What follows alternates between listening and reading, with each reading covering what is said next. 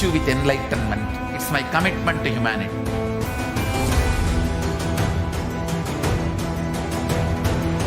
I'm going to empower, enlighten each and every one of you with the fuel and energy of the parallel universe.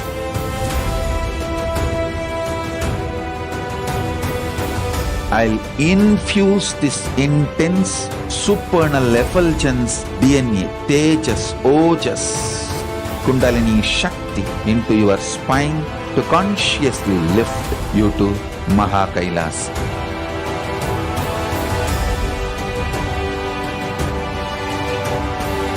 It is irreversible permanent enlightenment, irreversible power manifestation, irreversible permanent empowerment.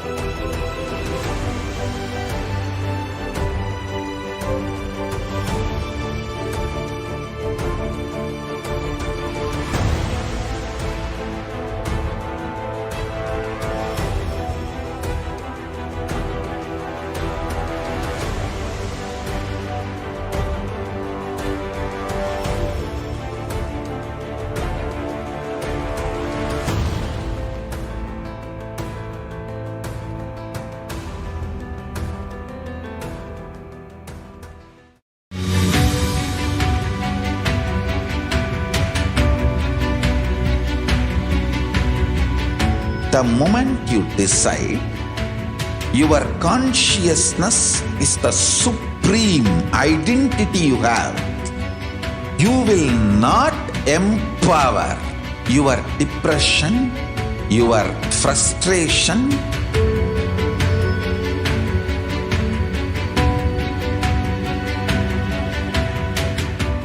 deal your problems, whether it is simple headache or depression or the worst suicidal patterns or life negativity, only through consciousness. Don't go for any other solution.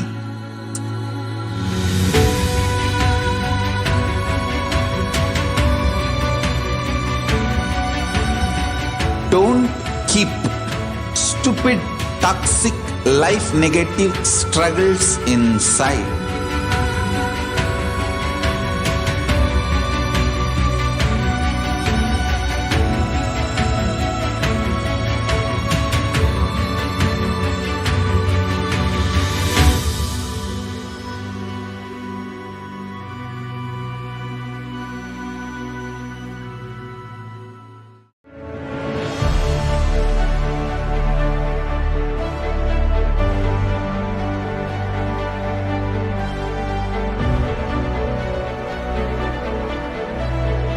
I am your Guru. I will make you enlightened. It's my commitment.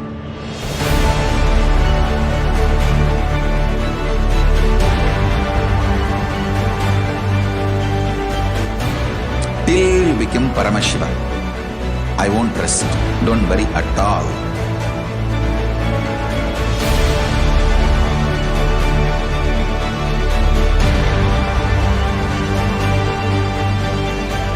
To all my disciples, I give you this as a boon. I'll swallow everything with which you are stuck and liberate you all.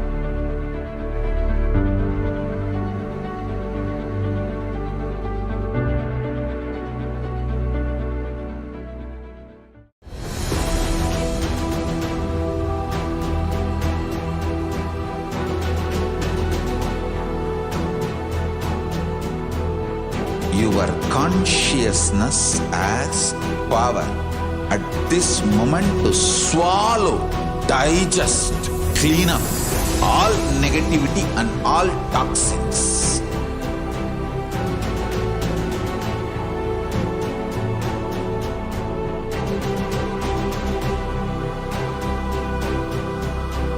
Develop a powerful will persistence. That's the most important asset for life.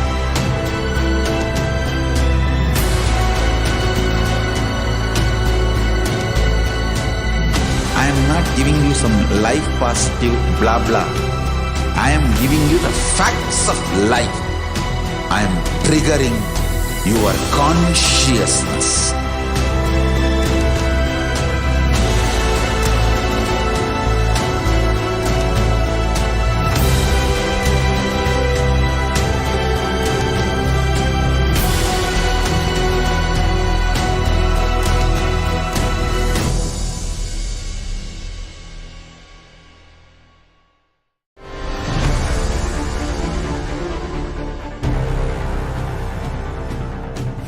Time itself is nothing but your decision to struggle with the same rut.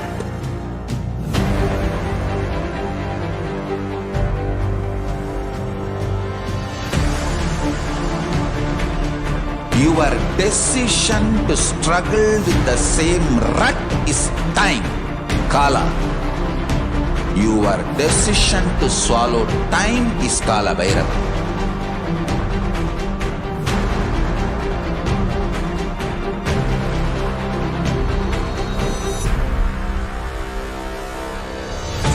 Stand. Be a conscious woman or man. Be conscious being.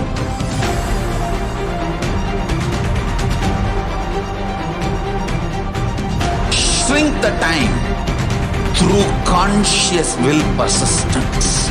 Make the future into present by being ferocious with yourself.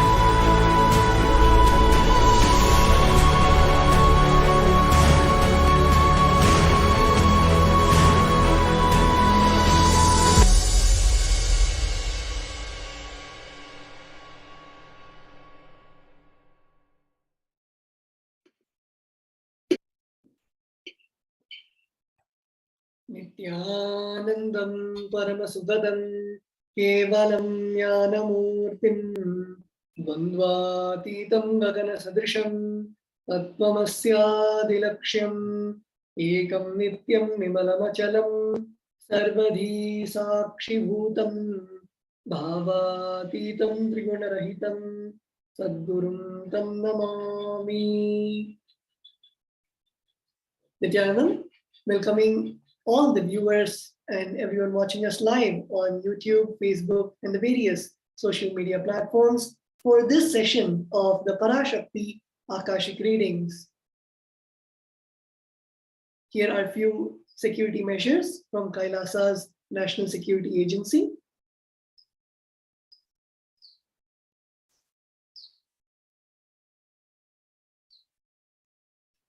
We welcome all Kailasa-vasis attending from Kailasa monasteries, gurukuls, temples, ashrams, and centers from around the world. Welcome all the Facebook, Instagram, Nithyananda TV, Kailasa TV, Hinduism Now TV, Twitter, YouTube viewers, and all those blessed to have Naini Diksha, the two-way video conferencing, who are joining us today for today's sacred spiritual program, the Bhava Samadhi Darshan.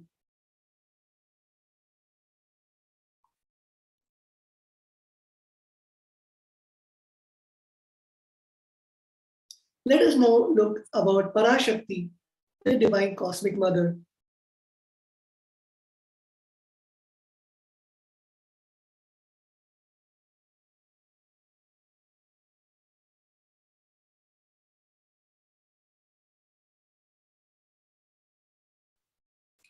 Parashakti, the cosmic mother. Devi, the ultimate pure feminine consciousness, the cosmic mother. See the source Shakti. It is her cosmic Brahmanda Yoni, from which billions and billions of universes comes out and go in. So see the source of Big Bang and black holes. Parashakti is the divine consort of Paramashiva, who is the primordial god of Hinduism. Supreme point of Hinduism reveals about Devi Parashakti, and he says, the first and foremost relationship is mother. Ability to learn, even idea to relate starts with the mother. Mother is an important way to connect what you think as life. In Vedic tradition, our rishis were aware. Your ability to connect with the mother should be directed to the cosmos.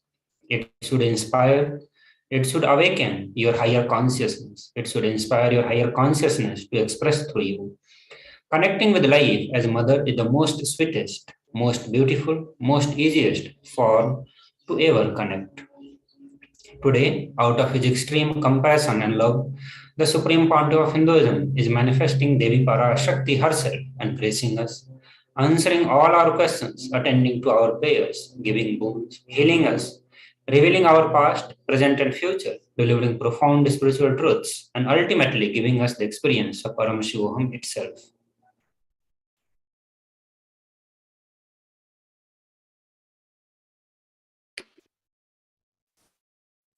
Let us now look at what is Bhava Samadhi Darshan.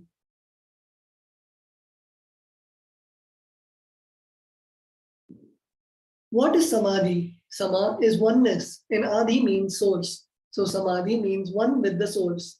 Bhava means attitude, aspect.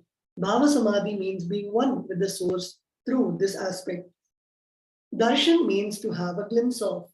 In Vedic tradition, it is used to describe the moment we behold an avatar, a saint, or an enlightened being. As just seeing such a being can cleanse the karmas of lifetimes and create a deep, lasting transformation in the receiver. Darshan is the powerful superconscious vibration that is present around an avatar at all times. He simply radiates darshan just as the sun continuously radiates light. The auspicious moment when you are able to catch, it becomes the moment of darshan for you, raising you to the next level of superconscious breakthrough, like hitting the reset button on your being. The science of the Bhava Samadhi Darshan is the divine cosmic beings are real. They manifest from Kailasa, the enlightened time-space zone, through deities and incarnations. The divine cosmic beings manifest through Archavataras in temples and through Bhava Samadhi Darshans in Nijavatars.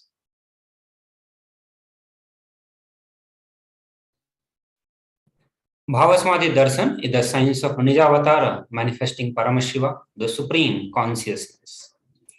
Devi Parashakti through the being of Rajrajeshwari and manifests as Nijavatara physical form Devi Meenakshi. So now we'll look into the science of Bhavasamadhi Darshan, where the Archavatara, the deity, reflects the consciousness and manifestation of the superconscious energy. But human beings are not mature enough to receive the higher level experiences from the Archavatara directly. The avatar, physical embodied form, comes down to bridge the gap and create experience of the superconscious energy in all of us. Bhava Samadhi awakens your Kundalini Shakti, which is latent potential energy in every human being. During darshan, the whole brain comes alive, turning into a superconductor of conscious energy that heal, empower, and transform our life.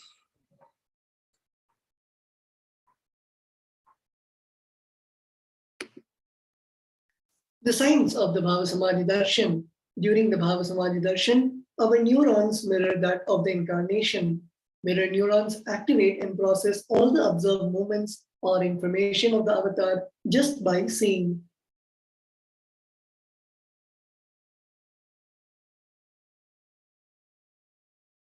Akashic readings are not just predictions, it is reading from the cosmic archives. Beyond time, creation and destruction happen simultaneously. In dimension of time starts the past, present, and future. Because Akashic records are stored in Akasha, the space dimension, there is no past, present, and future. That is why what you call as happened, happening, and yet to happen are clearly already recorded. Let us now see the introduction to the Supreme Pontiff of Hinduism. The Supreme Pontiff of Hinduism, Jagadguru Mahasannidhanam, His Divine Holiness Bhagavan Nithyananda Paramashivam, is the reviver of Kailasa, a macrocosmic, ancient, enlightened Hindu civilizational nation. Supreme Pontiff of Hinduism is the 1008th incarnation of Paramashiva as per Hinduism, recognized by his predecessors who are enlightened master and adepts. SPH has made science of power manifestation, yoga and temple-based university a lifestyle for humanity. So now we look into the coronation of Supreme Pontiff of Hinduism, Bhagavan Nithyananda Paramashivam. So before 1981, he was identified as 1008th incarnation of Paramashiva by spiritual adepts and enlightened masters of Hinduism. In 1981, he was initiated into the Bala Sannyas and Chaturmasya at the age of 3. So on the right side, you can see the picture of Supreme Pontiff of Hinduism at the age of 3, where he has been initiated into the Bala Sannyas and he has started with the Chaturmasya. In the 1988, he was coronated as the future Guru Mahasannidhanam, the Pontiff of Tundai Mandala Adinam, the oldest monastic university. In 1994, he was appointed as the successor of Arunachala Sarvanyapitham by Guru Parampara. And in the 1999, he founded the mission Nithyananda Sangha to revive the Kailasa internationally. In 1999, on the same year, he was also coronated as the successor of Kashi Sarvanyapitha.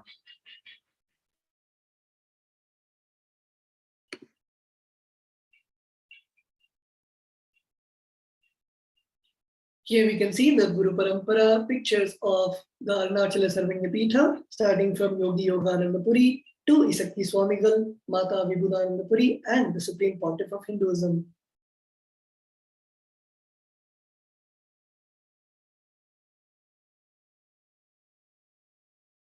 Here we can see the pictures of the Supreme Pontiff of Hinduism when he founded the mission, the Nithyananda Sangha, to revive Kailasa internationally at the age of 21.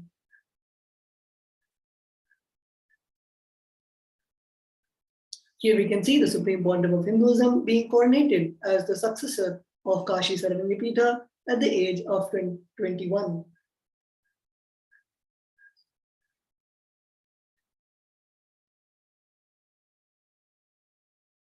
In 2002, the Supreme Pontiff of Hinduism founded the Adi Kailasa Sarvanyapitha on the 4th of November. And in 2004, the Supreme Pontiff of Hinduism was declared as the successor of Bhagyanagara Sri Pura Sarvanyapitha on the 1st of January. And in the same year, on the 31st of December, the Supreme Pontiff of Hinduism was declared as the incumbent emperor of the Surya Vamsha Surangi Samrajyam of Surya Vamsha lineage. Here we can see the pictures of the Supreme Pontiff of Hinduism laying the foundation stone for the Adi Kailasa Sarvanyapitha at the age of 24. Here we can see the pictures of the Supreme Pontiff of Hinduism being coronated as the successor of Bhagyanagara, and the pictures of the Supreme Pontiff of Hinduism as the current incumbent emperor of the Surya Vamsha Surangi Samrajyam.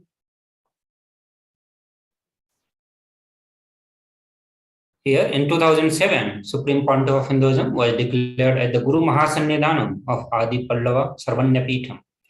In 2007, Supreme Pontiff of Hinduism was declared as the Mahamandaleswar of Mahanirvani Akhara. In 2012, he was coronated as the 293rd Guru Mahasannidhanam of Madurai Shyamala-pitha Sarvanyapitham, the oldest Hindu papal state and the monastic kingdom, to be precise, on 27th April 2012. Here you can see the pictures of Supreme Pontiff of Hinduism reviving the Adi Pallava Sarvanyapitham at the age of 2007.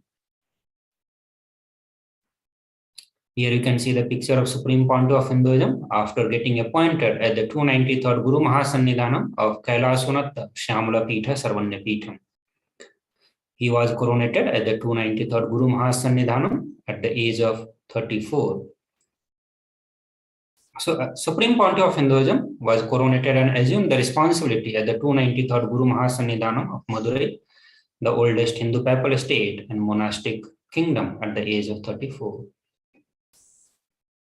In 2013, he was officially coronated as Mahamandaleswar, Supreme Spiritual Head of Mahanirvani Akhara, the largest apex monastic order, and he was also the youngest Mahamandaleswar. In 2013, he was declared as the Acharya Mahamandaleswar of Atal Akhara, the oldest monastic order in Hinduism, by Acharya Mahamandaleswar Sukadevanandaji, the then incumbent spiritual head. In 2014, he was coronated as Guru Mahasannidhanam of Tanjavur Adinam. Here you can see the pictures of Supreme Pontiff of Hinduism getting appointed as the Mahamandaleswar of Mahanirvani Akhara.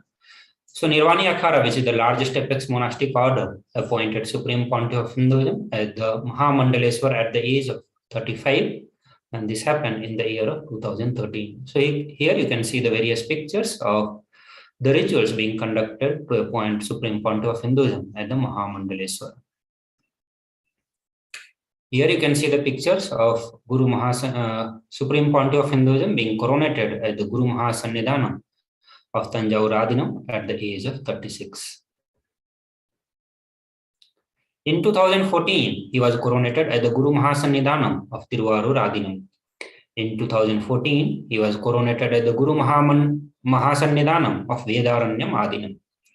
In 2014, the same year, he was coronated as the Guru Mahasannidhanam of Panchanati Kulam.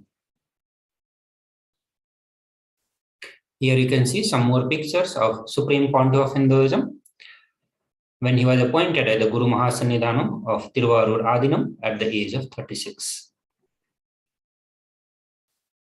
The pictures of Supreme Pontiff of Hinduism as Guru Mahasannidhanam of Vedaranyam Adinam at the age of 36.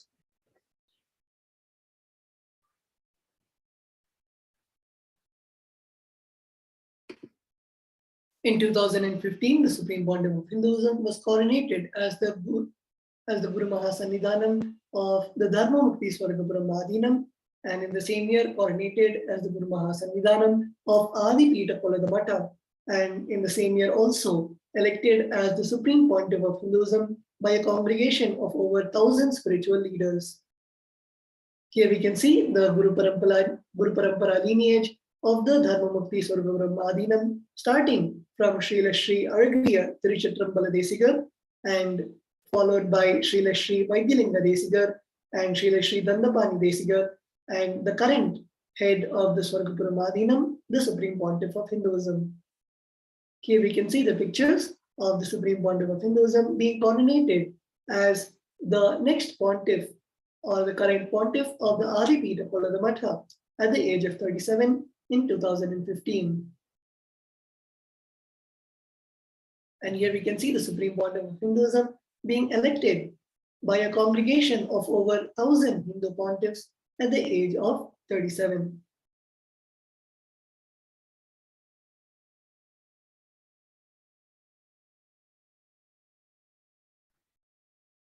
So now we'll look into the global initiative by Supreme Pontiff of Hinduism.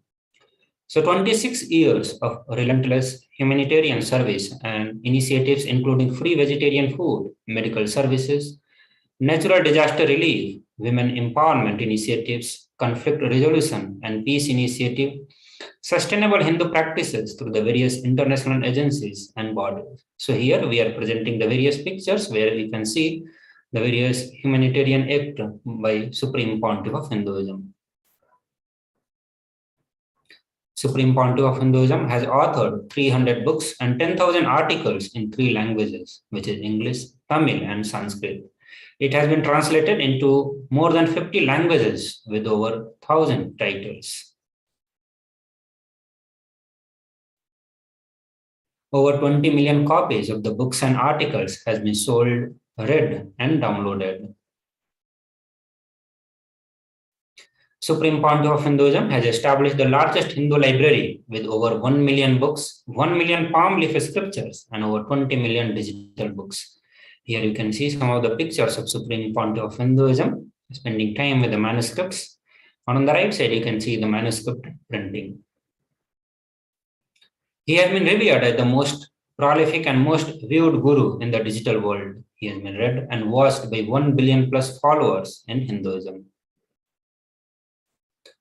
Over 10,000 hours of discourses and over 1 million views on the various social media, which includes the official Nithyananda TV, the official YouTube channel, official Facebook channel, and various other social media platforms. Supreme Pontiff of Hinduism has been respected as commentator of all the sacred scriptures such as Upanishads, Bhagavad Gita, Shiva Sutras, Yoga Sutras, Ashtavakra Gita, Jnana Sutras, and various other scriptures. He is honored as the leader of Hinduism, the most awarded internationally recognized Hindu leader.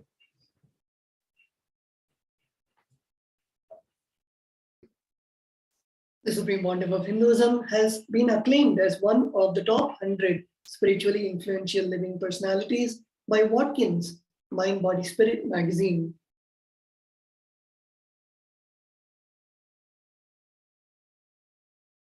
The Sovereign Order of Kailasa, led by the Supreme Pontiff of Hinduism and Nithyananda Order of monks, nuns, and Hindu diaspora, are working for global peace and to give superconscious breakthrough to humanity.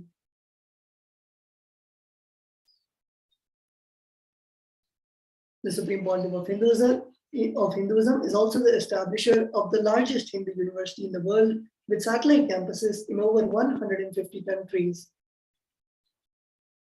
The Supreme Pontiff of Hinduism is also the establisher of more than 1,000 Kailasa Enlightenment ecosystems. And the Supreme Pontiff of Hinduism is also the founder and reviver of over 100 Sarvanyapitams. So with that, we will come to you again after a short break. Please stay tuned and we'll be right back. Just be alive for next 3 years. Don't die within next 3 years. I guarantee you, I will reach you wherever you are.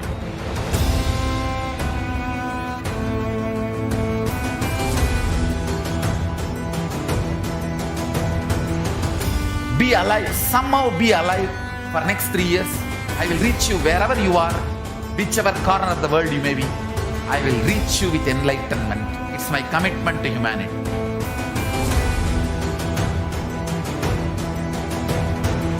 I'm going to empower, enlighten each and every one of you with the fuel and energy of the parallel universe.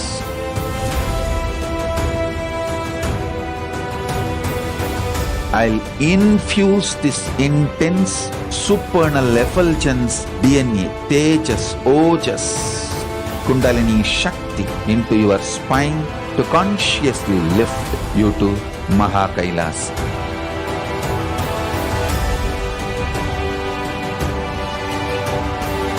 It is irreversible permanent enlightenment, irreversible power manifestation, irreversible permanent empowerment.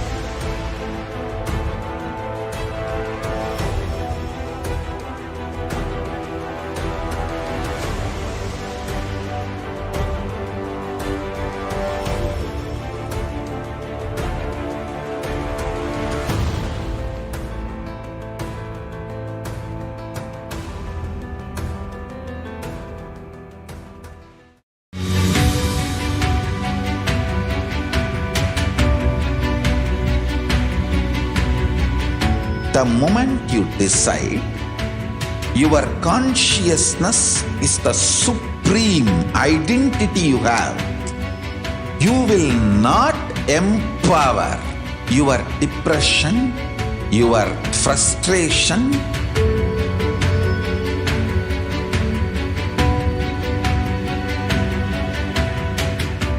deal your problems, whether it is simple headache or depression or the worst suicidal patterns or life negativity, only through consciousness. Don't go for any other solution.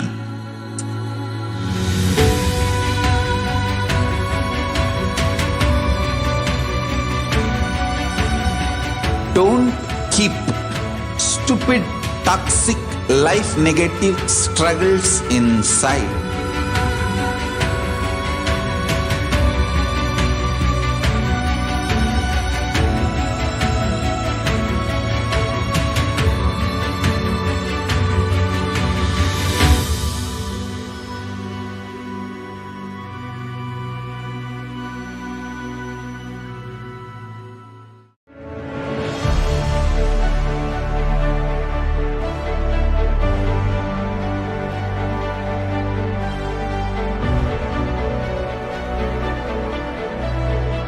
I am your Guru.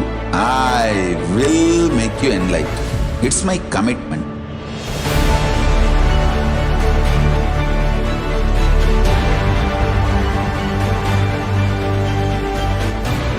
Till you become Paramashiva, I won't rest.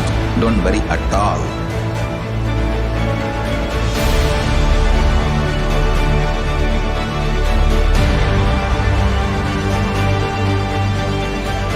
To all my disciples, I give you this as a boon. I'll swallow everything with which you are stuck and liberate you all.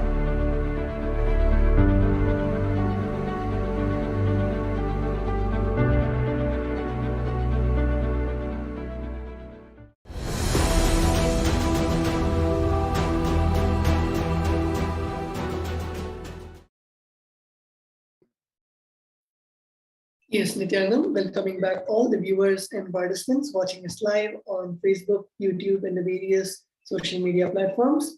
We are now looking into the manifestation of extraordinary Shaktis. The Balasans, Nithyananda Yogis, the initiated disciples of the Supreme Pontiff of Hinduism, will now be demonstrating the powers of Third Eye and sharing with all the experiences and results of the extraordinary manifestation of the divine powers awakened in us through the Diksha. In today's Bhava Samadhi Darshan, all of us will be receiving the initiation into the various powers, and we'll be manifesting the power of the body scanning.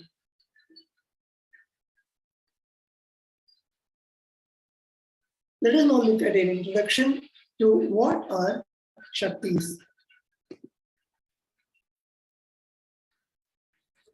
In the Veda Agamas, the source scriptures of Hinduism, Paramashiva reveals in elaborate detail that every human being is hardwired to be able to manifest 463 plus extraordinary Shaktis, the divine powers. Manifesting powers are described as a system, method, and science for human beings to explore the various possibilities and powers and have access to various states of consciousness. Shaktis manifest from the fundamental cognition that you are a divine, you need to manifest divine, and not that you are a man and you need to reach divine. Shaktis. So there are a few fundamental differences between the Shaktis and Siddhis. Shaktis express from the space of enlightenment and is a side effect of feeling connection with the divine and high integrity with the Guru. Whereas Siddhis are the power that manifest from the tapas or penance of enlightenment. Shaktis are the source of enlightenment. Siddhis are on the path of enlightenment. Shaktis. The Shakti of Paramashiva manifests through ordinary human being in an extraordinary way after initiation from the avatar. Siddhis are not permanent and they may divert you from the enlightenment, whereas Shaktis are permanent. So Paramashiva is the source of Shaktis. Paramashiva is the primordial divinity in Hinduism, the ultimate reality and cause, which is self-effulgent, Swayam Prakasha, all-pervading, unchanging, beyond time, space, form, and causality. As the fundamental base of Avyakta, the unmanifest, and Vyakta, the manifest existence, he performs the Panchakritya, or the five cosmic acts of Srishti, which is creation, Sthiti, which is Savarna rulership and maintenance, Samhara, which is rejuvenation, Drobhava, pulling out of delusion, Anugraha, liberating grace for all living entities.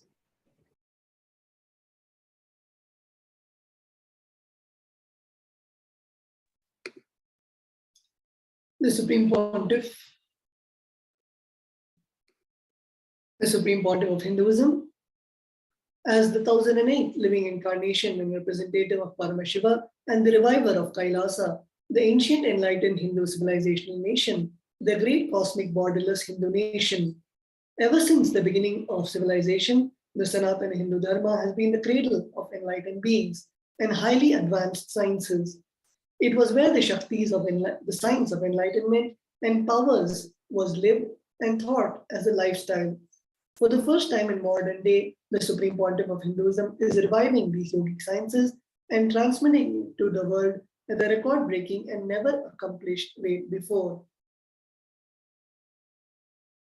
The knowledge and the science of manifesting these Shaktis are passed down from one generation to the next through Diksha, initiation by the enlightened gurus.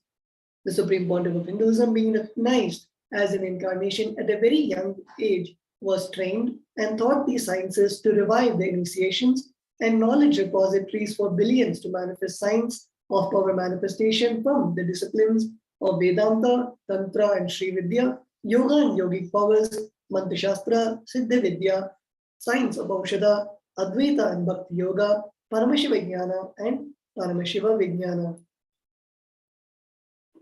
So, how do we awaken the divine Shaktis in us?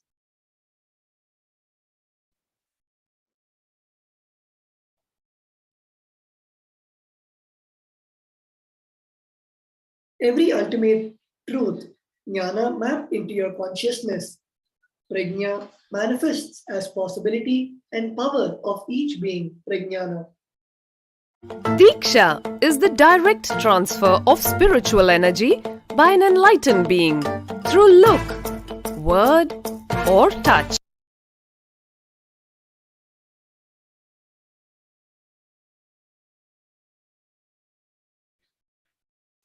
So now we'll look into the Shastra Pramana. The science of power manifestation is authentic and it has been time tested through the four aspects of evidences or Pramana.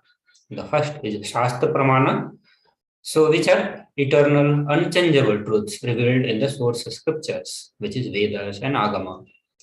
Apta Pramana, the experiences and result of Aptas or authorities of Hinduism, the Vedic rishis and the scientists who time tested and verified the science. The Atma Pramana, which is Atma Pramana or the account of Supreme Pontiff of Hinduism, Jagat Guru Mahasannidhanam, Bhagavan Nithyananda Paramashivam, this millennium avatar personal experience of power manifestation. The Pratyaksha Pramana or empirical evidences from observations and the scientific experimentations.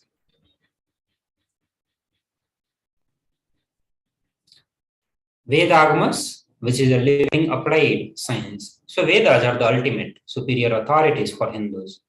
Vedas are pure science where the ultimate truths are explained. Agamas are the scripture where the applied technology, the applied science is explained.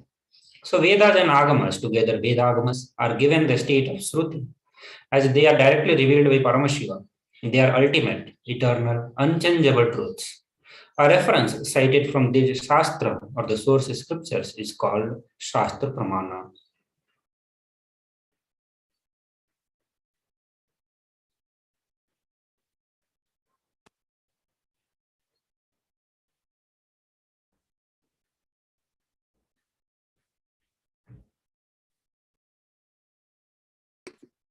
So we will now be going through the Shastra, Apta, and Atma and Sakshi Pramanas. We request all the participants and viewers watching us, we will be demonstrating the power of body scanning And if you want us to do the body scanning, you can put it in the Facebook or YouTube chat, where we will then be scanning your body and will be revealing whatever Paramashiva shows in the third eye.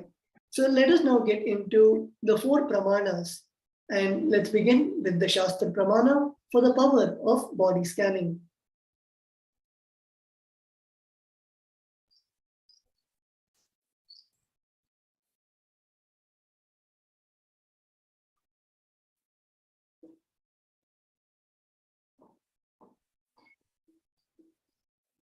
The Shastra Pramana is from the Vijnana Bhairava Tantra, the verse 54.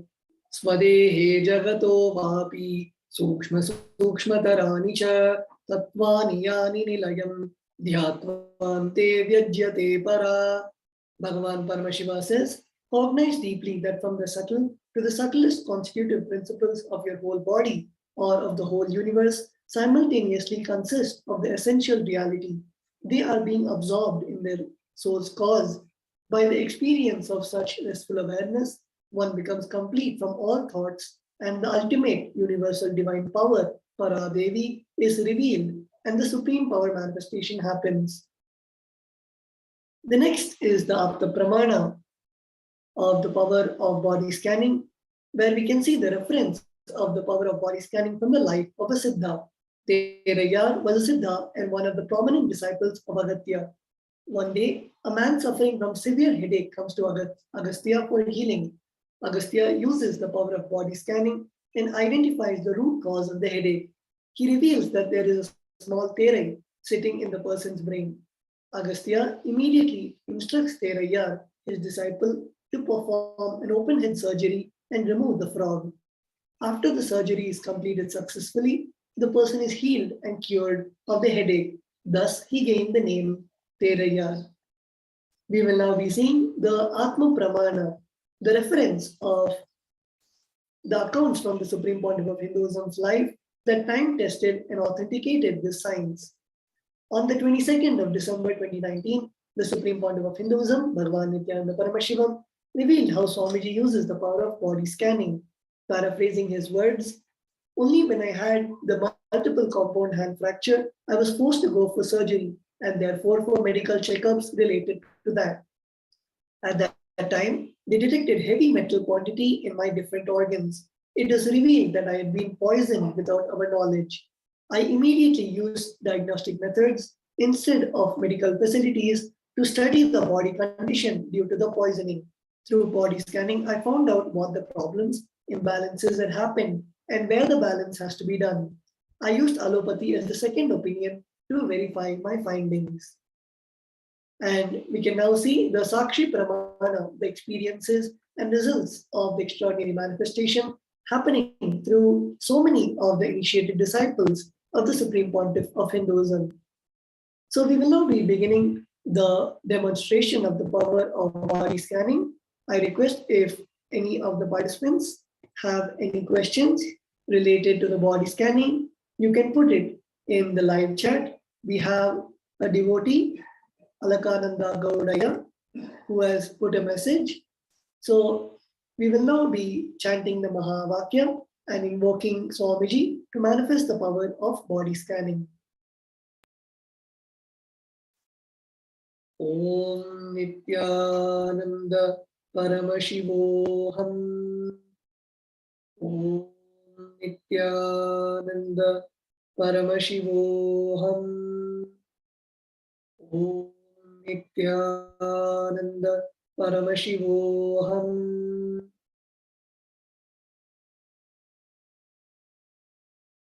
Yes. So what I saw through my third eye is just one issue. Swamiji revealed that whenever you eat, there is a lot of indigestion which is happening, and a lot of times you just, without clearing the bowels, without having that lightness inside you, you keep eating the 3 meals, but that is not required. Swamiji showed that that is having a lot of impact on the activism that you have during your day, and also even the body fluids are not in the exact proportion they are supposed to be. So Swamiji showed the solution of doing the Nirahara Samyama for 21 days to clear all the toxins and restore the sensitivity of the digestive system. And you will see that in your daily activities, the activism will increase, and you will also see the sense of lightness which you will feel. So you can also share how you related to this revelation. And with that, we thank everyone for joining us in this first segment. And we will now be moving on to the next segment of today's Devi Parashakti Akashic readings after a short break. Please stay tuned. We will be right back.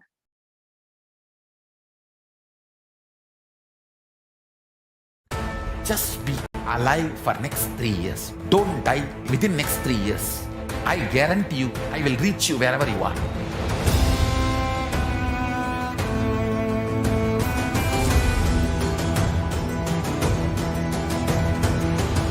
Be alive, somehow be alive for next 3 years.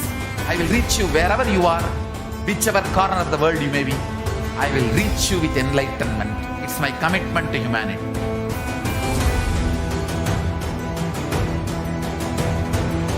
I'm going to empower, enlighten each and every one of you with the fuel and energy of the parallel universe.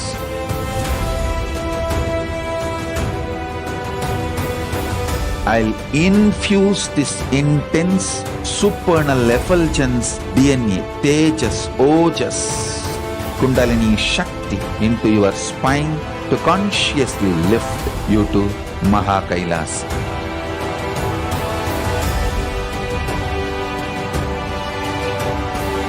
It is irreversible permanent enlightenment, irreversible power manifestation, irreversible permanent empowerment.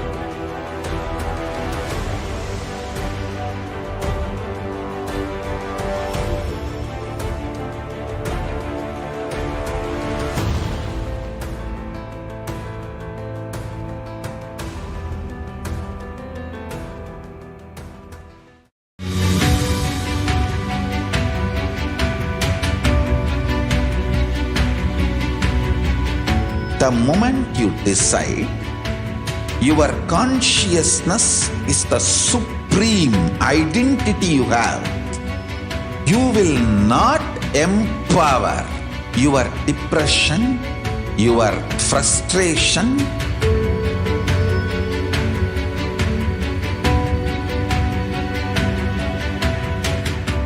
deal your problems, whether it is simple headache or depression or the worst suicidal patterns or life negativity, only through consciousness. Don't go for any other solution.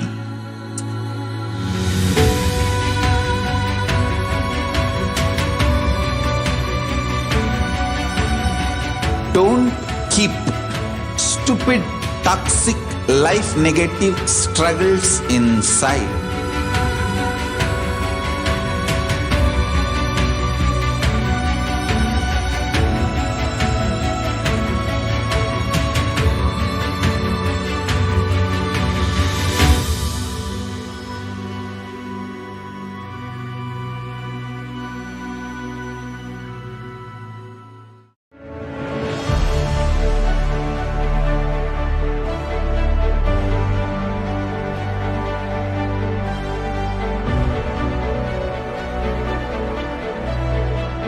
I'm your Guru.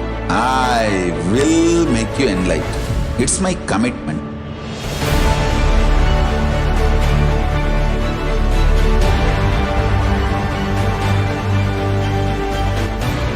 Till you become Paramashiva, I won't rest. Don't worry at all.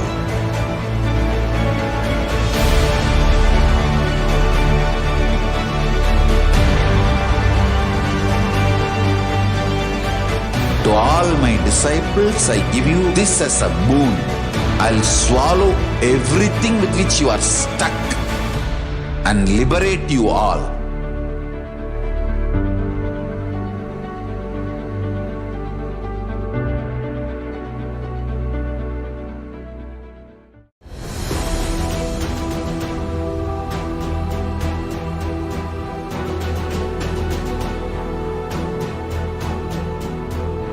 Your consciousness as power at this moment to swallow, digest, clean up all negativity and all toxins.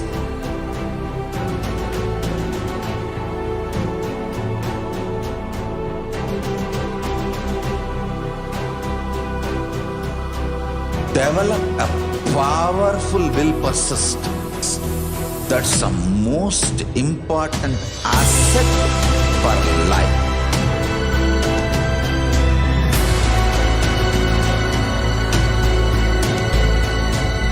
I am not giving you some life positive blah blah. I am giving you the facts of life. I am triggering your consciousness.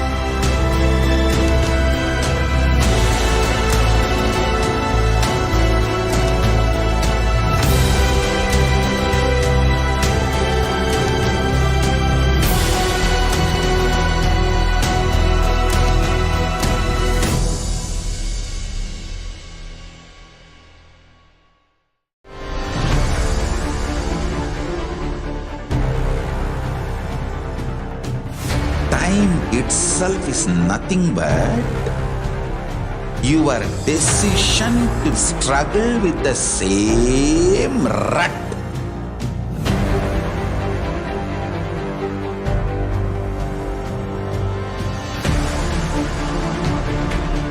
Your decision to struggle with the same rut is time, Kala. Your decision to swallow time is Kala Bhairava.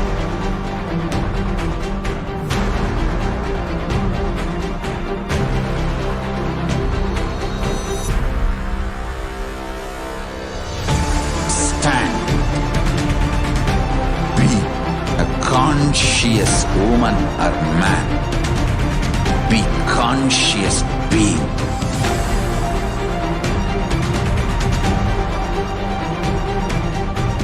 Shrink the time through conscious will persistence. Make the future into present by being ferocious with yourself.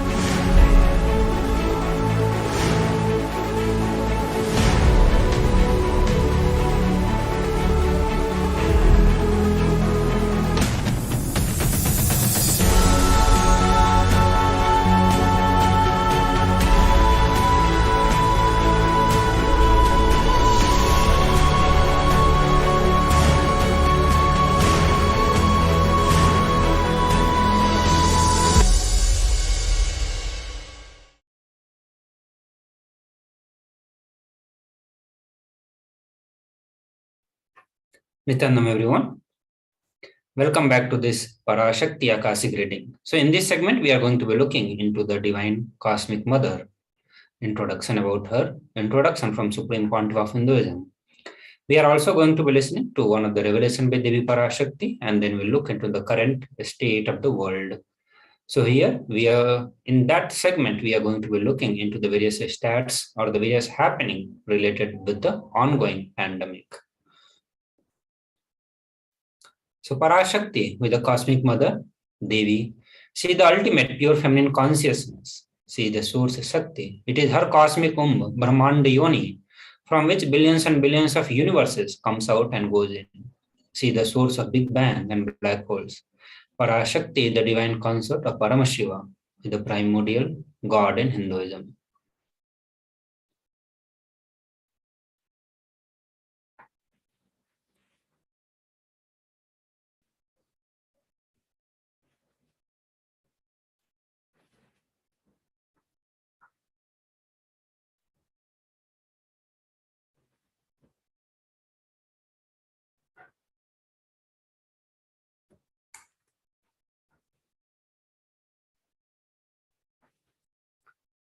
The Parashakti, the divine feminine consciousness, is one of the unique contributions to the spiritual consciousness from the Vedic tradition. Supreme Pontiff of Hinduism says that even if everything from what Vedic tradition gave is lost, and just if the sacred feminine tradition is there, the whole thing can be revived back because that is the seed. Sanatana Hindu Dharma, which has at least 10,000 sampradayas, the Enlightenment ecosystem, if all the sampradayas are lost for some reason and only this one sampradaya, the Devi worship remains, the whole thing can be brought back because the whole thing is centered on this one, Mother worship. Mother worship carries the blueprint, the hologram of the whole of the Vedic tradition. Supreme Pontiff of Hinduism says that the sacred feminine worship is a hologram of the Vedic tradition. There is no enlightened being on planet Earth without worshipping the sacred feminine, including me. I am basically a Shakta. I myself followed Devi worship from the beginning. If you see my biography and all the deities I carved, the darshan I had, all mother-based, Devi-based. So here we are going to be looking into the video where Supreme Pontiff of Hinduism talks about the divine feminine consciousness, the importance of feminism in Sanatana Hindu Dharma, or the role of the divine feminine consciousness. Hinduism is the most feministic religion, I tell you. In Hinduism, not just religion, even the Hindu economy, Hindu social system, everything is feminist. The women-centered, everything is feminist. When time comes, I'll try to reveal more details about it. How the woman is the foundation of Hindu civilization. They formed the basis of Hindu civilization. Someone asked Ramakrishna when he was in deathbed. Literally, everyone knows that he is going to leave the body soon. I should not use the word deathbed for the great incarnations like him. They never die, but the time to leave their body. Everyone knows that he is going to leave the body. Close, sincere devotees of him, they come and ask him, Bhagavan, how can you leave the body so soon? Still, you have not trained enough people to continue your mission.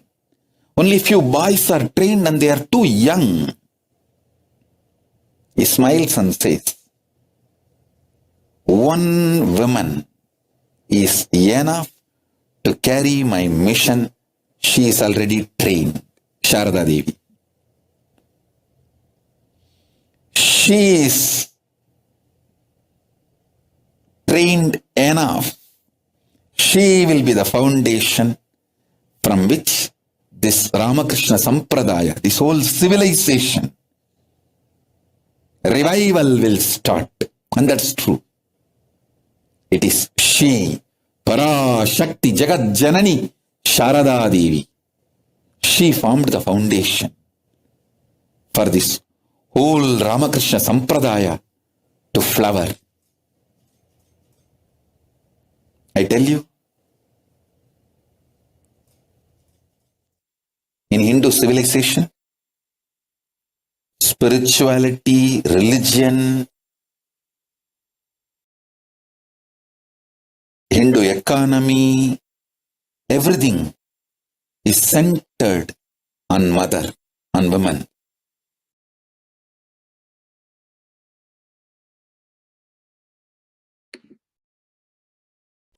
Nithyanandam.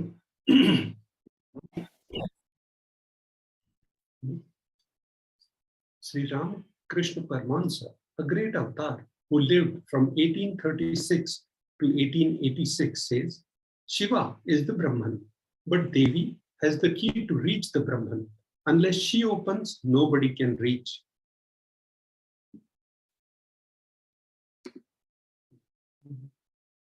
Very beautifully, he describes a house scene. Even though the husband is the owner, the key to the house will be on the hip of the mother.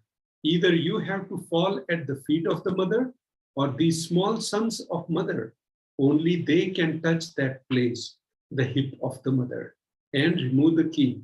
Nobody else can touch. So either surrender to the mother or people who are closer to mother to reach.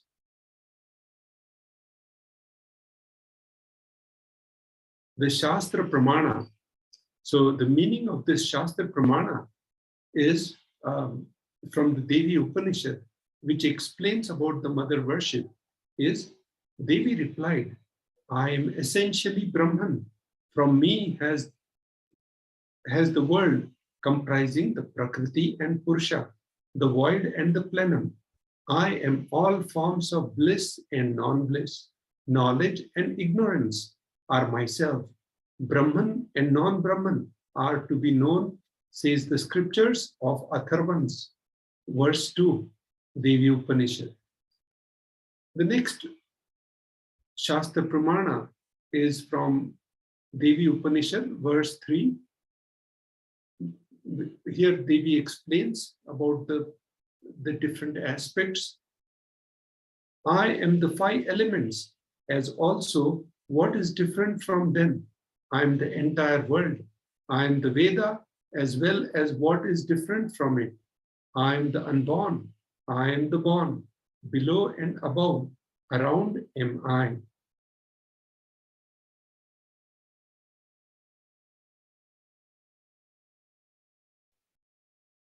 So now we look into the introduction of Devi Parashakti as given by Supreme Pontiff of Hinduism.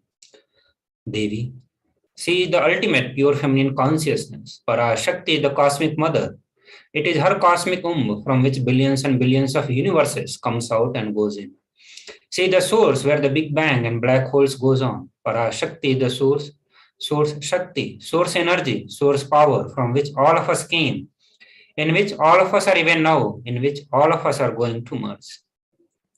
Out of her extreme love and compassion, Parashakti herself is manifesting through the embodied form as the Nijavatara of Supreme Pontiff of Hinduism, Jagat Guru Mahasannidhanam, His Divine Holiness Bhagavan Nithyananda Paramashivam.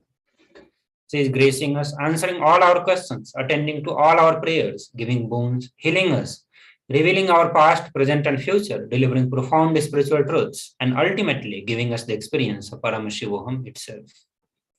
So here we are going to be looking into the introduction by Devi Parashakti herself. Devi Parashakti herself is introducing herself. So let us listen to that video.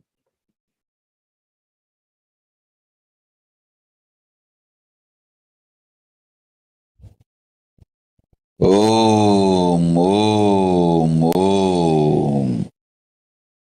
Om, Om, Om.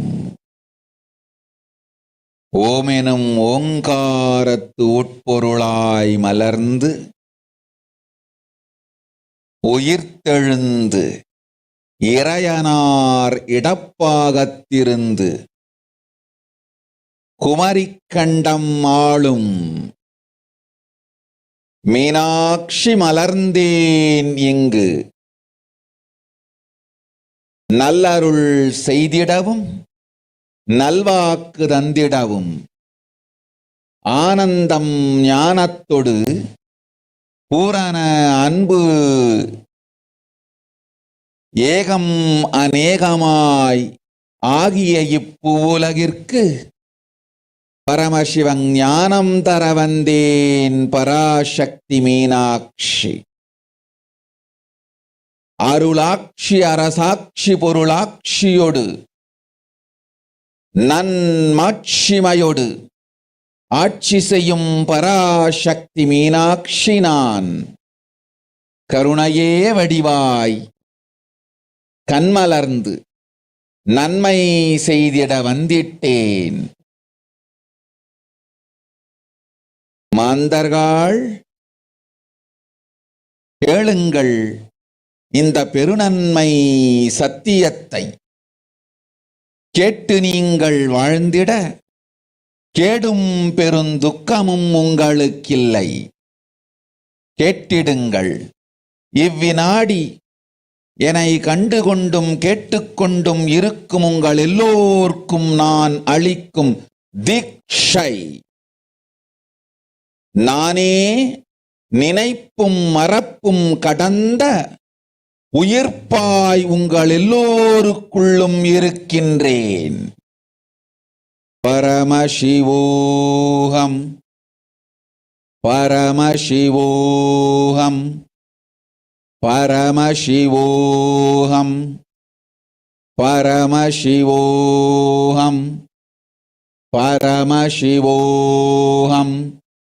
பரமசிவோகம் பரமசிவோகம். இதை தீட்சையாய் ஏற்று இதே உணர்வோடு அமர்ந்திருங்கள். உங்கள் எல்லோருக்கும் எல்லா நன்மையும் வரமும் ஞானமும் அருளும் அளிக்கின்றேன். ஓங்காரத்தின் உட்பொருளாய் வேதமொடு ஆகமம் மெய்யாய் வெளிப்பட்டு உபவேதங்கள் உபாகமங்கள் அனைத்துமாய் உயர்ந்து நின்று தத்துவங்கள் ஆராய் உண்மையை செப்பி ஜகம் முழுவதும் ஞானம் அளிக்கும் பாரதி பராசக்தி மீனாட்சி நான். ஆய கலைகள் 64 உடலும் மனமும் உயர்வை அடைந்திடும் பரமசிவ சக்திகளை உங்களுக்குள் மலர்த்தவே வந்திருக்கின்றேன். அஷ்ட சித்திகளும் அஷ்ட கன்மமும் ஆதி சக்தி பரமேஸ்வரியாய் மலர்ந்து உங்கள் அத்துணை பேருக்கும் ஆனந்தம் அளிக்கின்றேன். அஞ்சாதீர், ஆனந்தத்தோடிருப்பீர். ஓம் ஓம் ஓம் ஓம் ஓம் ஹ்ரீம் ஓம் ஹ்ரீம் ஓம் ஹ்ரீம் ஓம் ஹ்ரீம் ஓம் ஹ்ரீம் ஓம் ஹ்ரீம் ஓம் ஹ்ரீம் ஓம் ஹ்ரீம் ஓம் ஹ்ரீம் ஓம் ஹ்ரீம்.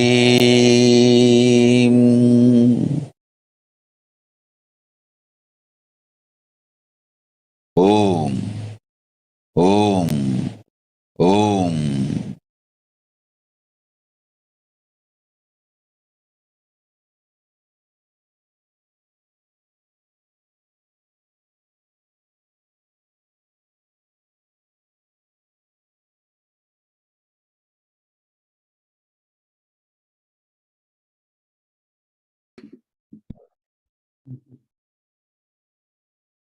How to receive Devi Parashakti.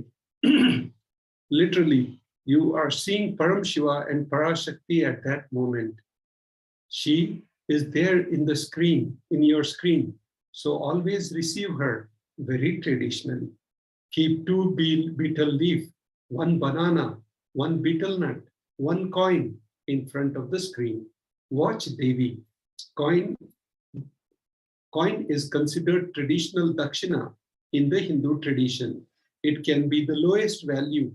In India, it can be even 1 paise. In USA, it can be a cent even. I am not trying to monetize. Keep even 1 cent. It is okay. So the 100 days, if you have a darshan, it will add up to $1. In India, even 1 paise is okay. Offer that to Devi. After darshan is over, do namaskar and eat the banana, betel leaf, and betel nut. Take it as prasadam every day immediately. Collect these coins and send it to the LA temple.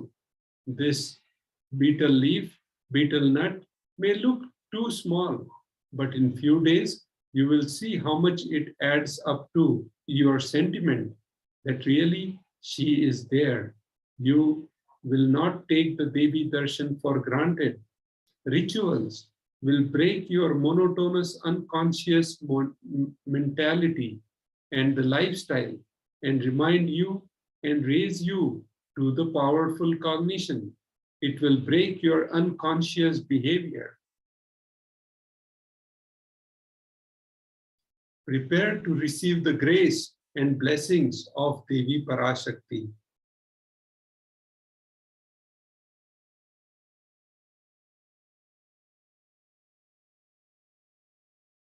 I wanted to give you one sacred secret to all of you. Do this Panchabhuta Yoga. See, whenever you want to ask any question to Devi and receive the answer, on the day, do this Panchabhuta Yoga. Means, apply only mud on the body and take bath. Don't apply any chemical on the body to take bath. Just that Puttuman means that anthill mud. Only that apply on the body and take bath. Don't apply anything else. That is mud. Earth part, earth component. Second, water. Drink only water that day. Don't eat, drink, don't do anything other than drinking water. When you come for the Parashakti's Akashic reading, at least for a few hours, prepare yourself. Maybe 10 hours ahead. Just drink only water and keep yourself active. Third, the fire in your stomach should be allowed to burn without any food dumped on it. Just the pure fire. You can chant Omkara to intensify it, or Mahavagya, Ajapa, but pure fire. No food, nothing. That pure fire should be encouraged. And just be in the free air, open space, breathing the whole sky. At least few hours before. And intensely unclutch to get the power of the space, Akasha. See, listen. Akasha is an intense energy. Just like the other bhutas, like earth, water, fire, air, the Akasha also is a pure consciousness. It is intelligence, living energy. Once you start unclutching, you manifest Akasha's energy in you, consciousness in you. So do this Panchabhuta Yoga. Your questions will be surely answered immediately by Parashakti. If you just do this Panchabhuta Yoga and come for the Devi Akashic reading, she will simply answer your questions. I'll repeat. Apply the anthill mud and take bath, or even clay. Don't use any other chemical. Take bath just with the mud. Second, Drink only water. No other food or juice at least for 10 hours ahead. If possible, that whole day. Third, intensify the Agni in your stomach without dumping any food on it. Just through the Omkara, Ajapa, Ajapa, ignite it, intensify it. Fourth, walk around and breathe in an open space, at least for a few hours before. Fifth, try to unclutch as intensely as possible to receive the Akasha energy, Chitambara, Chitambara, that energy of cosmic space. With this Panchabhuta Yoga, come to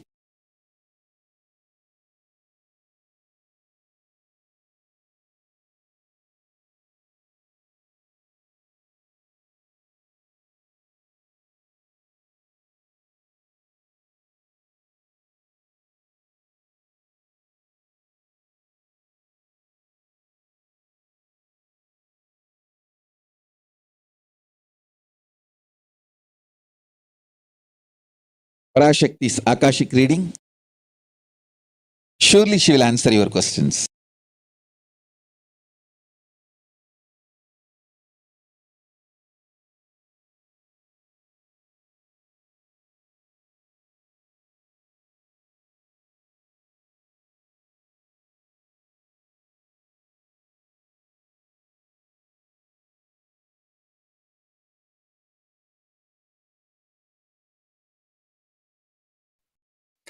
So Nityananda everyone. So now we are going to be looking into the revelation by Devi Parashakti after a short break. So all of you, please stay tuned. We'll be back very quickly. Just be alive for next 3 years. Don't die within next 3 years. I guarantee you, I will reach you wherever you are.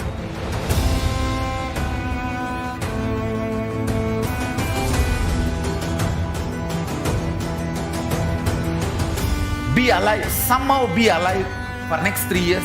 I will reach you wherever you are, whichever corner of the world you may be. I will reach you with enlightenment. It's my commitment to humanity.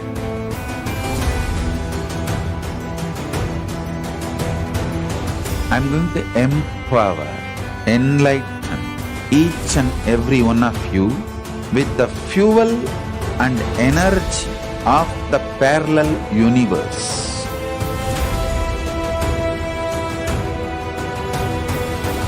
I'll infuse this intense supernal effulgence DNA, Tejas, Ojas, Kundalini Shakti into your spine to consciously lift you to Maha Kailasa.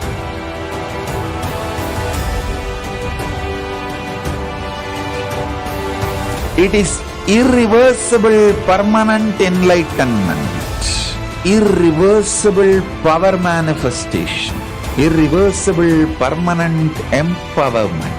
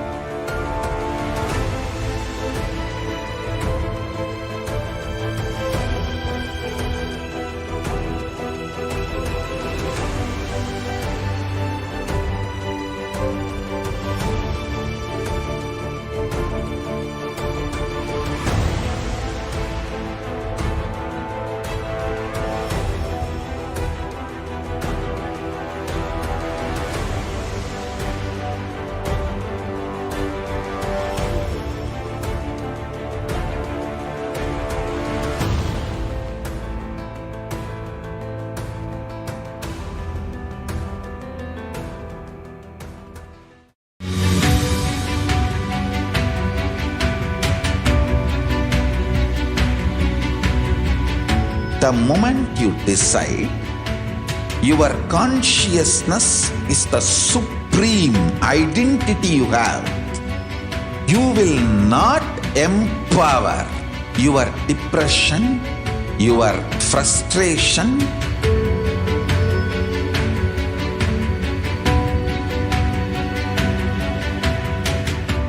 deal your problems, whether it is simple headache or depression or the worst suicidal patterns or life negativity, only through consciousness. Don't go for any other solution.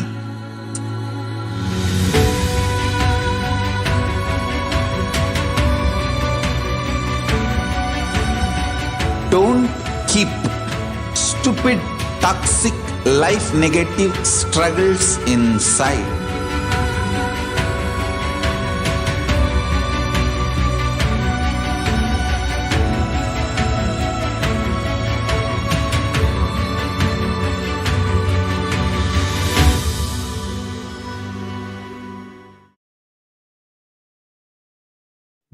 Nithyananda, everyone.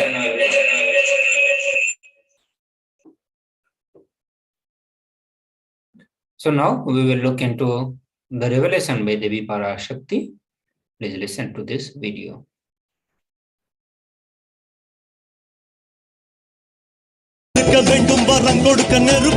ஓம் ஓம் ஓம் ஓம் ஓம் ஓம் ஓங்காரத்துயர்ந்து பாங்காய் வேதமொடு ஆகமமாய் வெளிப்பட்டு ரீங்காரமாய் மலர்ந்து பரஷோடசியாய் நிறைந்து 40 முக்கோணம் வாழும்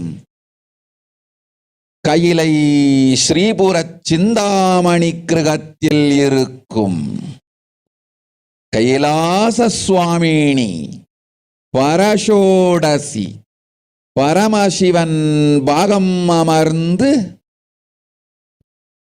பாராளும் பரமேஸ்வரி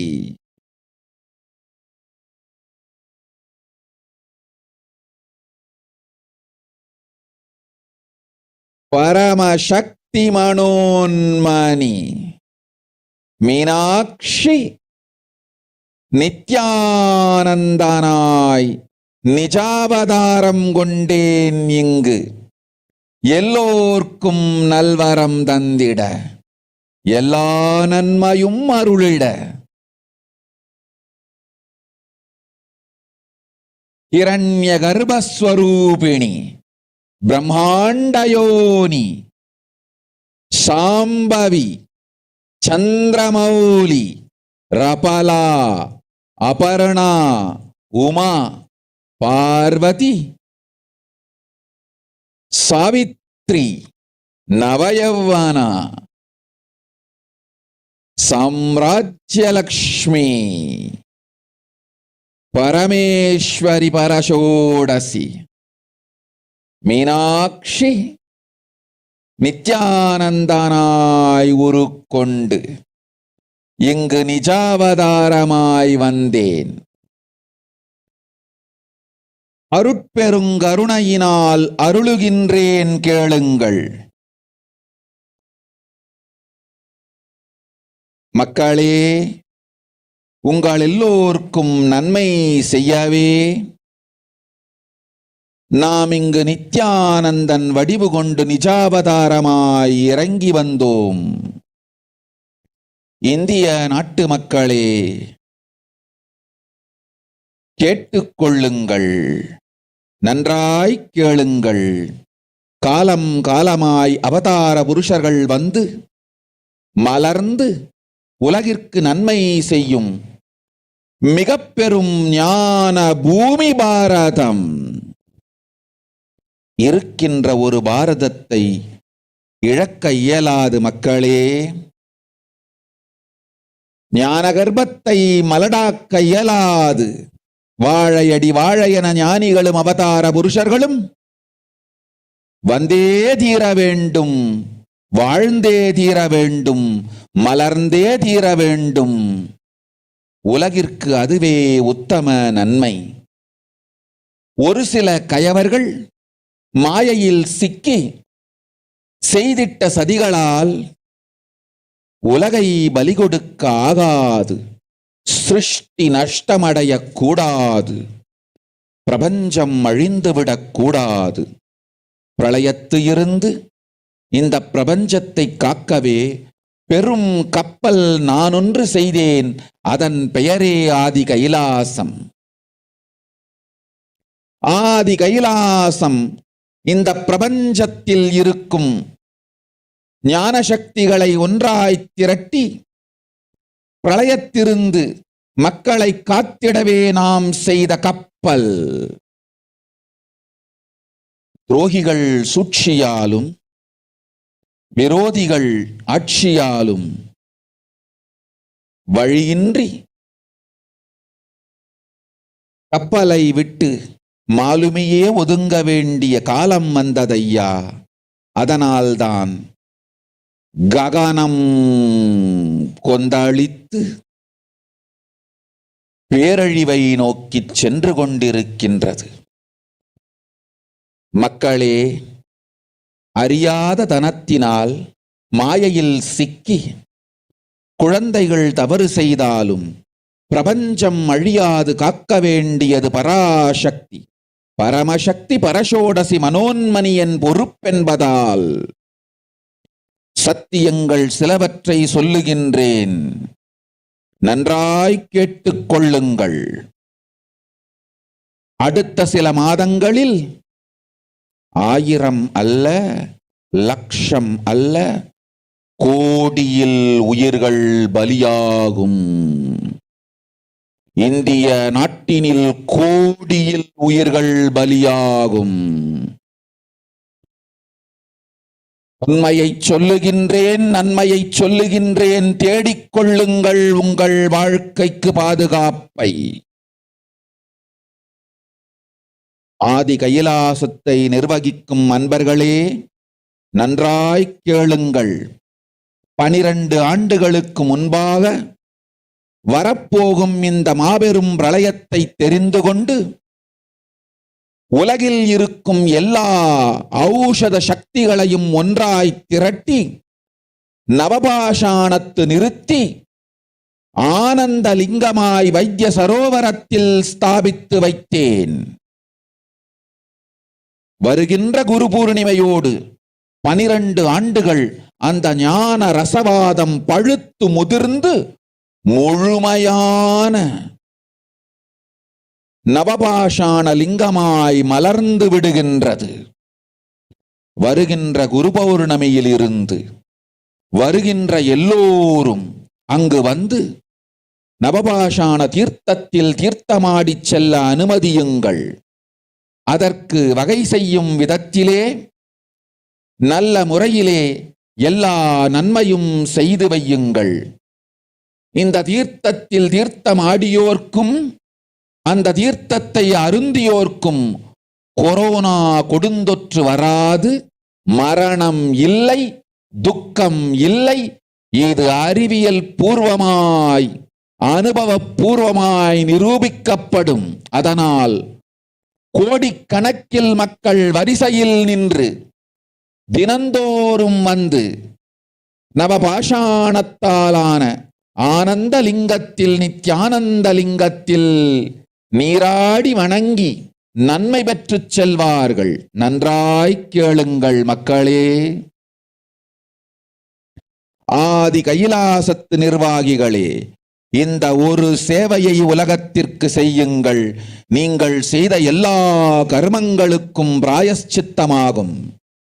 நல் அமைதியும் ஞானமும் யோகமும் உங்களுக்கும் கிட்டும், உலகத்திற்கும் கிட்டும்.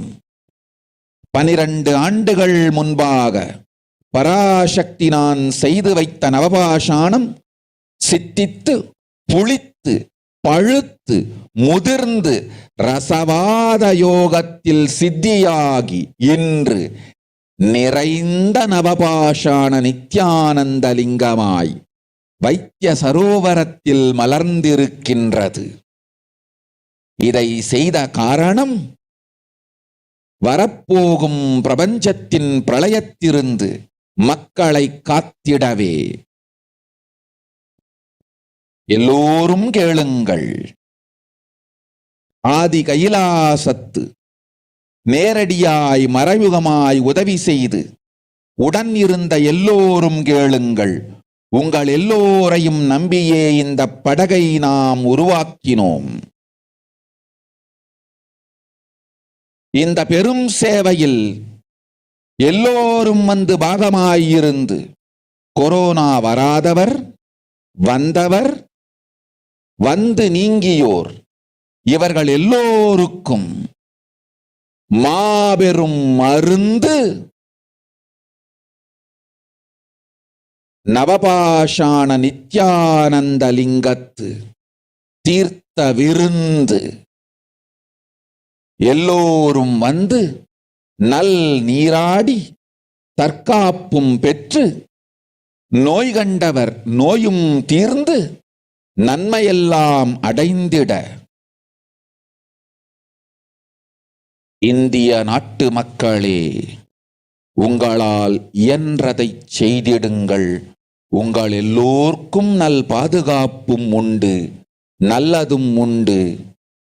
என்னை இழந்தாலும் என்னை நீங்கள் மறுத்தாலும் உங்களை நான் காப்பேன். அஞ்சாதீர்கள். பெருங்கருணை பேரருளால் நான் செய்து வைத்த கப்பலை உபயோகித்து இந்த ஆழிப் பிரளயத்தின் பெருங்கூத்து ஊழிக் கூத்திலிருந்து உங்களை காத்துக் கொள்ளுங்கள். உண்மையை சொல்லிவிட்டேன், நன்மையை சொல்லிவிட்டேன். பிராயஷ்சித்தம் வேண்டுமென்றும் காப்பாற்ற வேண்டுமென்றும் கதறிய பக்தர்கள் எல்லோருக்கும் பெருங்கருணையினால் தீர்வை தந்து விட்டேன். அன்பர்களே, பக்தர்களே, சீடர்களே, என் சொல் கேட்கும்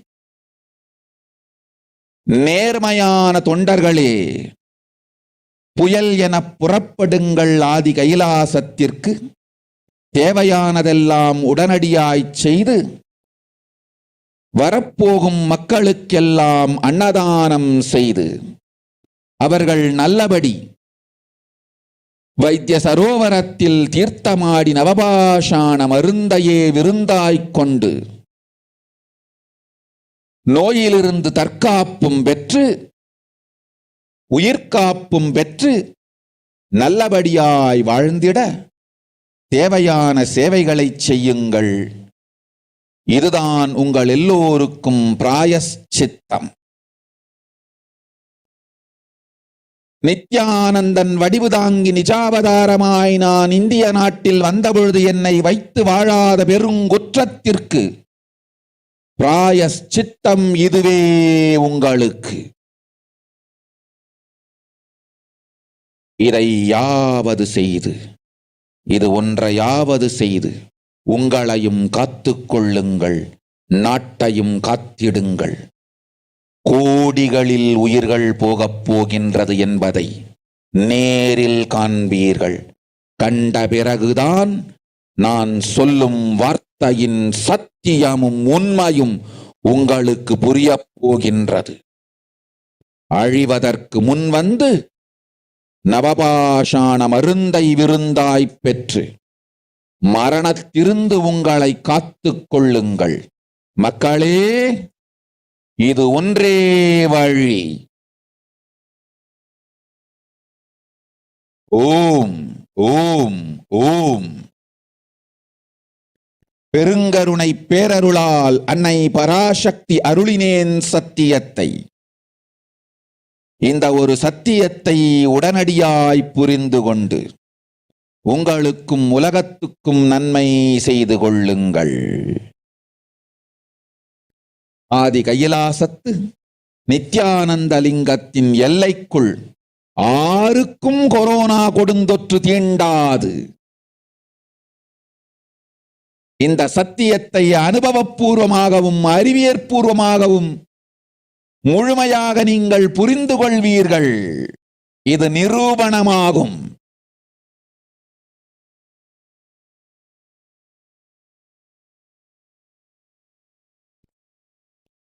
அன்னை பராசக்தி 12 ஆண்டுகளுக்கு முன்பாக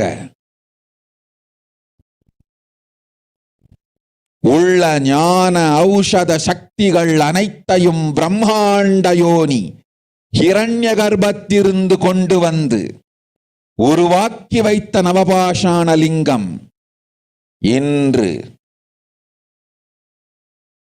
பிரளயத்திலிருந்து காக்கும் பெரும் கப்பலாய் உங்களுக்கு ஊதாவும். என இழந்தாலும் நான் செய்து வைத்த இந்த ரசவாத ஞானத்தின் துணை இழக்காமல் உங்களை நீங்களே காத்துக் கொள்ளுங்கள். இது ஒன்றே வழி மக்களே, இது ஒன்றே வழி. ஓம் ஓம் ஓம் ஓம் ஓம்.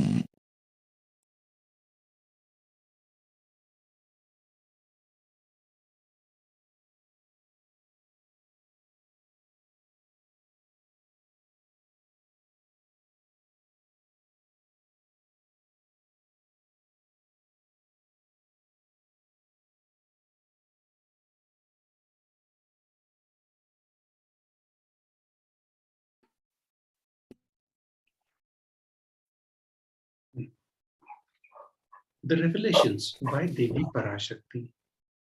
12th May, unofficial English translation. World cannot be sacrificed for the sake of conspiracies done by some ignorant thieves who got stuck in Maya. Srishti should not have loss. Cosmos should not have destruction. To save the cosmos from Pralaya, I made a huge ship. Its name is Adi Kailasa. Adi Kailasa is the ship that will gather all the enlightened powers of this cosmos and save the people from Pralaya through the tricks of the traitors, rule of the enemies. Without any other way out, time came for the sailor itself to leave. That is why the sky is boiling and moving towards the huge destruction. People, even if children do mistakes in ignorance, by getting stuck in Maya, as it is Parashakti, Paramashakti, Parashodasi, Manonmani. My responsibility is to save the cosmos from the destruction. I am telling the truth. Listen properly. Within next few months, not in thousands or lakhs, lives will be lost in crores. Crores of lives will be lost in India. I am telling you the truth. I'm telling you the good. Search for protection for your life.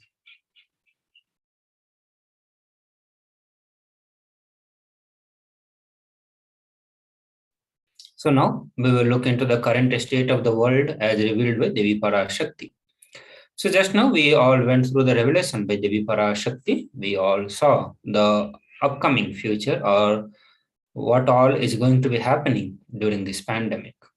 So now we are also going to be looking into the ongoing situation with the pandemic, the reports from the various health organizations, research institutes, countries, specifically also from the World Health Organization. So in the few slides, we are going to be presenting a brief of the happenings with respect to the pandemic, especially with the COVID-19. So authorities in 223 countries and territories have reported about more than 410 million COVID-19 cases and around 6 million deaths since China reported its first case to the World Health Organization in December 2019. The another news is that people who got infected with the COVID-19, even after the treatment, they continue to have the risk of developing heart conditions up to a year later. And the Pan American Health Organizations warned that the millions of children have fallen behind on routine immunizations during the pandemic, causing outbreaks of disease such as measles and the diphtheria in the Latin America and Caribbean. Many doctors believe it is possible to have long-term effect from the Omicron variant of the virus. Now we'll look into some of the variant that we have come across in the last 2.5 years. So from the time when the COVID-19 started, the virus has been continuously upgrading itself, mutating itself, producing many subvariants, sublineages. Among them, some of them have been more dominant and have caused more damages to the human health. So the first we are going to be looking into the Delta variant, which became more dominant and displaced Alpha in the summer of 2021, and it managed to do so because it has higher transmissible rate, somewhere between 40 to 60%. Now the Omicron variant is even more transmissible than Delta. Also, in comparison with the original strain of SARS-CoV-2, Omicron contains 72 mutations throughout its genome. Many around the world were pinning their hopes on the vaccine, but even that is not a quick fix, so that some people may not be willing to be vaccinated. So even if someone is vaccinated, scientists do not yet know whether it's possible that they could get the virus and spread it, even if they do not get sick themselves. UK recently announcement that it has identified a new strain of coronavirus that appears to be 70% more infectious than the old strain. So the overall trend, we can see that the virus is getting more and more strong, more virulent, and it has been causing more and more damages to the human health. Now we are going to be presenting some of the individual reports related to the COVID-19, the direct and indirect impact on the humanity. So new COVID-19 study highlights the higher health, the risk, highlight the suicide risk to the healthcare workers. So these are the reports from the few of the countries, and the first report is from Australia, where the studies say that 1 in the 10 Australian healthcare workers has had the thought of suicide or self-harm during the pandemic. The healthcare workers in the Somalia suffer from the high rates of anxiety, depression, and stress because of their work with the COVID-19 cases. So as we know that COVID-19 has brought the prolonged lockdown all around the world, and at the same time, it brought a lot of COVID-19 infected people to the hospitals, and that is the place where the doctors have had the huge work stress, and that work stress has caused many of these mental health issues. So now we look into the report from the World Health Organization, which says that it would be dangerous to assume that the highly transmissible Omicron is the last variant to emerge and that the world is in the end game of the pandemic. Since Omicron was identified a little over 10 weeks ago, more than 80 million cases has been reported to United Nations Agency, more than were reported in the whole of 2020. And ultimately, the findings say the conditions have become much more ideal for many more variants to emerge. Also, the WHO epidemiologist and technical lead on COVID-19, Dr. Maria, stressed that the pandemic is far from over and future variants will be in some way more virulent than Omicron is now. They warned that the next variant could more easily evade immunity, rendering vaccines less effective. They caution that there is no guarantee that coronavirus will get weaker as it evolves, and that although the world might hope that's the case, we cannot bank on it. The WHO chief said that the impact will be felt among the most vulnerable groups, and longer the pandemic drags on, the impact would be worse. WHO warned that as the virus evolves, vaccines may need to evolve as well. The variant of SARS-CoV-2 may continue to escape neutralizing antibodies induced by the vaccines against the prior variant, causing fatigue, brain fog, trouble breathing weeks after contracting COVID-19. Scientists call it post-acute sequel of COVID-19. So we are going to be looking into some more reports related with the COVID-19. So the first we are going to be seeing about the next variant of COVID-19, or we can say the next variant of Delta itself is Omicron. So Omicron itself had the multiple variants. So one of them, the original Omicron, is BA1, and the next is BA2. So the fastest spreading and heavily mutated Omicron variant has rapidly become the dominant variant worldwide since it was first detected in the Southern Africa a few weeks ago. In its weekly epidemiological update, the World Health Organization said that the variant, which accounts for over 93% of all coronavirus specimens collected in the past month, counts several sublineages, BA1, BA1.1, BA2, and BA3. Now, the another situation that is there, that Omicron had the possibility to reinfect again. And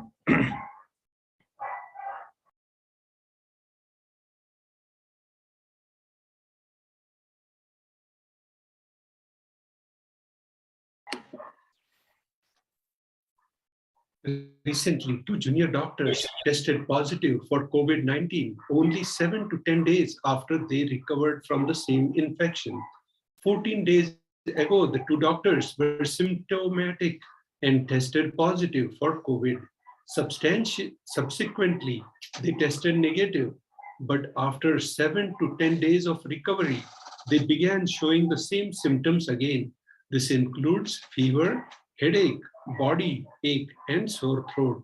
There may be a chance of people getting reinfected again. This is from cdc.gov.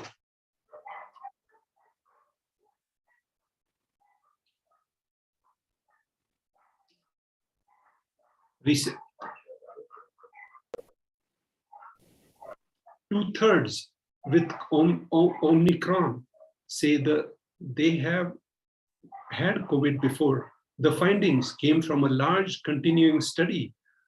React swab testing reveals that people more likely to catch COVID again.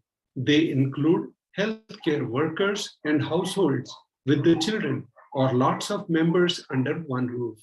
The latest findings for the first 2 weeks of the 2022 based on about 100,000 polymerase chain reaction PCR, about 4,000 were positive, by far the highest rate seen since the pandemic began.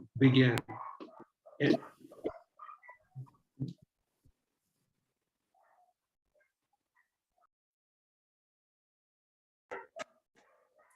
the next news report, which says the SARS-CoV-2 may remain active for longer than recommended quarantine period. SARS-CoV-2, the virus that causes COVID-19, can infect a person for more than 200 days in an atypical case, the recent study has detected. The study served as an alert regarding the risk of limiting quarantine for COVID-19 patients to 7, 10, or even 14 days after they test positive, as initially prescribed by the protocols to combat the disease. About 8% of the people infected by SARS-CoV-2 may be able to transmit the virus for more than 2 months without necessarily manifesting any symptoms during the final stage of infection. So we presented the various reports, the various solutions that the world has come across, but none of the solutions seems to be a permanent fix. So now we are going to be looking into the solution given by Devi Parashakti. Devi Parashakti has given 8 ways to protect ourselves from the deadly impact of corona. So now we'll listen to that video.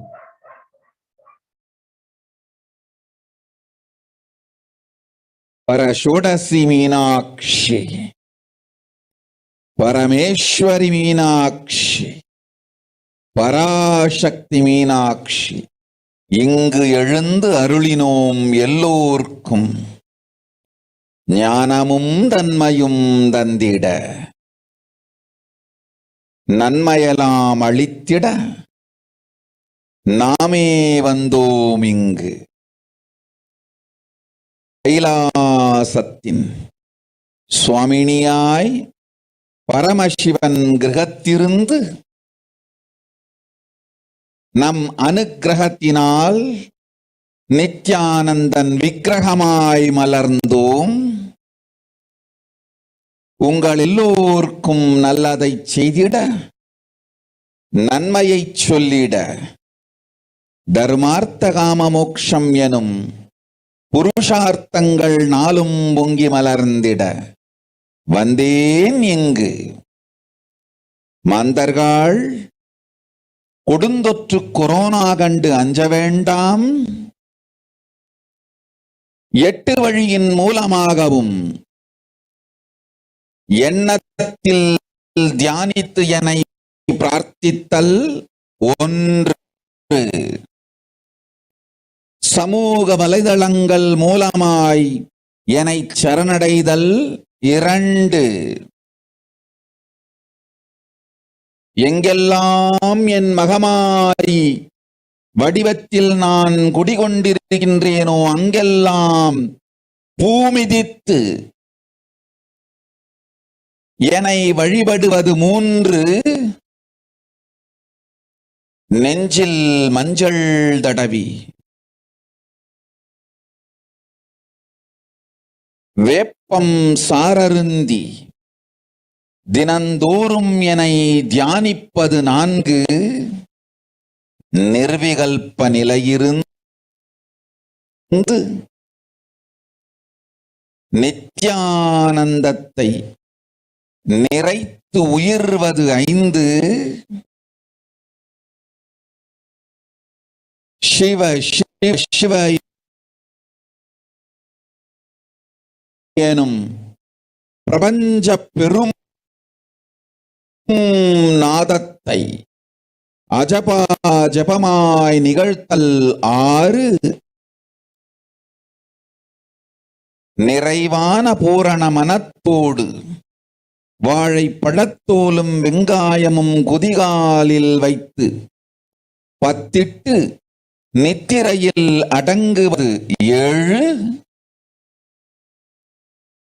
பூரணமாய் பரிபூரணமாய் அருணாச்சல ஸ்மரணையில் நினைப்பும் மறப்பும் அருந்த உணர்வு ஸ்மரணையில் அகம் அகம் என ஸ்புரிக்கும் அருணாச்சல ஸ்மரணையில் ஆனந்த ஸ்புரணத்தில் இருப்பது 8 எனும் 8 முறையிலும் என எண்ணியோர் அத்துணை பேருக்கும் இல்லை கொரோனா கொடுந்தொற்றின் தாக்கமும் கொரோனா கொடுந்தொற்றின் பயமும் கொரோனா கொடுந்தொற்றின் மயக்கமும் வாழ்வீர்கள் வளத்தொடு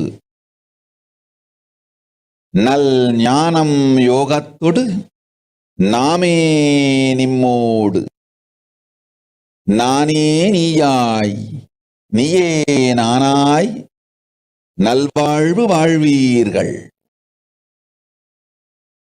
8 1 செய்தாலும் கொரோனா உங்களை எட்டவிடாது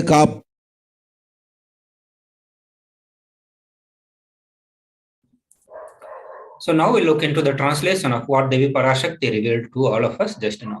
Devi Parashakti says, "O humans, do not be scared of the deadly infection corona. Through these 8 ways, praying and meditating on me, surrendering to me through social media, wherever I am residing, worshipping me by doing fire walking, applying turmeric in chest, drinking neem juice and meditating on me every day, being in unclutched state, filling with the eternal bliss, doing ajapa ajapa of the cosmic sound, Shiva, with complete mind, applying banana peel and onion in the hills and going to sleep, being in the state beyond any remembrance or forgetting, in the Arunachala Sphurna that blossoms as Aham, Aham, in the state of Ananda Sphurna."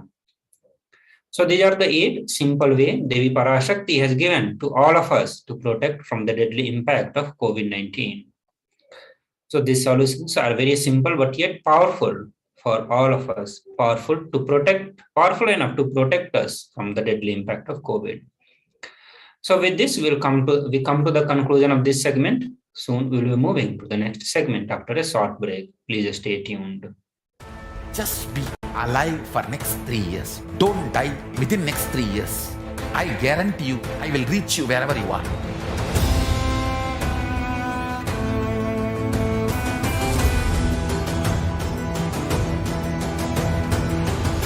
Be alive, somehow be alive for next 3 years. I will reach you wherever you are, whichever corner of the world you may be. I will reach you with enlightenment. It's my commitment to humanity.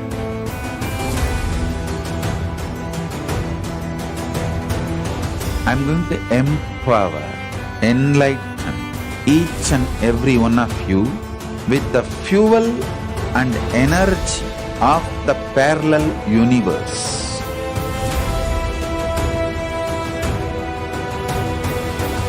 I'll infuse this intense supernal effulgence DNA, Tejas, Ojas, Kundalini Shakti into your spine to consciously lift you to Kailasa.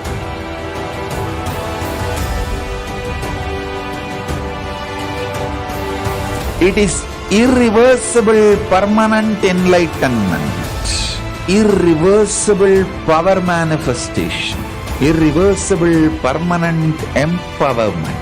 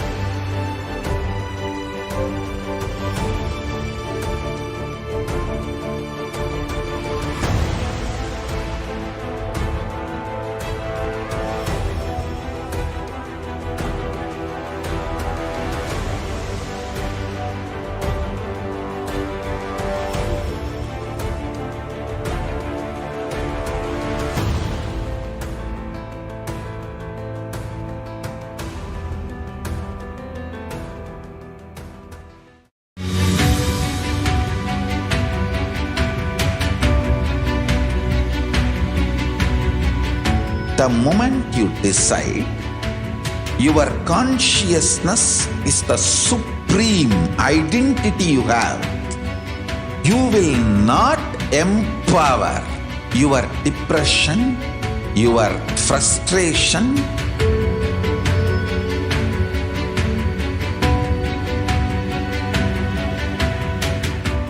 deal your problems, whether it is simple headache or depression or the worst suicidal patterns or life negativity, only through consciousness. Don't go for any other solution.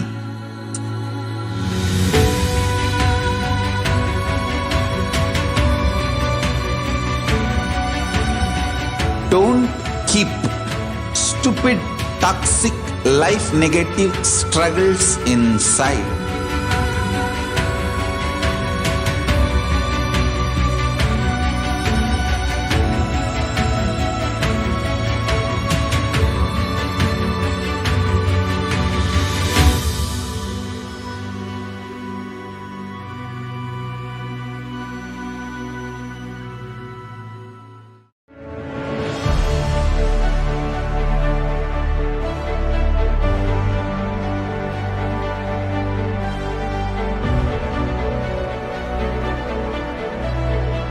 I am your Guru. I will make you enlightened. It's my commitment.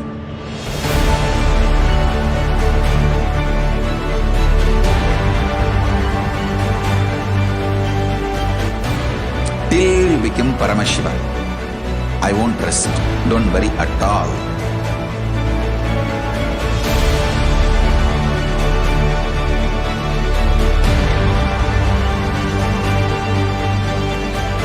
To all my disciples, I give you this as a boon.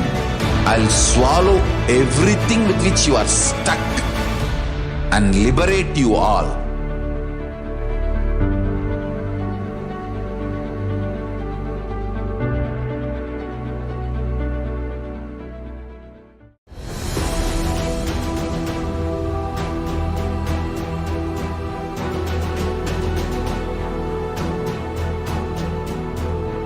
Your consciousness has power at this moment to swallow, digest, clean up all negativity and all toxins.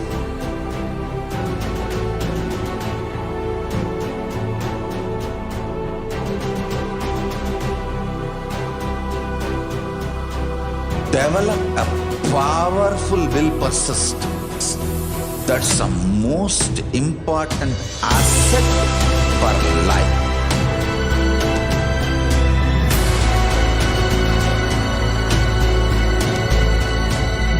I am not giving you some life positive blah blah. I am giving you the facts of life. I am triggering your consciousness.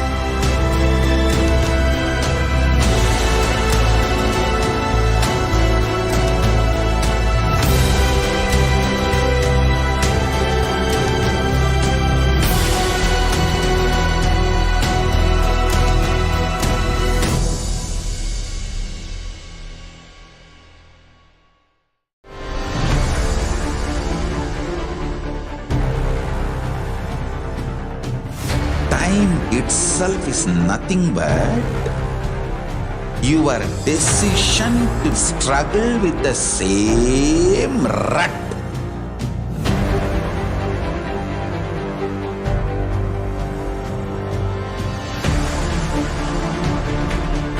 Your decision to struggle with the same rut is time, Kala. Your decision to swallow time is Kala Bhairava.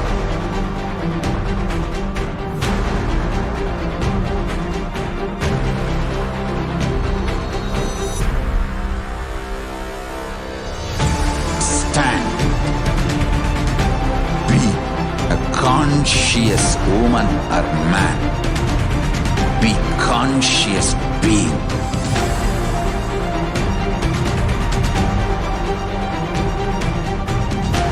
Shrink the time through conscious will persistence. make the future into present by being ferocious with yourself.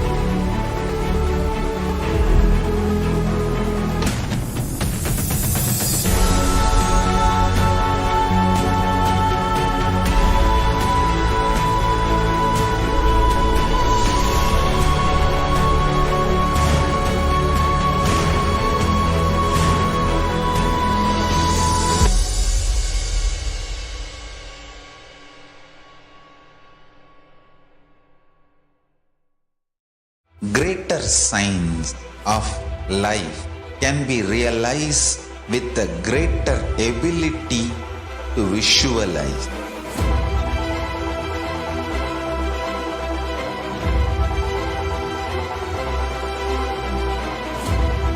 Greater signs is the equivalent word for Hinduism.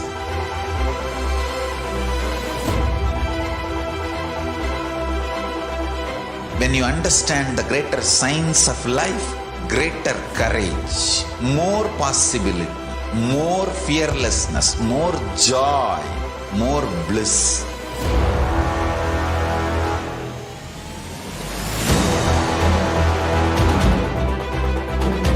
When you visualize Paramashiva with 25 heads, 75 eyes, 50 hands, your consciousness becomes ferocious, and that ability to visualize, you will get involved in everything deeply.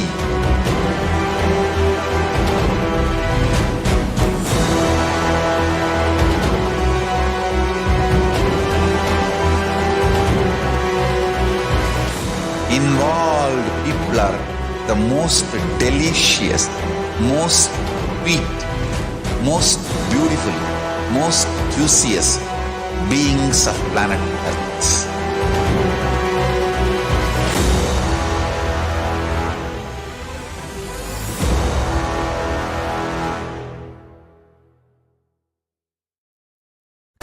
Just be alive for next 3 years. Don't die within next 3 years. I guarantee you, I will reach you wherever you are.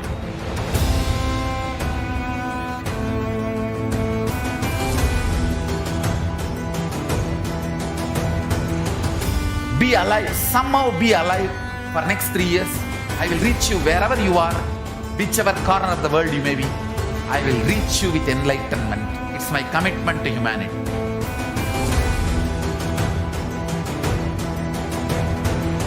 I'm going to empower, enlighten each and every one of you with the fuel and energy of the parallel universe.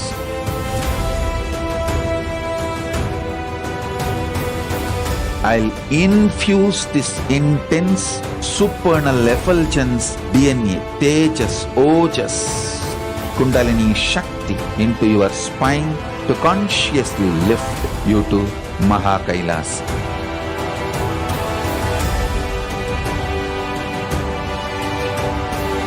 It is irreversible permanent enlightenment, irreversible power manifestation, irreversible permanent empowerment.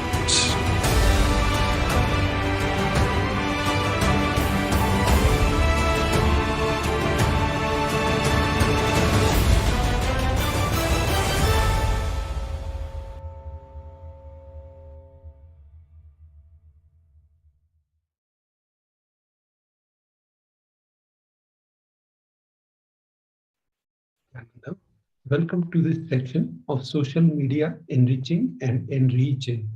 So in this section, we'll guide you through how you can connect with Devi Parashakti on different social media platforms, and little bit introduction about Paramashivoham level 3. So let's enter into the first way of connecting with Devi Parashakti on YouTube. So the official channel on YouTube is Kailasa's HDH Nithyananda. So here you can click on the join button and you can select the membership. Once you select whatever membership you like, you can pay for it, and then you can see the comment box where you can ask your questions, comments here. So in this way, you can put your request, boon request, share your gratitude, share your comments with your friends, family, all that on YouTube. So the official channel is Kailasa's HDH Nithyananda. Also, please make sure that you click on the bell icon and subscribe to the Supreme Pontiff of Hinduism, so you will not miss all the 108 initiations happening daily. Also, you will not miss all the Bhava Samadhi Darshans and all the different programs happening on and the Mahashivratri, which is coming up, and the Paramashivoham initiations. Next, you can connect with Devi Parashakti on Facebook. So this official channel for Facebook is Kailasa's SPH JGM Nithyananda Paramashivam. So once you open the Facebook page, Kailasa's SPH JGM Nithyananda Paramashivam page, you can like and follow this page, so you will get all the notifications when Supreme Pontiff of Hinduism is live. You can also, when Devi Parashakti is live, the Akashic reading is live, you can write your comments in the bottom section, where in the comments you can ask your questions, boon request, all that in the comment section. You can also show your intention for Paramashivoham level 3 by opening the kailasa.org website and /Paramashivoham. Here you can see the Kailasas. You can scroll towards the end of the page, download the Facebook cover image, and upload that cover image in your Facebook profile. So this way you can share your intention for Paramashivoham level 3, which is happening in a week or in few weeks' time. So also you can, when you are on kailasa.org /Paramashivoham, you can register your intention. If you have any questions, comments, any problems, you can write those in the form also, and Supreme Pontiff of Hinduism will attend to it. The next way of connecting with Devi Parashakti is Twitter, the platform of Twitter. The official channel on Twitter is at Shri Nithyananda. So once you open that channel, you will see Kailasa's SPH JGM HDH Nithyananda Paramashivam, the official channel of Supreme Pontiff of Hinduism. Immediately click on the bell icon so you can get notifications of the future notifications when Devi Parashakti goes live, and click on the following.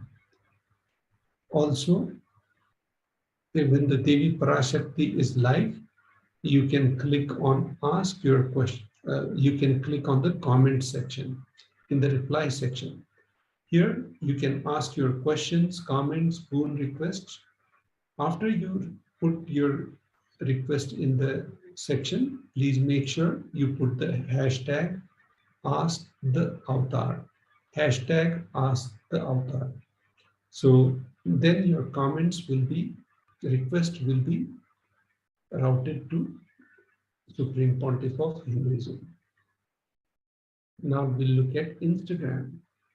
On Instagram, the official channel of Supreme Pontiff of Hinduism is Sri Nithyananda.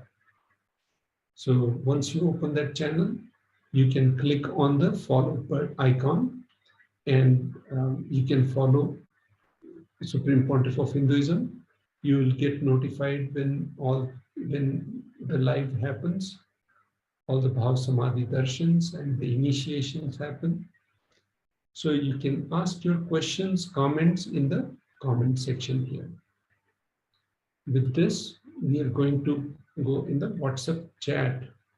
So you go on kailasa.org, and here there is a WhatsApp chat button on kailasa.org.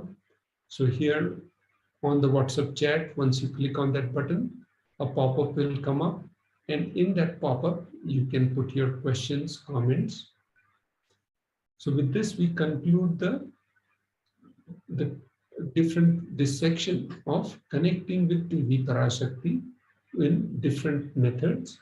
And now we'll look at the importance of the next section, where we'll look at how you can offer different offerings to Devi Parashakti, the rituals, how you can participate in these rituals.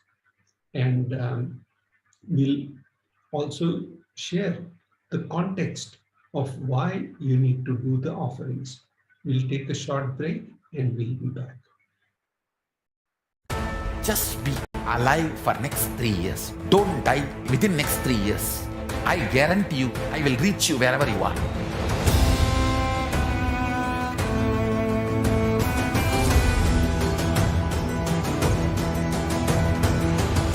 Be alive, somehow be alive for next 3 years. I will reach you wherever you are, whichever corner of the world you may be. I will reach you with enlightenment. It's my commitment to humanity.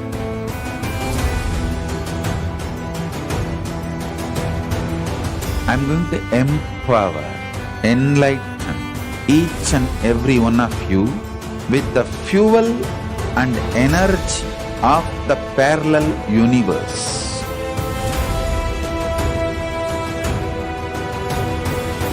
I'll infuse this intense supernal effulgence DNA, Tejas, Ojas, Kundalini Shakti into your spine to consciously lift you to Kailasa.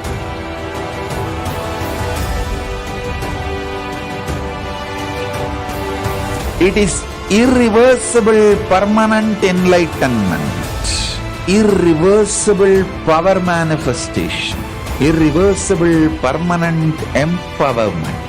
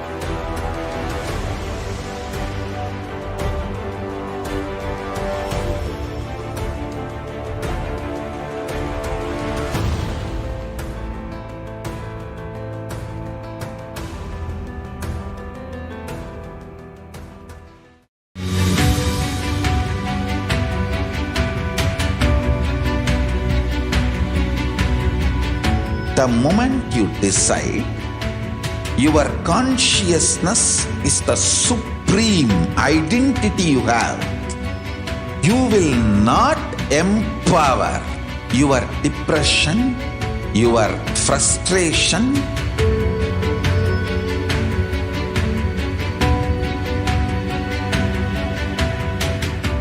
deal your problems, whether it is simple headache or depression are the worst suicidal patterns, or life negativity, only through consciousness. Don't go for any other solution.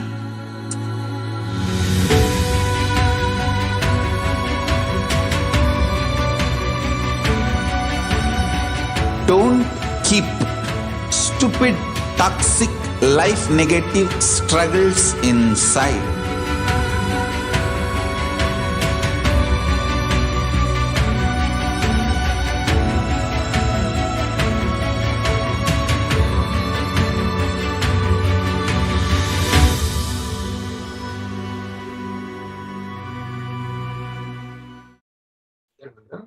Welcome back. Now we are going to enter into the offerings to Devi Parashakti section. We will walk you through the different reason, the context, how you can do the rituals for Devi Parashakti, how you can do the offerings, and then next we'll walk you through the different sevas, and after that we'll discuss about Paramashivoham. So let's enter the context of why we need to offer offerings. So the first Shastra Pramana is as follows: Dharmaya yashasethaya kamaya swajanaya cha panchadha vibhajan vittam ihamutracha modate. So this verse is from Bhagavad Purana, verse 8.19.37. One part should be used for dharma, dana, etc. Second part should be used for yasha, public works, which bring fame to oneself. Third, artha should be reinvested to generate more wealth. Fourth, for kama, enjoyment of material things. And fifth, for one's family and friends. So 1/5, which is 20%, should be donated for dharma. The next context of where you need to offer this seva is will be explained. Grahe dashagunam danam goshthe chaiva shatadhikam punyatirtheshu sahastram manantam shiva sannidho. The meaning of this verse is: dana given at home yields 10 times as much merit as when made elsewhere, 100 times when made in the Gaushala, cow pen, 1,000 times when made in the sacred places like tirthas, an infinite number of times when made in the premises of Shivalinga, such as Shiva temples.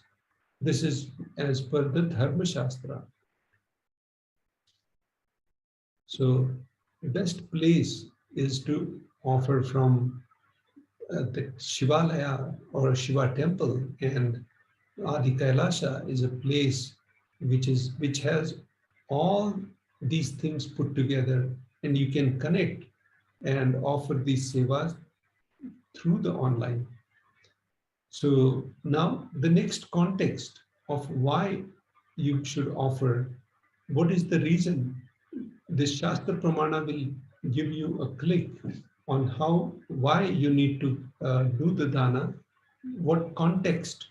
So the Shastra Pramana is from Brahmanda Purana as follows: Danam trividamitetam kanishtham jeshtam adhyamam tatra naishreyasam jeshtam kanishtham swartha siddhaye karunyat sarvabhuteshu samvibhagastu madhyamaha.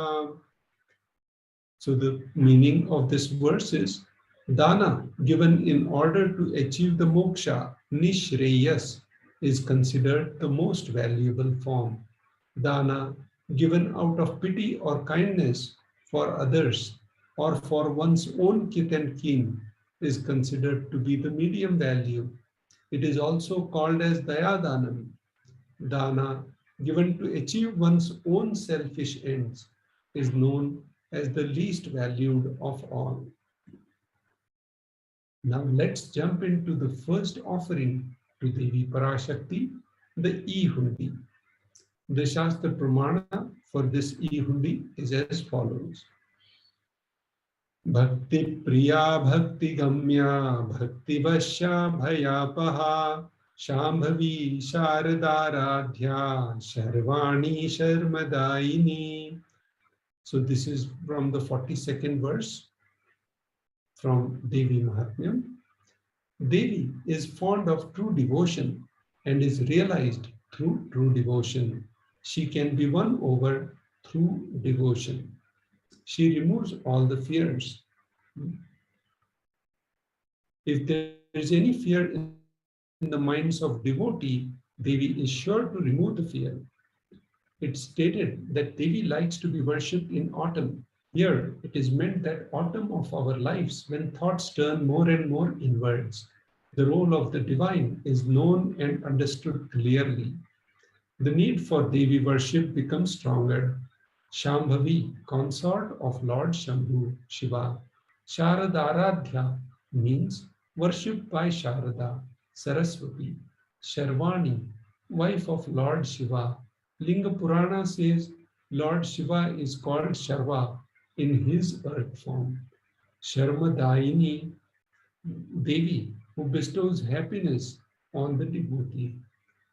You can offer your gratitude and devotion to Devi Parashakti by offering your Kanika, and your name shall be chanted out during the puja to Devi.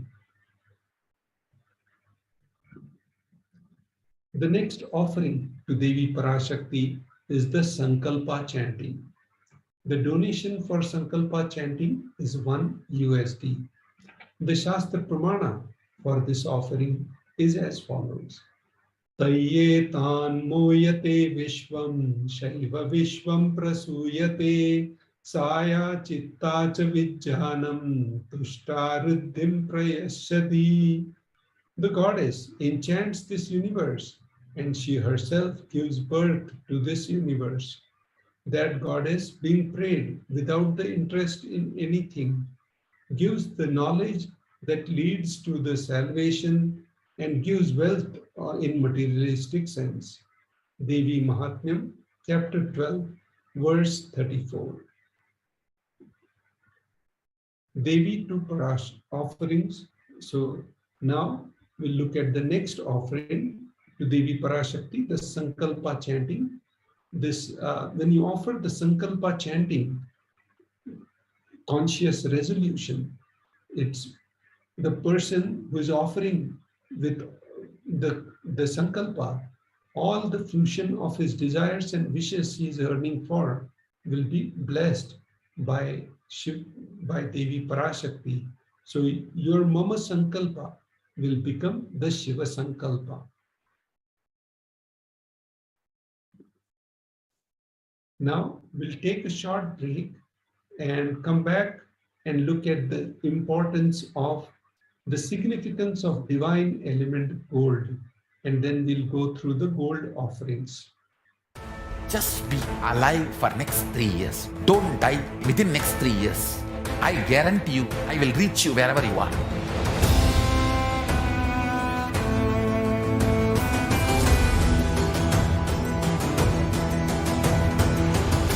Be alive, somehow be alive for next 3 years.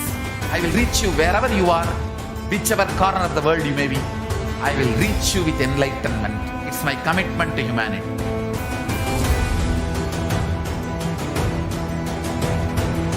I'm going to empower, enlighten each and every one of you with the fuel and energy of the parallel universe.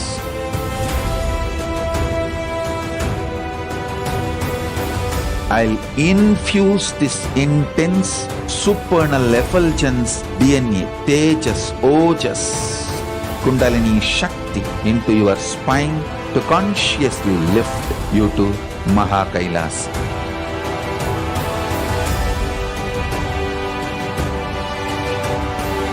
It is irreversible permanent enlightenment, irreversible power manifestation, irreversible permanent empowerment.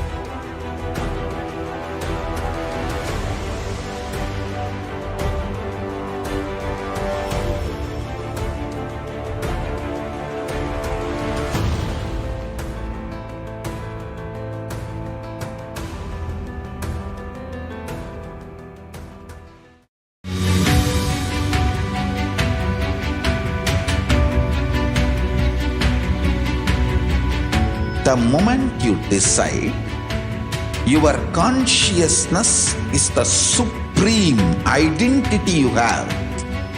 You will not empower your depression, your frustration,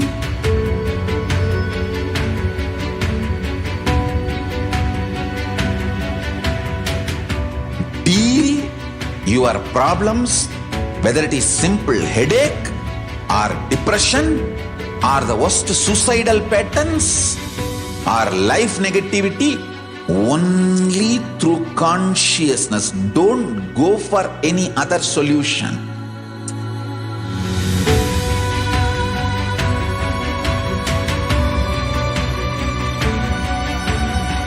Don't keep stupid, toxic, life negative struggles inside.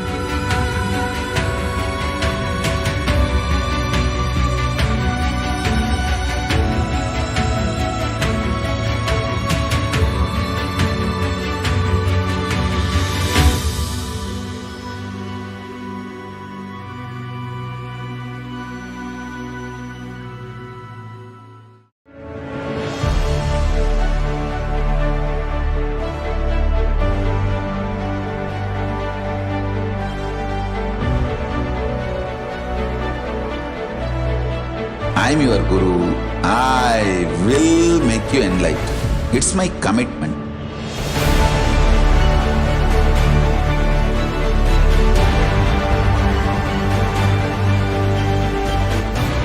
Till you become Paramashiva, I won't rest. Don't worry at all.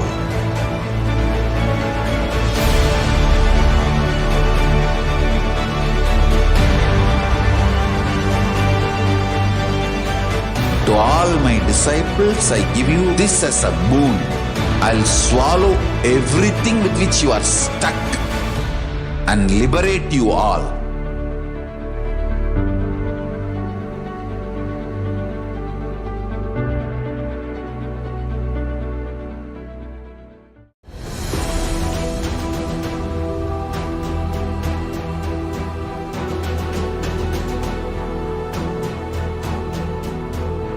Your consciousness has power at this moment to swallow, digest, clean up all negativity and all toxins.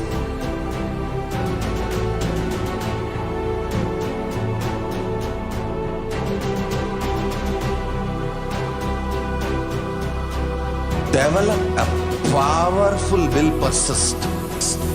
That's the most important asset for life.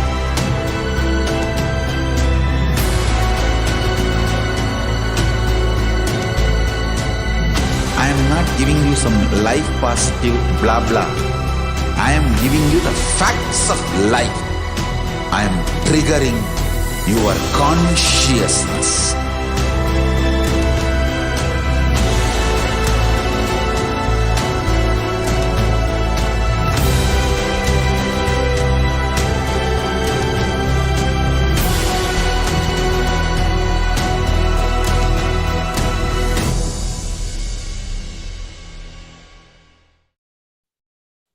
Nithyanandam, welcome back. Now we'll go through the importance of divine element gold. Gold is present in all scriptures, Agamas, Vedas, Shrutis, Smritis, Itihasas, and Puranas. In all Hindu scriptures, it is abundantly displayed that gold is the most auspicious and purest metal which purifies our being. In the Hindu civilization, everything was built in gold, exchanged in gold. Rituals, feasts were offered in gold bricks. So, because the Vedagamic civilization, the war did not impact on the exchange, on the life. It was not, gold was not the fear-based fiat currency. When one was to be saved from life-threatening illnesses, gold was offered as the ritual fee. Gold was in abundance and used for weighing equivalent amount of commodities, including cows, Kingdoms were built with huge doors of gold.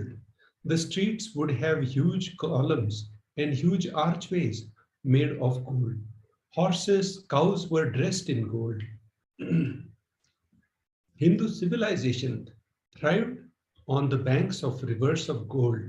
Indus River, which is also called Sindhu River, was called Hiranyamaya, river of gold in Rig Veda.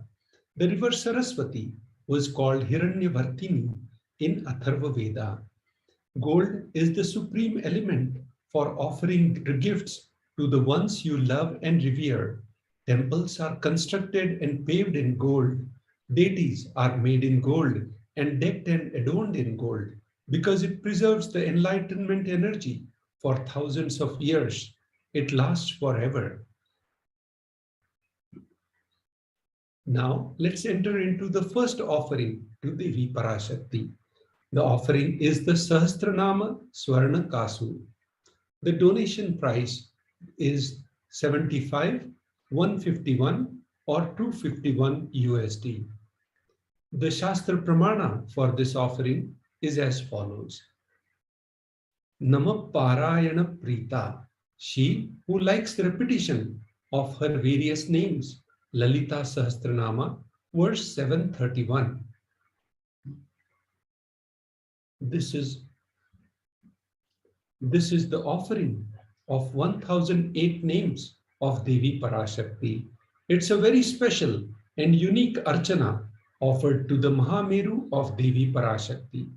Offer gold coin to Devi Parashakti to manifest any dimension or attribute of hers that you always wanted to imbibe within you. The next offering to Devi Parashakti, the gold offering, is the Mukta Anguthi, the gold finger ring with pearl. The donation is 251, 501 and 750 USD. The Shastra Pramana for this is as follows. Mukta harila satkirita ruchiram purnendu vaktra prabham shinjannu purukim kimkinim manidharam padma prabha bhasuram sarvabhishtaphala pradam girisutam vani rama sevitam Meenakshi pranatosmi santatamaham karunyavaram nidhim. The meaning of this verse is as follows. I bow to Goddess Meenakshi, whose crown has garlands of pearls and the face shining like a full moon.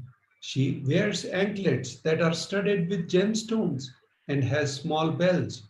She is shining like a splendor of lotus. She grants all the wishes. The daughter of the mountain, she is worshipped by Goddess Vani and Rama. I remain ever bowing to Goddess Meenakshi, the ocean of the compassion. When you offer the finger ring with pearl to the Cosmic Mother, you will experience blessings and healing with your mother. The next offering to Devi Parashakti is the Swarna Padma Pushpa, the golden lotus. The donation is 600 USD. The Shastra Pramana is as follows. Ashtaviddeshwaropeta kumbhavarna samyutam sarve sasutra vastradhya hema pankaja bhushita sapidhana sakurascha pakva bilva phala prabha snapanadhyaya samsiddha pramanena samanvita. Kamikagma verse. The meaning of this Shastra Pramana is as follows. All the kalashas should be wound around with suitable thread and covered with a new cloth. They should be adorned with a lotus flower made of gold. All the offerings to Devi Parashakti can be offered at tiny.cc/Devi-offerings. There are hundreds of scriptural references for using lotus in the worship of Paramashiva. Almost everything in the worship of the ultimate involves consecration of deities of worship or the meditating or the mudras and asanas used during the worship involve the lotus flower. The lotus leaf, the lotus pericarp, lotus petals. The lotus is the divine flower. Shakti of Paramashiva is also called as lotus. Base of Paramashivolinga is called lotus. The disciple of Paramashiva is also considered as a lotus about to bloom. Offer the gold lotus in any size you wish to and express the gratitude to the tyaga and sacrifice of your mother. The next offering to Devi Parashakti is the Swarna Methi, the golden toe ring. The donation is $750 USD. The Shastra Pramana is as follows. Nakhad diditi sanchanna namajjana tamo guna padadvaya prabhajala parakrita saroruha. The meaning of this verse is as follows. You, whose brightness from the toenails destroys the darkness of ignorance from the minds of devotees who prostrate at your feet. You, whose brightness from your 2 feet overpower that of a lotus flower too. So this verse is from Shloka number 83 of the Saundarya Lahari, which states that the nails have been sharpened by constantly being touched by the crowns of celestial beings who always prostrate before Devi. Tamoguna is the darkness. In this stotram, tamas is indicative of ignorance in the minds of devotees, and by constantly prostrating before Devi, their ignorance is removed and they attain the knowledge. When you offer the Devi the sacred toe ring, when you offer the toe ring to the Devi, adorning her sacred feet, to be in the constant gratitude for receiving her blessings in even the most difficult aspects of your life. So now we'll look at the final offering to Devi Parashakti, the golden final offering to Devi Parashakti. It's the Swarna Mangatika, also called Chudamani. The Shastra Pramana for this offering is Sudha Sharabhi Varshini. So she who makes nectar flow in all our nerves from Sahasrara, that is she who gives the very pleasant experience of the ultimate. The Mangatika represents the nectar flowing from Sahasrahara Chakra, which is fully opened. After the Mangatika to Devi, offer the Mangatika to Devi and receive the blessings of achieving the blissful state of overflowing gratitude and space of complete completion.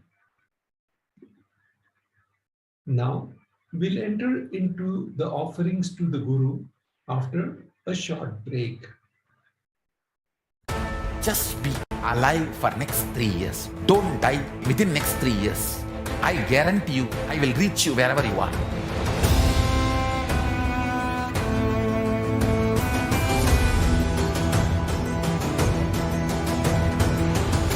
Be alive, somehow be alive for next 3 years. I will reach you wherever you are, whichever corner of the world you may be. I will reach you with enlightenment. It's my commitment to humanity.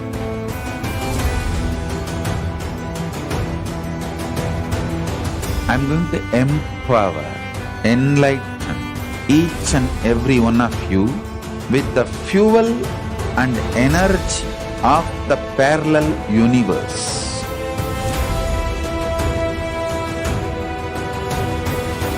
I'll infuse this intense supernal effulgence DNA, Tejas, Ojas, Kundalini Shakti into your spine to consciously lift you to Kailasa.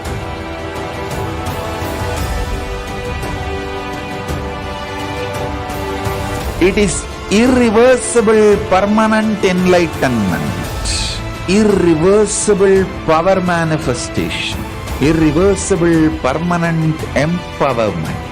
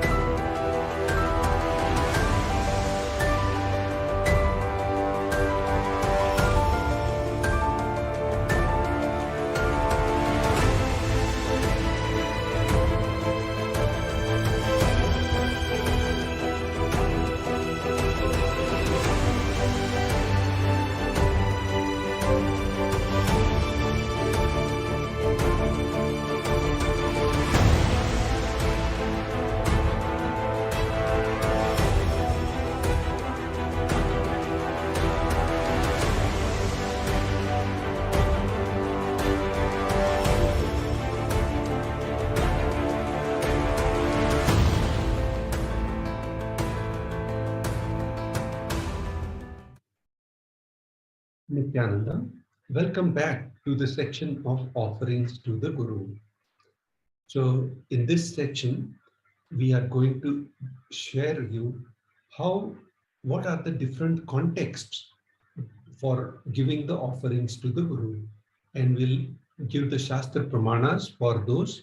And after that, we'll share you 2 offerings which you can offer to the Guru during the Bhav Samadhi Darshan.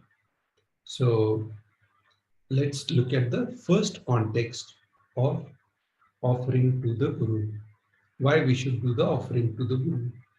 The first Shastra Pramana is from Kularnav Tantra as follows. Na paduka paro manyo na deva shri guru para nahi shaktat para diksha na punyam kula pujanat.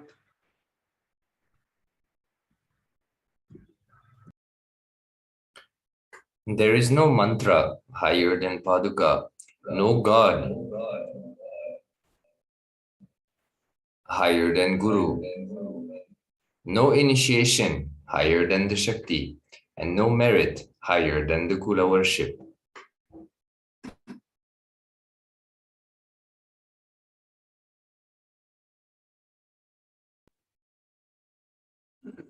The next Shastra Pramana is from Kularnav Tantra as follows. Rikta hastascha rajanam devatam gurum falapushambaradini yatha shakya samarpayet evam yona charad devi brahma rakshasatam vrajet. One should not approach royalty, the deity, or the Guru empty-handed. He should offer fruit, flower, cloth, and the like according to his capacity. One who does not do so becomes a Brahma Rakshasa.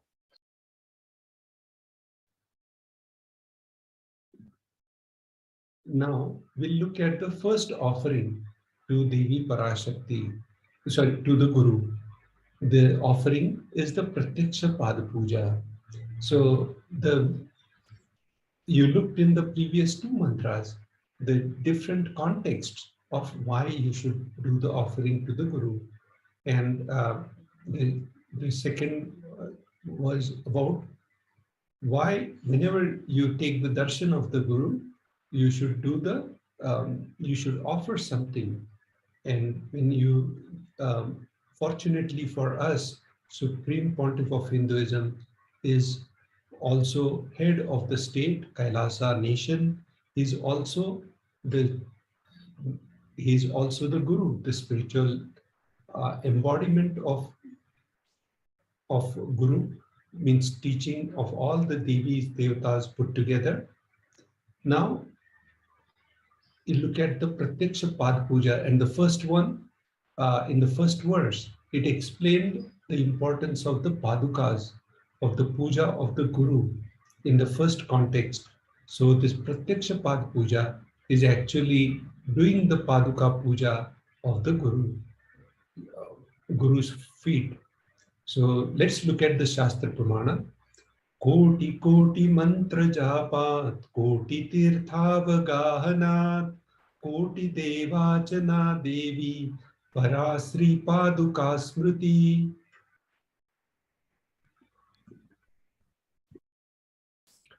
O Devi, remember this Paduka which yields infinitely greater merit than billions and billions of mantra japa, billions and billions of pilgrimages, and billions of worship.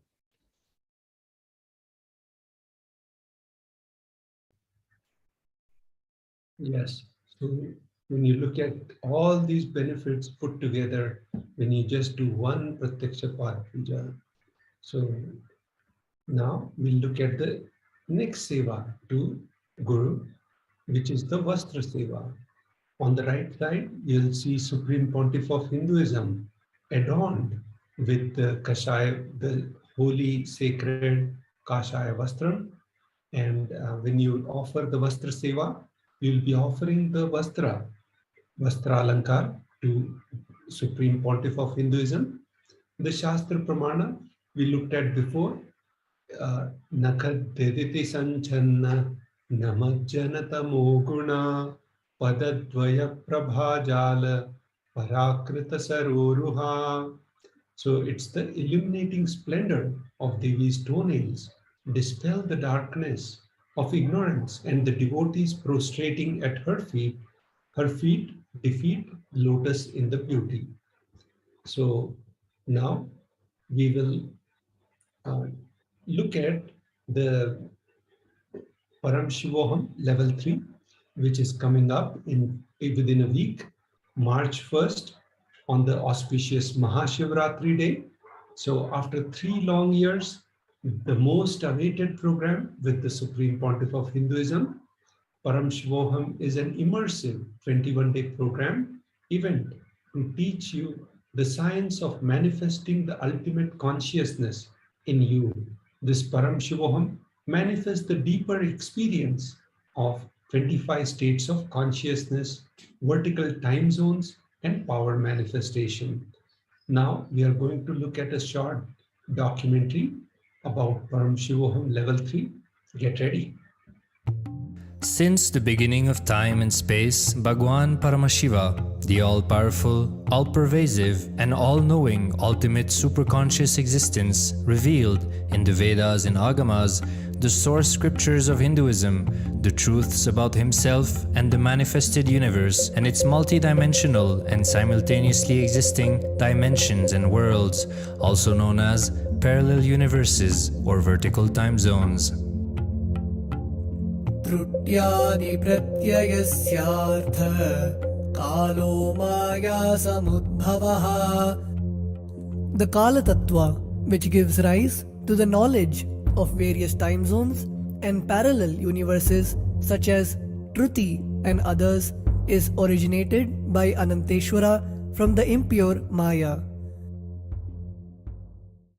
Bhagwan Paramashiva mentions that as we experience the various higher states of consciousness, we simultaneously experience the various time zones associated with them. We get transported to the parallel universes and experience the other dimensions of our own existence, of our own personality. Listen, Subarloka is all about stable bliss, absolute health and stable bliss. Maharloka is all about the highest peak possibilities. Jana Loka is the place where you can exist in multiple bodies at a time. You experience oneness as the super reality. Tapa Loka is that last struggle you go through. Sometimes you know you are Paramashiva. Sometimes you just slip off. But again you say, I am Paramashiva. That space is the Tapoloka. An absolute surrender.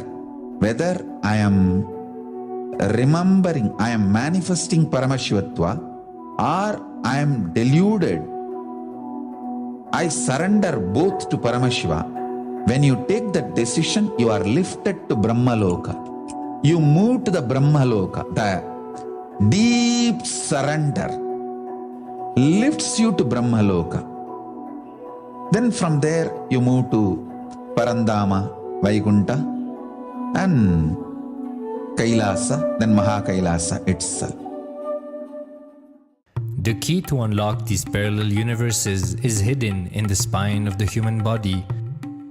Human beings, only human beings on this planet Earth are empowered, hardwired, capable of migrating to parallel universe. Understand? Your spine is not only hardwired, capable of fuel, charged to lift you off to different parallel universes.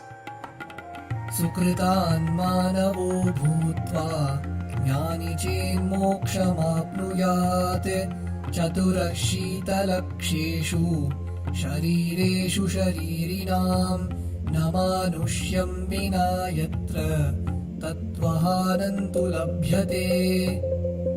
Of the 8.4 million bodily forms, the human body is the most important, for it is this form in which one gets knowledge of the essence. This knowledge of essence cannot be attained in any other form other than human.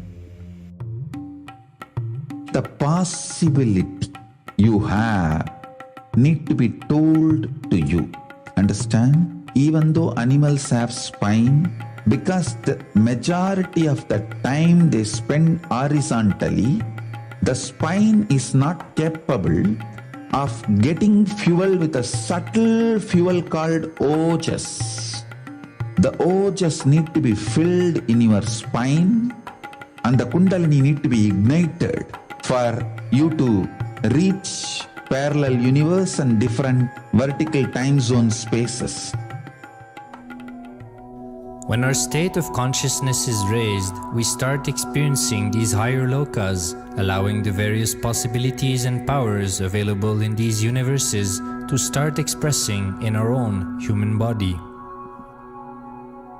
Recently, scientists have discovered that the human body, particularly in the brain, naturally produces light in the form of biophotons, and that when our state of consciousness is lifted, the brain moves from producing a normal 20 photons of light per centimeter square per second to more than 100,000 photons of light per second.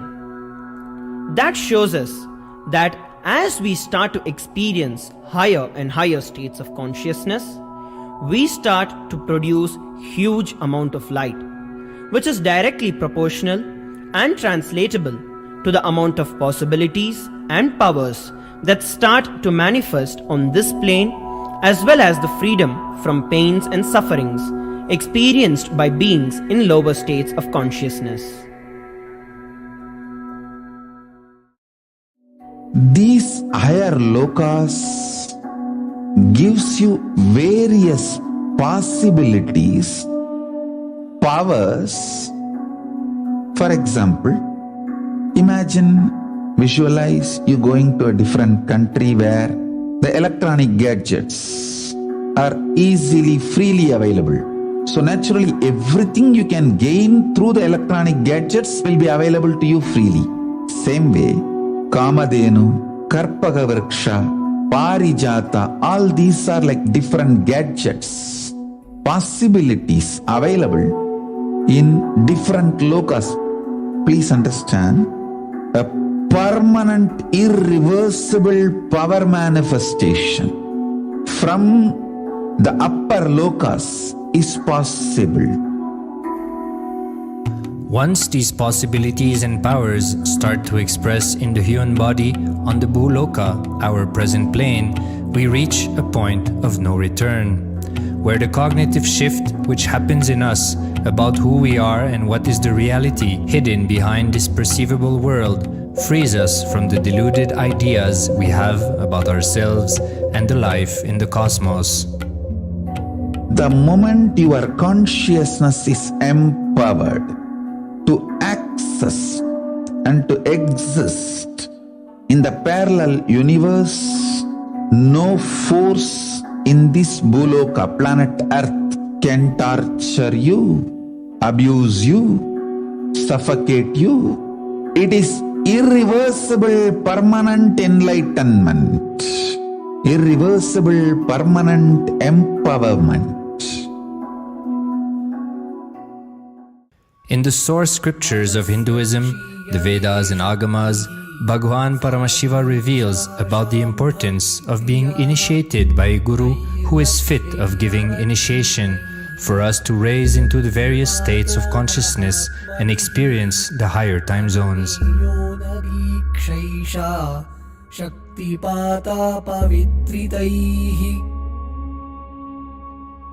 The potency of Anavamala, which veils the innate and essential nature of the soul, is set into the decaying phase by this specific activity. Such specific activity is characteristically called Diksha. The intimate communion between the blessed one and the blessing one is very rare and difficult to occur. The Supreme Pontiff of Hinduism, Jagat Guru Mahasannidhanam, His Divine Holiness Bhagwan Nithyananda Paramashivam, is the 1008th incarnation of Paramashiva as per Hinduism, living amidst us today. Starting out at a young age and enduring years of intense penance, he persevered with the single-pointed vision of experiencing the ultimate oneness with Paramashiva, known as Paramadvaita. He traversed the length and breadth of India, initiated by his gurus into yoga, tantra, and other Eastern metaphysical sciences. After having many profound spiritual experiences, he finally received the ultimate experience of Paramashivoham, I am Paramashiva, from his guru Arunagiri Yogeshwara, an incarnation of Paramashiva himself in the holy town of Tiruvannamalai in South India.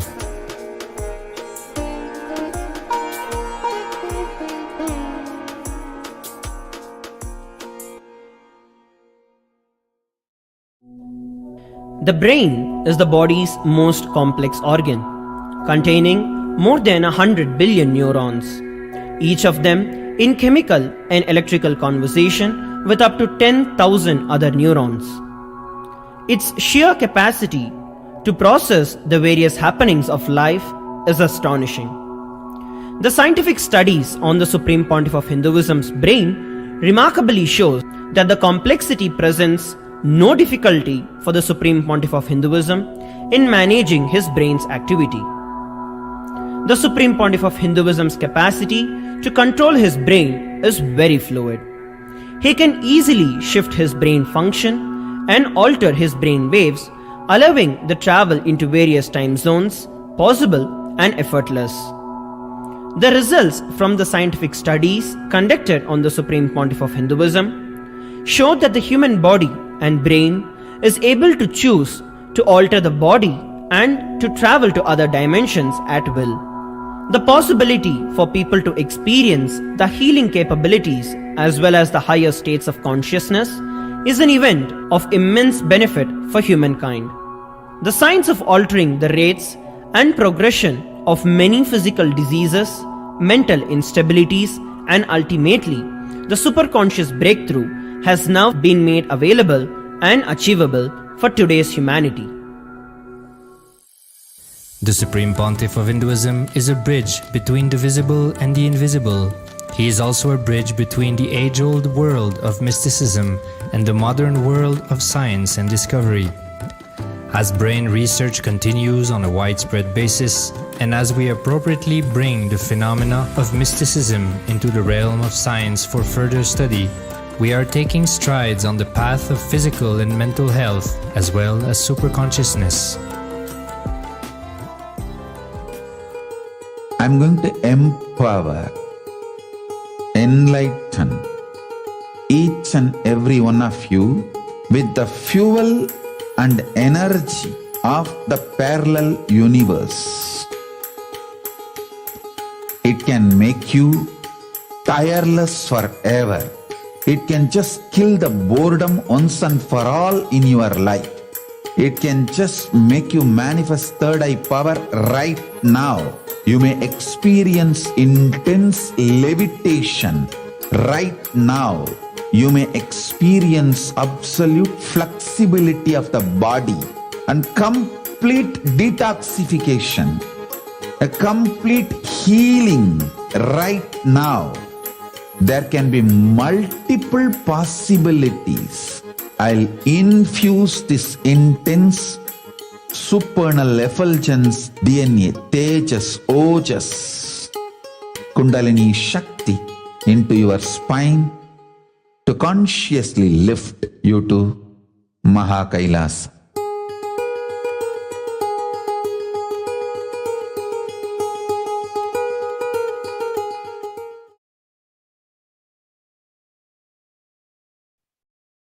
Yes. So after having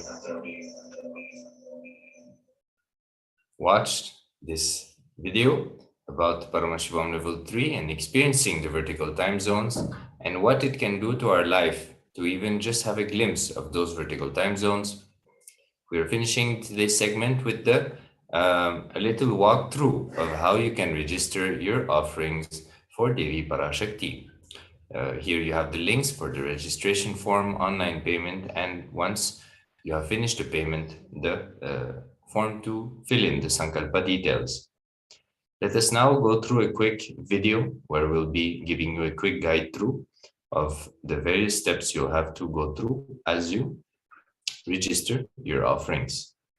So again, here we can see the various links, starting with tiny.cc/Bhava Samadhi, which leads you to this page. You then click more, and you'll have all the fields that you'll have to fill in, your personal information, to register your intention to offer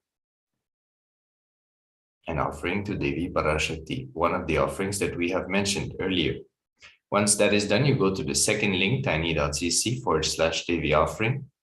You go and you have a drop-down menu where the various offerings are listed.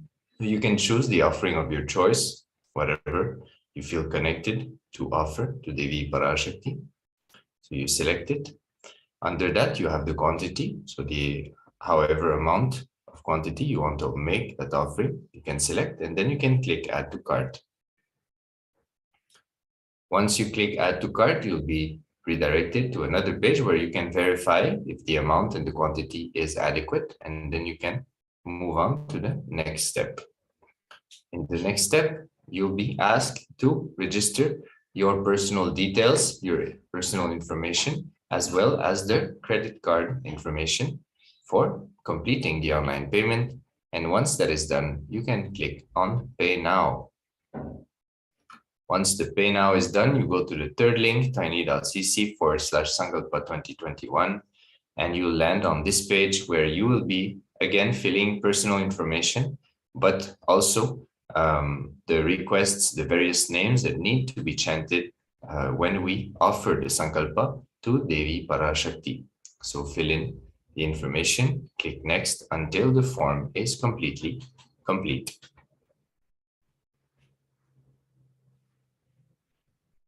So this is how you can finalize your offering to Devi Parashakti.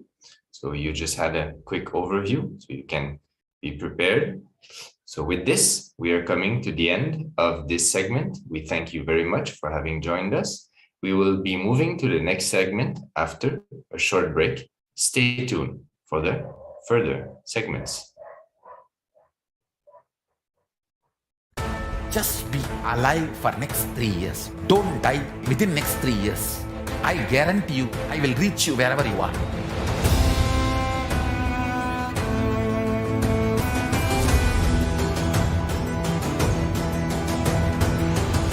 Be alive, somehow be alive For next 3 years, I will reach you wherever you are, whichever corner of the world you may be.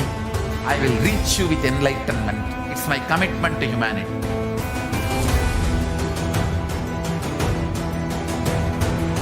I'm going to empower, enlighten each and every one of you with the fuel and energy of the parallel universe.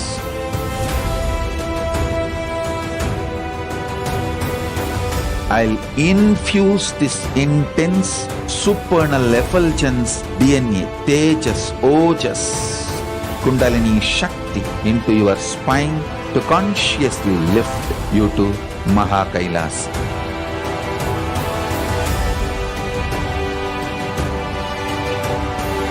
It is irreversible permanent enlightenment, irreversible power manifestation, irreversible permanent empowerment.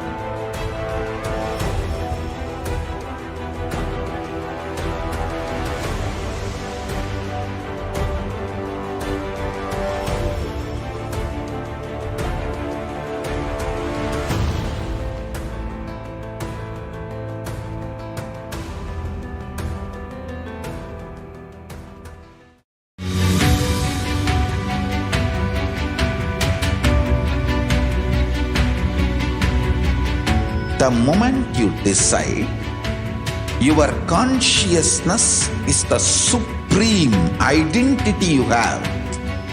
You will not empower your depression, your frustration,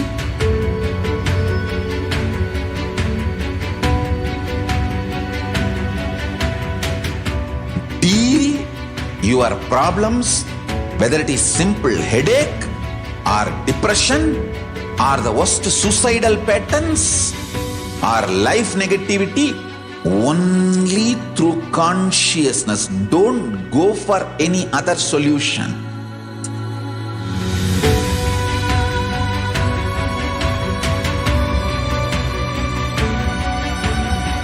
Don't keep stupid, toxic, life negative struggles inside.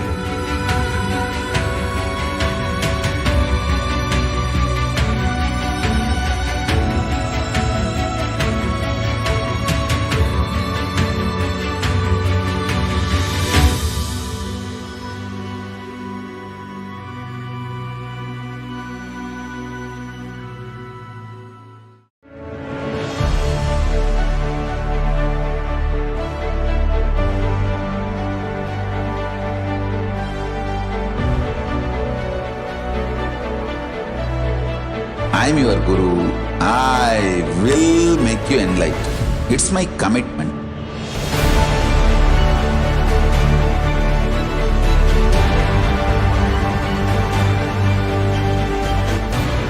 Till you become Paramashiva, I won't rest. Don't worry at all.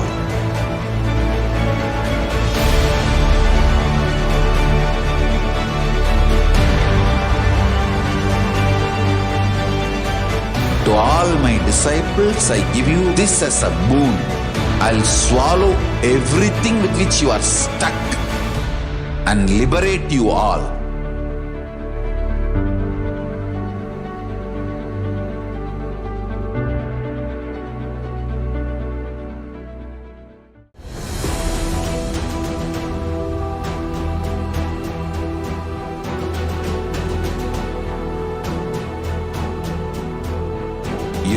consciousness as power at this moment to swallow, digest, clean up all negativity and all toxins.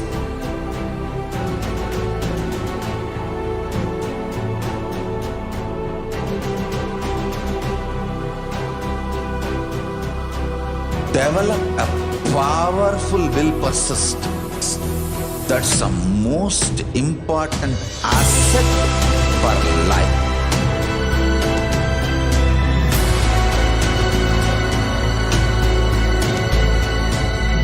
I am not giving you some life positive blah blah. I am giving you the facts of life.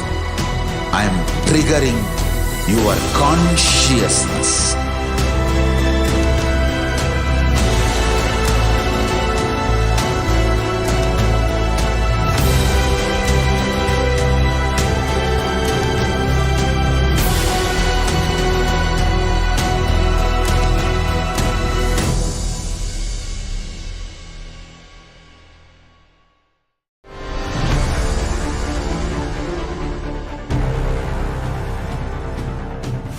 Time itself is nothing but your decision to struggle with the same rut.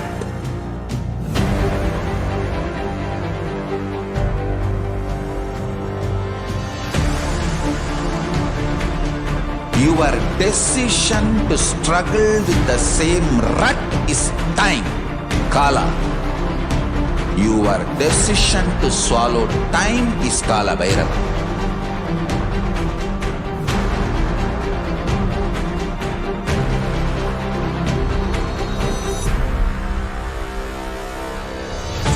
Stand. Be a conscious woman or man. Be conscious being.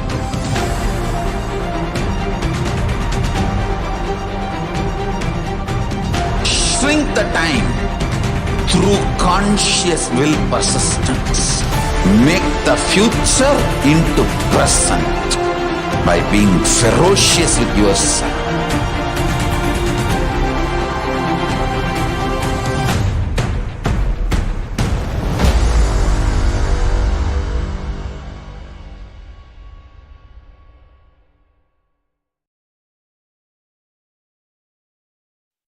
Welcoming all the participants into this new segment, whether you are viewing us on YouTube, Facebook, or any other social media platform, welcome. This segment, entitled Glimpses of the Glorious Past, is a segment where we go through the years on this very day, the 25th of February, and we see the various contributions to humanity by the Supreme Pontiff of Hinduism. The Supreme Pontiff of Hinduism has established the Sri Kailasa nation, and through that, not only he's making authentic Hinduism available to people, to the world, but he's also protecting Hinduism from the persecution that it has been going through for the last thousands of years. So without any further delay, let us enter into the first year of today's segment. The year 2004. On this day, the Supreme Pontiff of Hinduism, Sri Nithyananda Paramashivam, conducted a satsang on a healing program in Oklahoma and a healing program in Oklahoma, USA. Since the very first day that the Supreme Pontiff of Hinduism undertook his mission, he has been consistently organizing and inspiring everyone around the world with the purpose of setting a solid foundation for the revival of the Kailasa nation and the protection of Hinduism in its most authentic form. So here we can see the Supreme Pontiff of Hinduism in Oklahoma City in the USA, conducting not only a satsang, but also a program on healing. The Supreme Pontiff of Hinduism has developed many programs from what Paramashiva reveals in the Vedas and Agamas, and making those sciences available to the world, spiritual healing being one of them.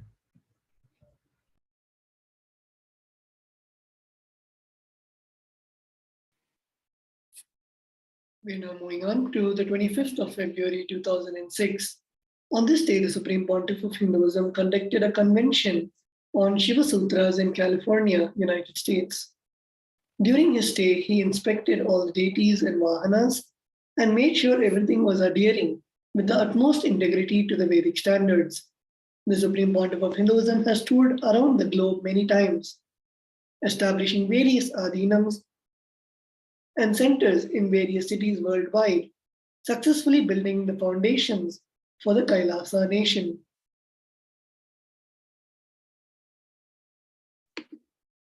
So here we can see the Supreme Pontiff of Hinduism giving the satsang, the convention on the Shiva Sutras in the left, and in the right, we can see the Supreme Pontiff of Hinduism himself inspecting all the deities, all the vahanas which are used to have the temple celebrations. In the Vedic tradition, we have so many gods and goddesses, especially the Supreme Pontiff of Hinduism celebrates the festivals of all the sampradayas of Hinduism. So here we can see the Vahana of Garuda, the Vahana of Bhagavan Parandama, Bhagavan Mahavishnu, and the Supreme Pontiff of Hinduism directly inspecting, and as the Supreme Pontiff of Hinduism is reviving the Vedas and Agamas and all the Shilpa Shastras, the Supreme Pontiff of Hinduism himself gives the guidance, and according to the Agamas and Vedas, instructs on how to make the deities, make the Vahanas, and the whole building of the temple itself.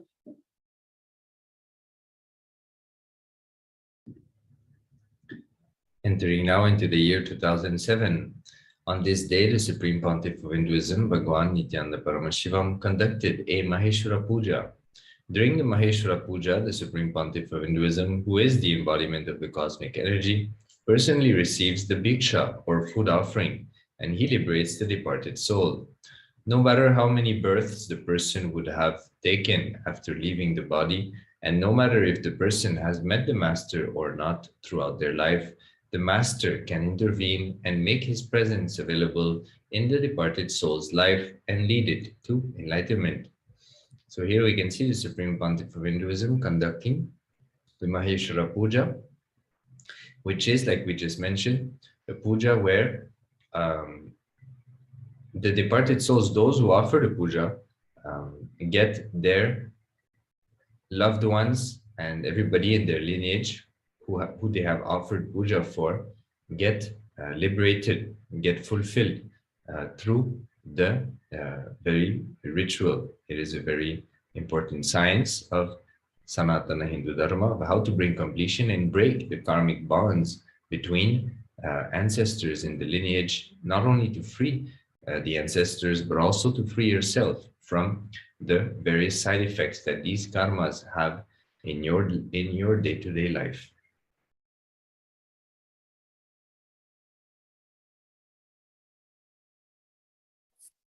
We are now entering into the 25th of February 2009. On this day, the Supreme Pontiff of Hinduism organized and conducted the Nithyananda Convention held in Andhra Pradesh, India. There, the Paramavatara of Paramashiva, the Supreme Pontiff of Hinduism, initiated the delegates attending the convention into the ancient Hindu science of chakras and how to remove the blocks created in them, and then led the delegates to experience the higher states of consciousness. So here we can see the Supreme Pontiff of Hinduism blissfully conducting the convention of the Nitya Spurana, and we can see the thousands of participants sitting and receiving the various truths of the knowledge of how we can unblock the chakras, how we can make sure that our chakras are completely clear for the Kundalini Shakti to flow all the way from the Mooladhara chakra till the Sahasrara chakra. So here we can see one such convention where the Supreme Pontiff of Hinduism is awakening that aspect and giving that science of the Vedic tradition.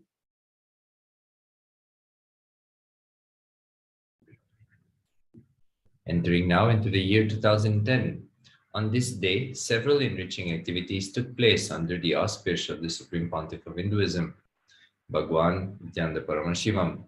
The charitable food service by the Nithyananda Global Initiatives, a unit of the Nithyananda Pitam Charitable Trust, and the free food and nutrition program happened where children visited the Anamandir daily with their parents who are employed as construction workers in and around the ashram. Some families became permanent members of the ashram where their children thrived.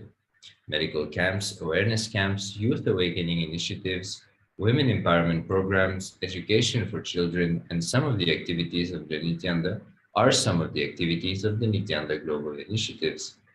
In 2009, the Nithyananda Global Initiatives shared food with more than 1.8 million people. His Divine Holiness, in essence, shared that the entire world is one big global community, and sharing what we have with people is in need is a privilege. So let us now watch a short video displaying the various activities of the NGI.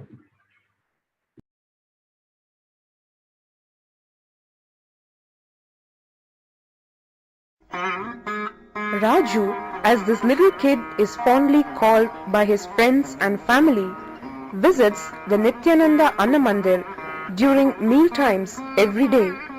His parents are construction workers living on daily wages, barely making ends meet for their family of 6. Weak and undernourished when they first came to the ashram, they soon decided to stay and find a job in the ashram. Today, the whole family enjoys unlimited and nutritious free food 3 times a day, and they're all maintaining good health. Since its inception, Nithyananda Global Initiatives has been conducting various social service activities like medical camps, awareness camps, youth awakening initiatives, women empowerment programs, education for children, just to name a few.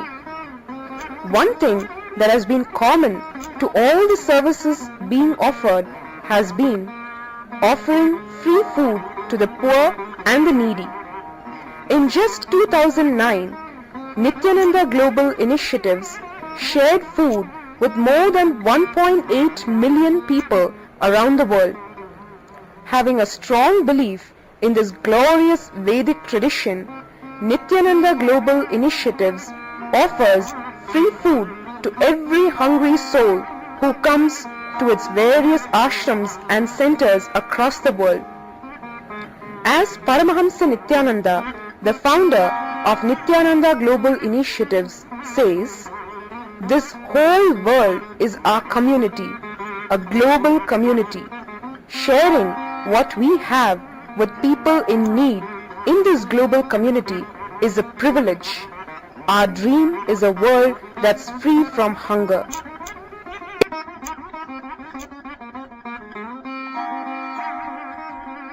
If you would like to contribute in any way, please visit us at www.nithyanandaglobalinitiatives.org. Raju,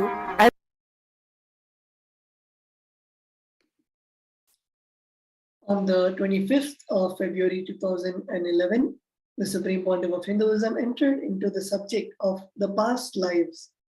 By knowing the past and releasing it, if you know the past, you won't repeat the same foolishness again. Ultimately, when you know about the past again and again, how you take birth and die, you will stop taking birth and stop the foolishness. So here the Supreme Pontiff of Hinduism is expanding on the truths of the samsara chakra, the continuous cycle of life and death, and how we can put a stop to it, which is ultimately enlightenment, where you are not falling into the same rut again and again, where you choose, you have the complete choice over your decision to take the birth or not. So here, the Supreme Pontiff of Hinduism is giving that knowledge on this day.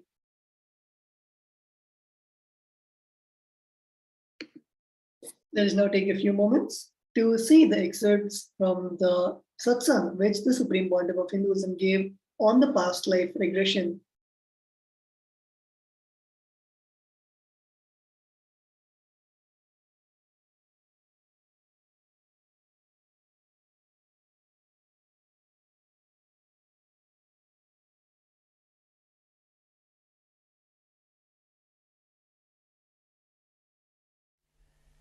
Let's enter into today's satsang.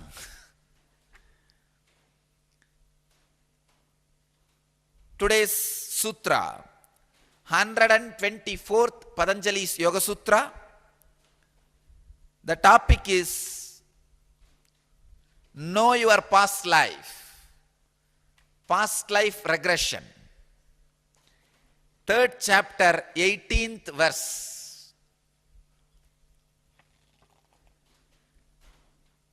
Samskara sakshatkaranat purva jati jnanam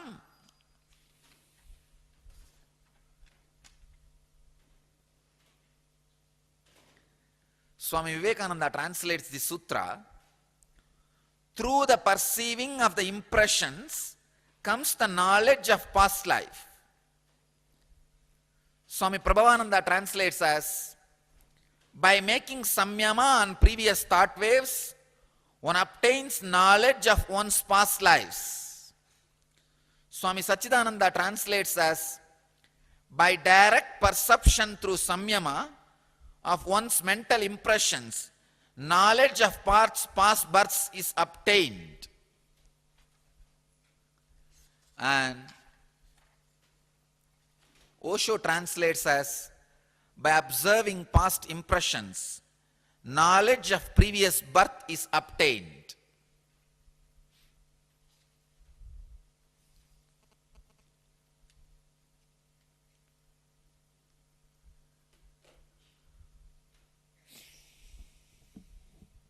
Past birth.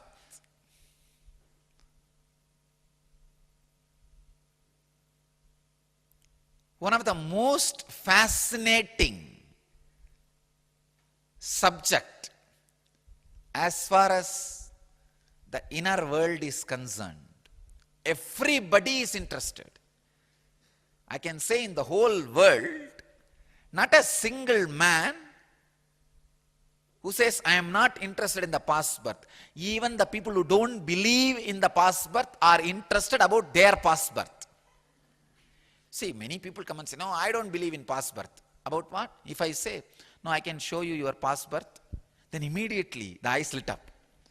They don't believe others have past life, but they do believe they had past life. Understand?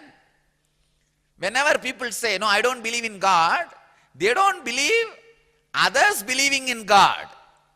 But inside heart of their heart, in their secret part, they do have, I think maybe who knows, he is there somewhere. Why take risk? Same way, when people say, no, I don't believe in past birth and all, it means what? They don't believe in others believing in past birth. But heart of the heart, I wanted all of you to know, 76% of Americans believe in past birth, reincarnation theory. Survey says, statistics says 76%. 76% of Americans believe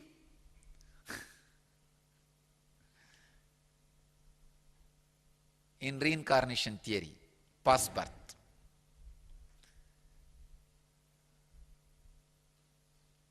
Past birth is one of the most fascinating concept. Everybody is interested for various reasons. Some people are interested just out of curiosity. How was I? Some people are interested just to find out what way that can add something to their personality now, at this moment. Sometime knowing about your past gives you a new intelligence and heals your present. It heals. It does healing. Healing many of the psychosomatic disorders, many of the phobias can be healed by knowing the past and releasing it. Third, if you know the past, you will not repeat the same foolishness again and again. So many people want to know about their past so that they don't want to repeat the same foolishness again, just to escape from the foolishness. Fourth, ultimately, when you know about your past again, what has happened, again and again and again, how you take birth and die, you will be tired of that foolishness and stop taking birth. Be liberated. So for various reasons, people want to know about their past. Buddha, I can say, greatest incarnation who gave a clear understanding and technology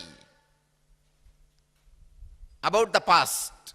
Please understand, Buddha has not only given the understanding, he has given an amazing technology. Not only that, he has inspired people to know about their past, to work on their past by revealing all his past life called Jataka tales, Jataka stories. Please understand.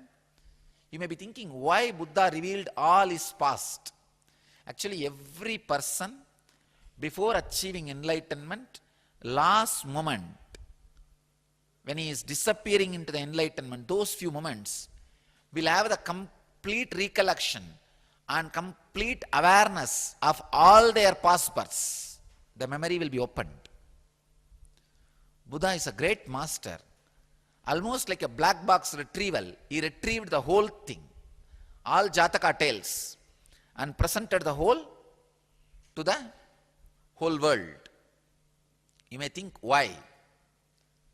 Please understand, when you read the Buddha's Jataka tales, you will understand all these four.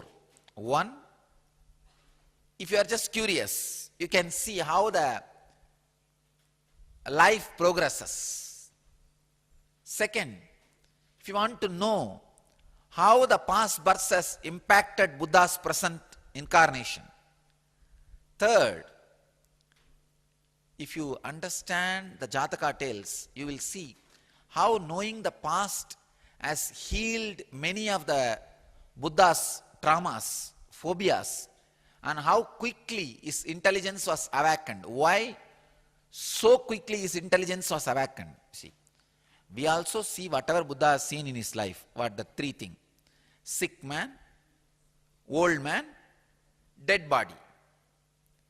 Buddha saw all these three only once. Immediately, the Pratyekatma Chaitanya Jagrata, the individual inner awakening has happened in him. We see all these three almost every day. Why nothing happens? If you read the Jataka tales of Buddha, you will understand why he had that inner awakening. He was prepared, ready. Third thing, very important thing, very important truth.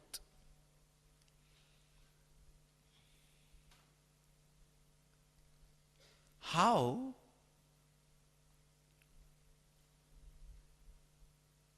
Buddha's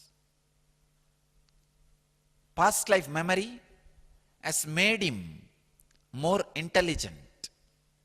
Fourth, ultimately, how knowing how he repeats the many lives after lives after lives, he decided not to take one more birth, his own enlightenment. If you read Buddha's Jataka tales, you will be inspired for all four. If you look into your own past and know your own Jataka tales, you will have the experience of all these four. When you read Buddha's Jataka tales, what clicks you intellectually will become experience when you know your Jataka tales, your Jataka stories. Understand, Patanjali is giving us a powerful technique to know your Jataka stories.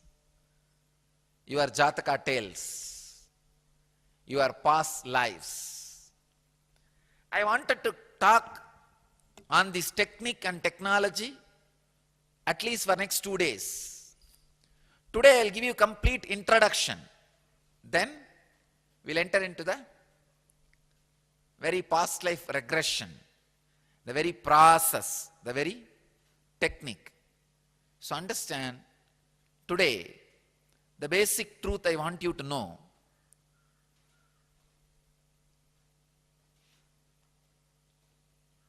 We did have past births. Second, the reincarnation theory is true.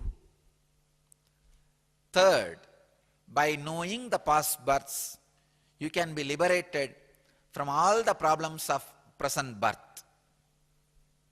So, take up this as a homework today.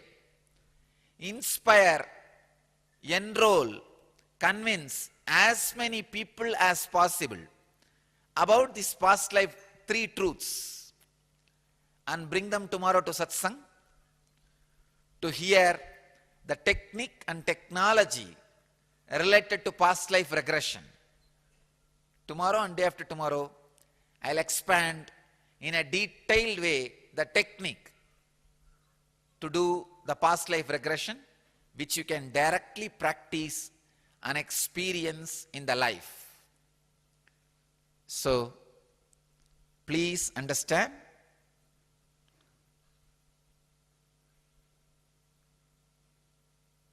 past life regression can lead you to enlightenment. So I bless all of you who are sitting with us at this moment in 654 places, in 240 cities, in 30 countries.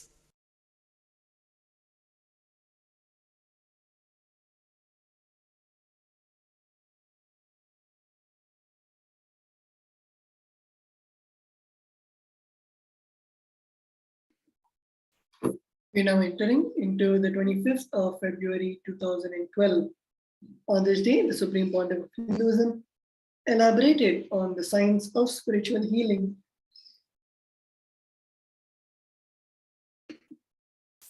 He explained how in the quantum physics concept entanglement provides the empirical basis for the spiritual healing. Entanglement, when one energy entangles with another, they interfere with each other. The Supreme Pontiff of Hinduism shared that the entanglement happens at 3 levels: thought, muscle memory, and biomemory, and how that interference can be positive and transforming. Thought level entanglement with Swamiji happens during spiritual healing and causes physical healing.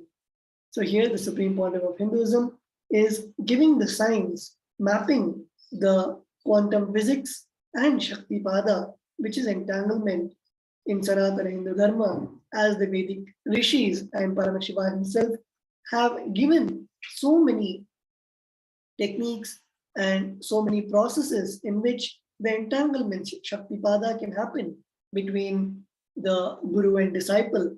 And only now quantum physics, then science, is catching up to those concepts which are embedded in the Vedas and Agamas, and which, for the understanding of the modern humanity, the Supreme Pontiff of Hinduism is now expanding on.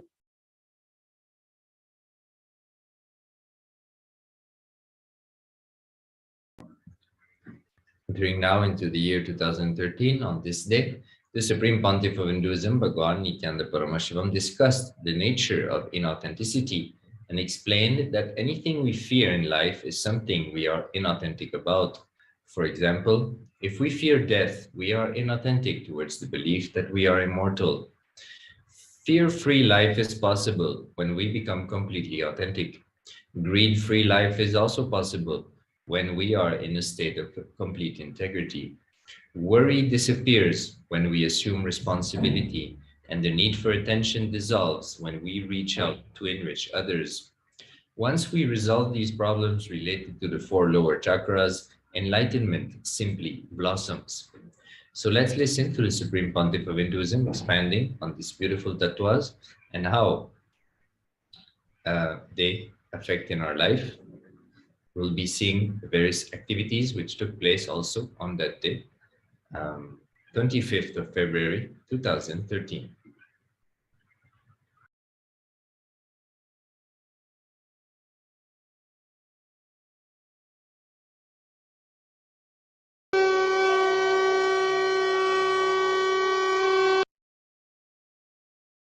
From 240, greed-free life is also possible when we are in a state of complete integrity.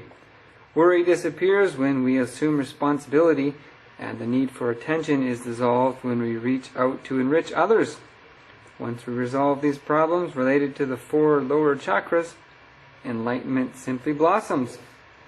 Nithyananda Jnanapitam successfully organized the meet televised live on Sadhana TV, as well as on March 3rd, the retelecast, all for the protection of cows, while the 1st and 13th of March will begin Nirahara Samyama batches, and the Samyama on the 13th of March. Swamiji blessed a man at Toronto Kailasa temple to be healed, as well as the Delhi Dao the Avatar caller for health of their 2nd child, and for the child to be the energy of Kalabhairava. Master is the death standing in front of you every moment.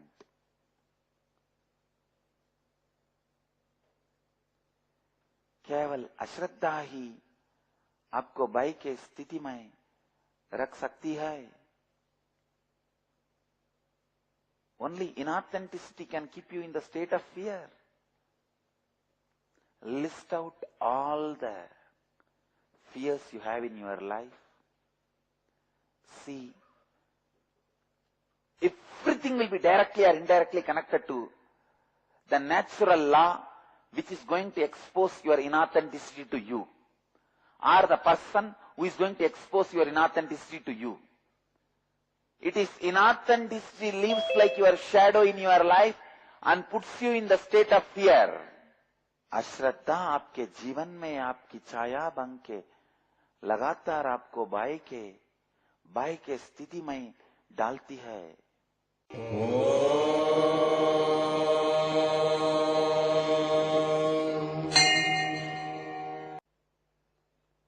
Today, our Seattle Chidambaram Temple's 5th anniversary celebration.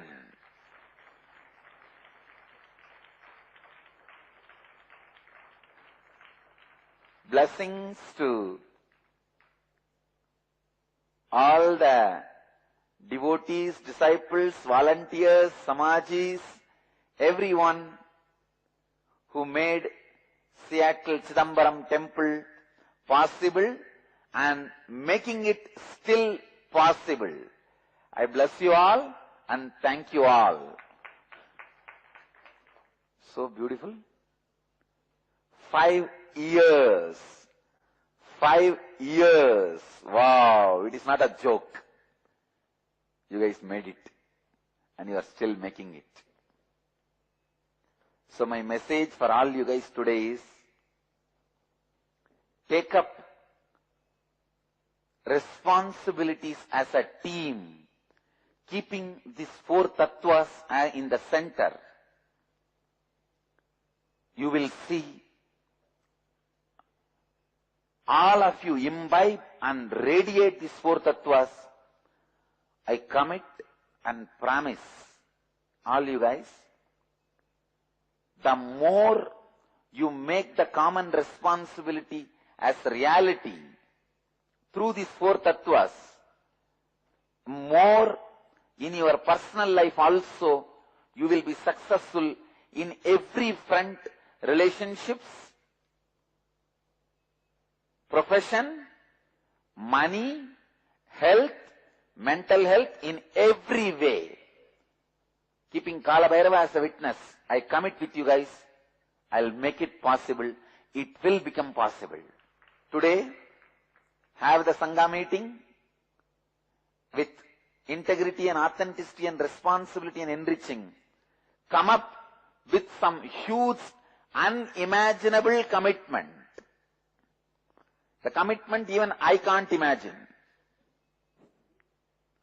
And make it into reality. I tell you guys, same way, I'll make your life into reality. The commitments you can't even imagine. You do the impossible into possible. I will do impossible into possible. You do what is impossible by you into possible. What you think as impossible for me, I'll make that as possible for you. Come up with some common responsibility, collective responsibility, with a commitment of making something impossible into possible. I'll make whatever you think as impossible by me, I'll make even that as possible in your life. Seattle blessings for the 5th anniversary celebrations. Today we had a grand celebration on the 5th anniversary of Seattle Chidambaram Temple. Today is also Masi Chaturthi, one of the 6 days in the year when we perform Abhishekam for Nataraja. For weeks, evenings and weekends, volunteers have been preparing, including Alankaram for the deities and the kids practicing performances. The day began with a prayer to Swamiji and a procession with Nataraja, our Utsav Murti, welcoming him to the temple with arti in each room.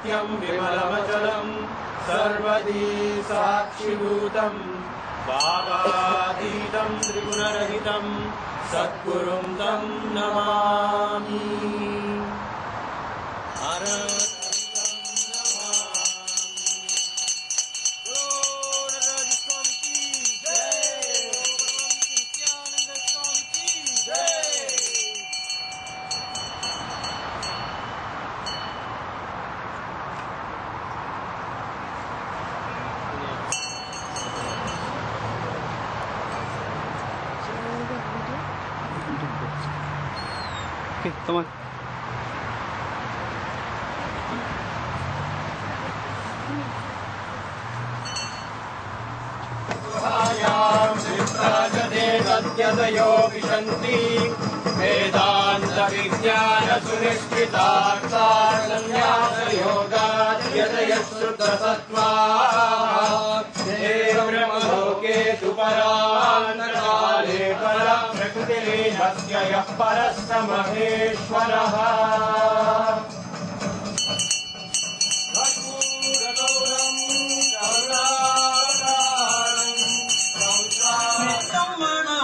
நிரம்ப அழகிய சித்தத்திருப்பதால் அன்னே என்னும் சித்தத்திருப்பவர் தென்னன் பெருந்தோடு அத்தல் ஆனந்தரால் அன்னே என்னும் சித்தத்தில். Abhishekam was beautiful.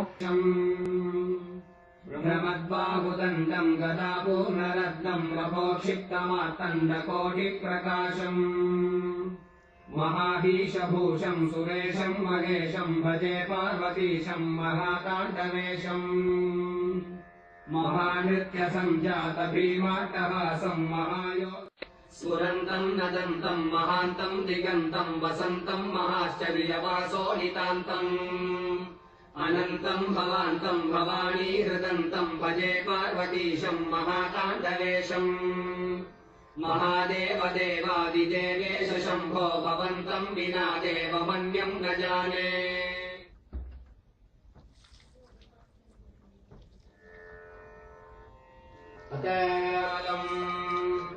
ललालोकलोलं महानृत्यलीलं भजे Parvati मदात्रवम् क्षेत्रगौरवम् भजचिदम्बरम्.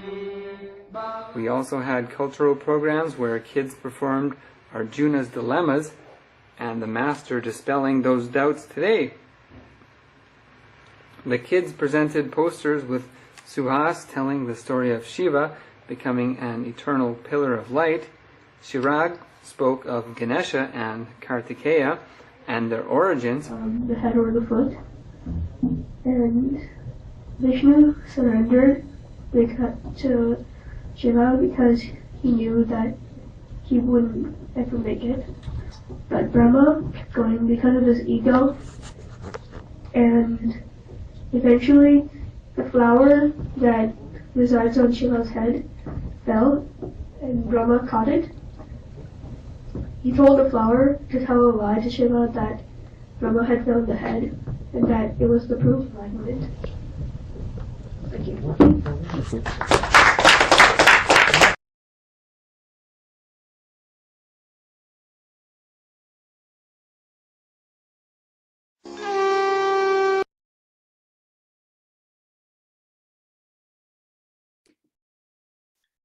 We're now entering into the 25th of February 2014.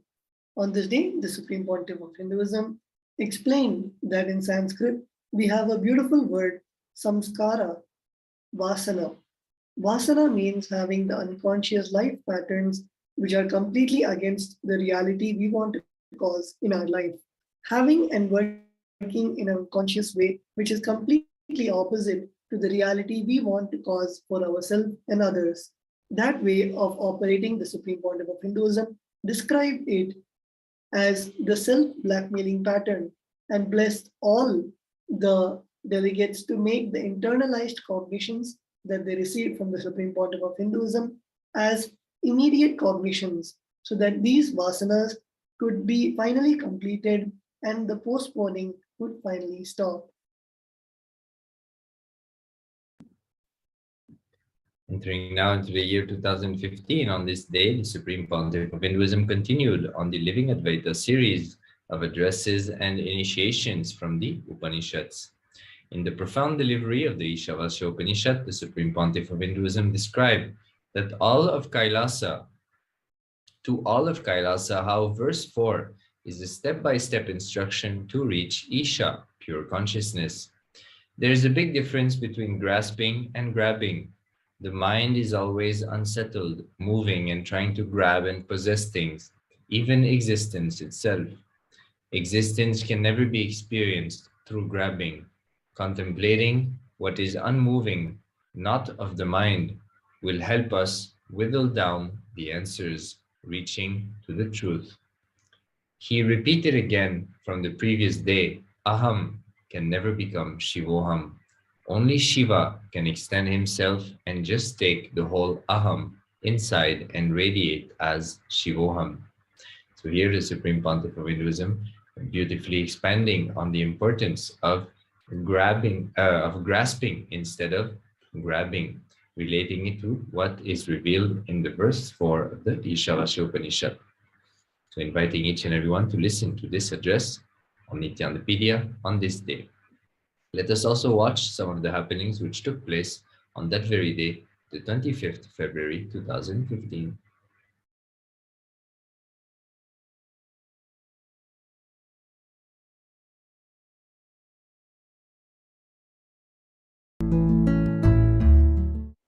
Today, Rajarajeshwari Brahmotsavam, day 2.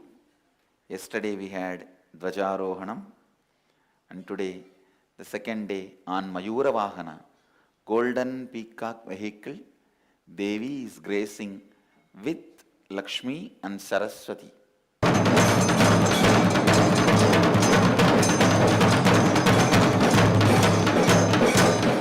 Only if you know is the creator maintaining, destroyer, you will even know you need to relate with him.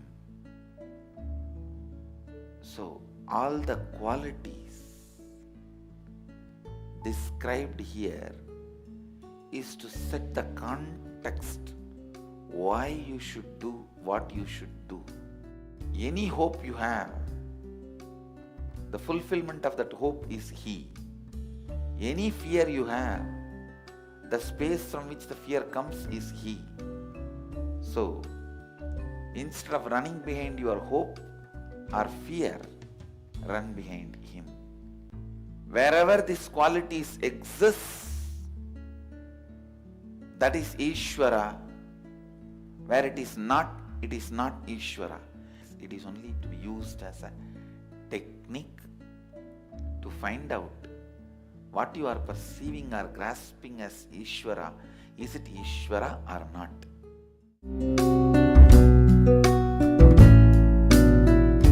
What I think is imaginer is a person who imagines, and imagination is the is the sort of perception they have about something.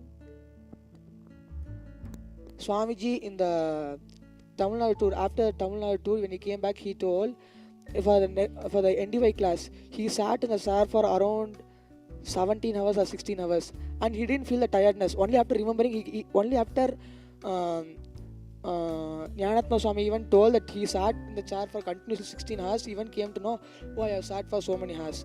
Means what? He is in action without like he is action in inaction. I want to feel the tiredness. Whereas in tamas, you use you don't use your mind, but you use your body a lot. What I feel is Isha is unmanifest and Ishvara is manifest. In one of the Satsang, Swamiji told, mind is like an untrained child.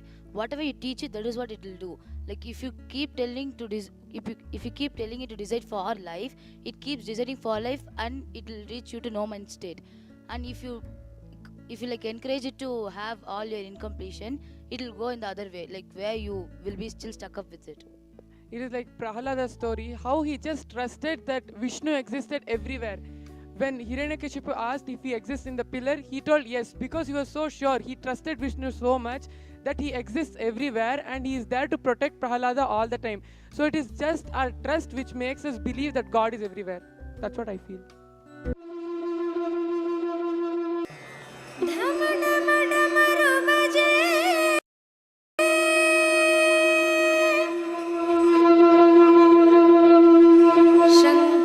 Shiv Shankara नित्य Shankara Shambho. Varanasi. The place is called Avimukta Kshetra, never forsaken, originally called as Anandavana. This city is older than history itself, older than legends itself. Mahadeva settled here when he was carrying the human body. This is the first city Mahadeva created, and this is where he started teaching the great science of enlightenment to the world.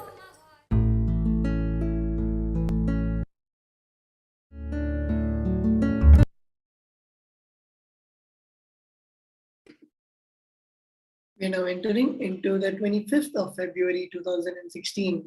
On this day's presidential address, the Supreme Pontiff of Hinduism continued to expand on the introduction of Kena Upanishad, the second of the primary Upanishads.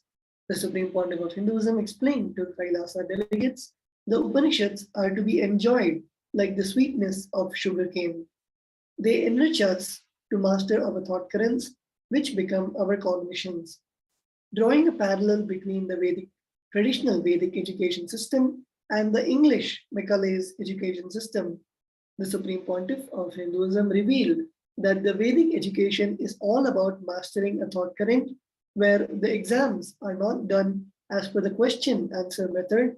Rather, a student is prepared by making him speak on a specific thought current to verify if he or she can spontaneously express that idea.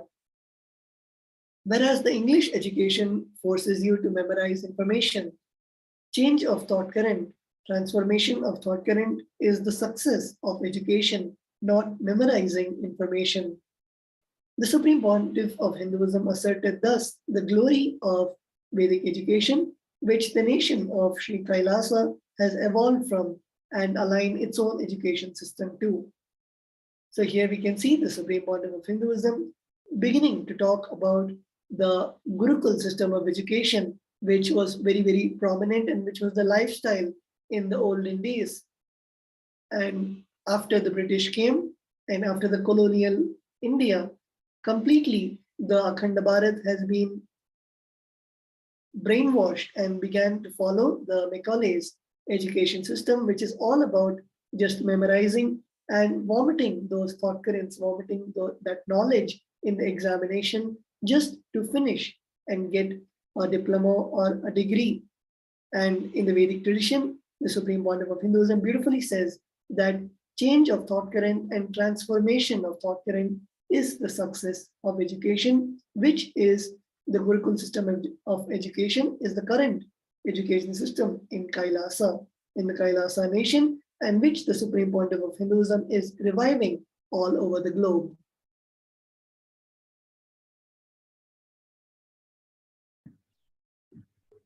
Entering now into the year 2017, on this day's presidential address, the Supreme Pontiff of Hinduism, Bhagwan Nithyananda Paramashivam, continued the celebrations of Mahashivaratri by blessing Sadashivam Convention participants and Kailasa delegates, diplomats, and disciples with another inspiring paramanifestation demonstration. To this date, disciples of the Supreme Pontiff of Hinduism have now demonstrated to the world various powers of the third eye: blindfold reading, remote viewing, body scanning, materializations of solid objects, consciousness over matter, and many more. So here we can see few pictures of the manifestation of those powers after being initiated by the Supreme Pontiff of Hinduism.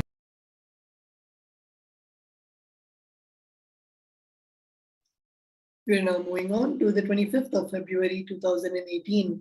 On this day's presidential address, the Supreme Pontiff of Hinduism expounded on the cosmic principle Yoga Chitta Vritti Nirodha in his now infamous Superhuman Yoga Convention. During this day's revelations, the Supreme Pontiff of Hinduism elaborated on the truth that yoga is the divine entering into man. The Supreme Pontiff of Hinduism explained that if a man merges into the divine, it is dissolving the mind. Yoga is the union of the divine with man.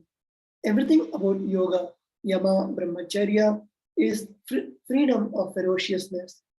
He used the example of aparigraha, which is just a ferocious response. So here we can see the Supreme Pontiff of Hinduism giving the authentic meaning to yoga and giving the authentic definitions and the characteristics of yoga as per the Sanatana Hindu Dharma. As nowadays, the West and practically everyone who does not follow the authentic sources think yoga is just to bend the body or just to have a peace of mind. But the Supreme Pontiff of Hinduism beautifully explains that yoga is the divine entering into man. So with having this context of yoga, anyone wants to discover more about yoga and practice the Nithyananda Yoga can go forward to the official YouTube channel of the Supreme Pontiff of Hinduism, where the Supreme Pontiff of Hinduism has given so many discourses on yoga and how we can practice yoga in our day-to-day life with the ultimate context of enlightenment. Let us now see a beautiful excerpt from the satsang where the Supreme Pontiff of Hinduism reveals what is yoga.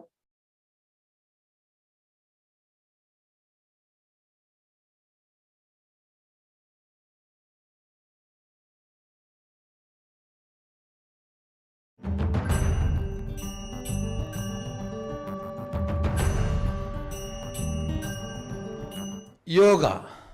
How many ever times I define this word will remain as a mystery. I'll try to define once more. Yoga is the science which makes the divine to connect with you. Listen, not you to divine. No. Not drop into ocean, but ocean into drop. Understand? Nowhere yoga is described as union between man and divine. Even Patanjali says yoga chitta vritti nirodha, means he is not saying yoga is mind getting dissolved. No. No. Cessation of the mind. Not heart attack, but cardiac arrest. There is a difference. If a man merges into divine, dissolving the mind. Patanjali is not using that word. He says, Chitta vritti nirodha. Cessation of the mind means divine entered the man. Only if divine enters the man, cessation happens. If a man enters into divine, dissolving may happen. Understand, it is not drop entering into ocean, ocean entering into drop. Yoga is union of divine with man. Understand, look at the whole yoga and yoga sutras, yoga shastras from this one understanding. You will understand what I want to reveal by the name of yoga. Everything of yoga, yama, don't see as moral or values. No, it is freedom of ferociousness. Brahmacharya is not moral or value. It is freedom of your ferociousness. Aparigraha is not moral or value. It is just ferocious response to this whole cheating economy. I'll tell you, if you think man to divine, you will be man forever. Even after 90 years of spiritual practice, you will look back and remain. The day I started, what kind of anger, jealousy, lust, all the problems I had, the same thing still I am having. I don't know when I am going to progress spiritually. You will die with SDHD. Never man to divine. It is always divine to man. The beginning Shaktipada should be very clear. Your divinity merging into your humanity is your yoga, not your human side merging into your divine side. Understand?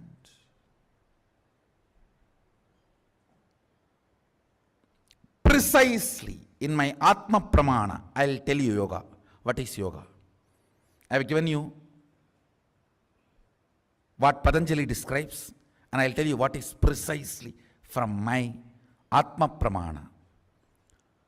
Strong cognitions exploding into your system and changing your whole brain's alchemy,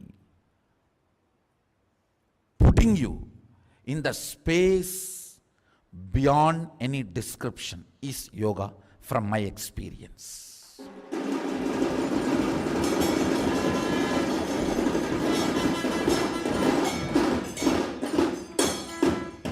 The cognition, right cognition can just shake your brain. It can just churn your brain and release such intense ecstasy into your system. That ecstasy builds the whole new body. Understand? Asanas are to align your physical geography to cosmic geography,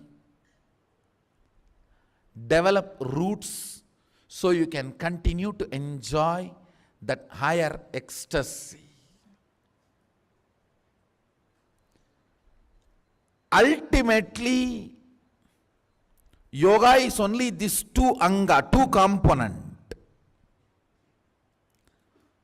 Through the intense, powerful cognitions making this ecstasy rain happen in your brain and flexing your body, aligning it so it grows the roots to retain and continue to enjoy that ecstasy, that alchemy happening in your brain. Understand, listen carefully. Yoga is just these two components. It's only these two components. understand the whole field of yoga should be studied from this lens. Divine entering into man. Powerful cognition is the way divine enters into you first. Whenever there is a powerful cognitions inserted into your system, you are initiated by your Guru. Even if you are initiated by one powerful cognition by the Guru, after that you can never fall into delusion, slumber.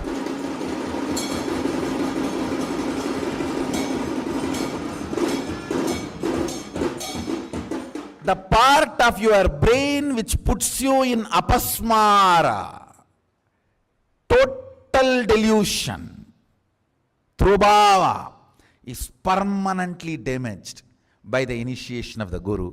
So you can never ever fall into the apasmara, into the delusion again forever.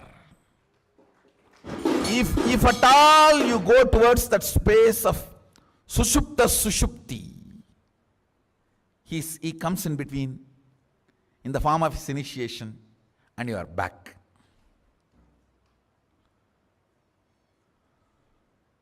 I tell you, yoga is from divine to man.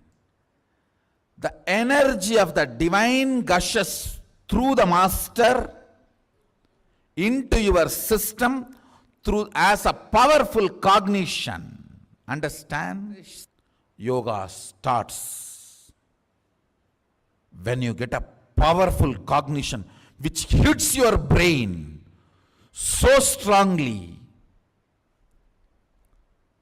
Alcohol, drugs, opium, marijuana, all will look as silly. This powerful cognition hits you with such strength.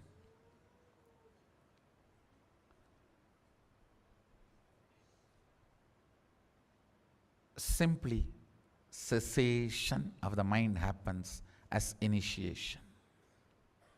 Whether you know it or not, you are going to realize you are Amritasya Putra, sons of immortality. The Putra word, if I look a little deep, I will not even translate as son, I will translate as extension.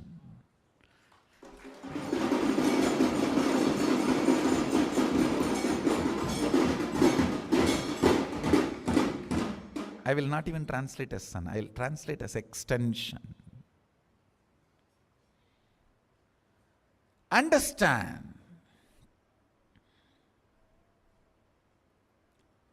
This is the major difference between yoga of Vedas and Agamas and the yoga of modern day Bogamas. And I wanted to insist on one more important point. Please understand, yoga is ritual. This is one of the important revolution statement I am making. Yoga is not spiritual. Yoga is ritual. You have to do Achamana. You have to invoke Sadashiva. Only then you start doing yoga.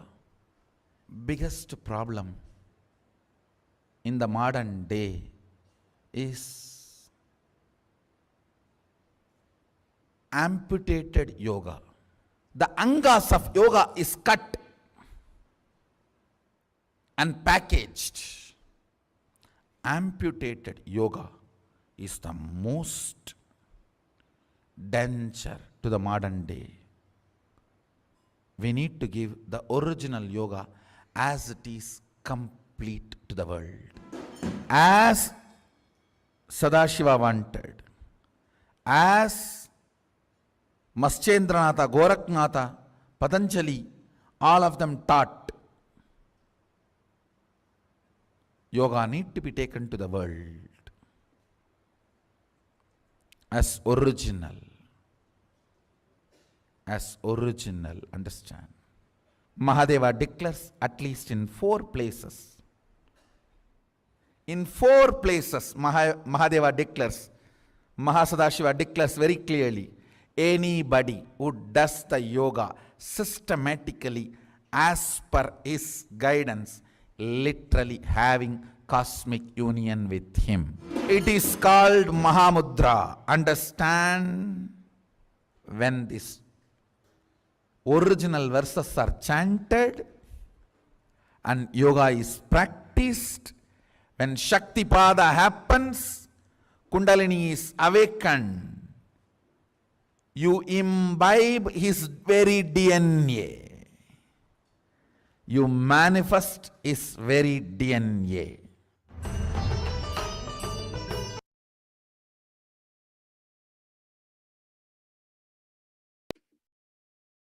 We are now entering into the 25th of February 2019. On this day's presidential address, the Supreme Pontiff of Hinduism released another Nithyananda Paramashiva Devalayam Darshan from Adi Kailasa. 4 Kailasa delegates and diplomats and disciples located in embassies outside of India. These daily darshan videos are amongst the highest requested videos for the Nithyananda TV broadcast. So let us now take a few moments to have the darshan of the deities of the Nithyananda Paramashiva Devalayam.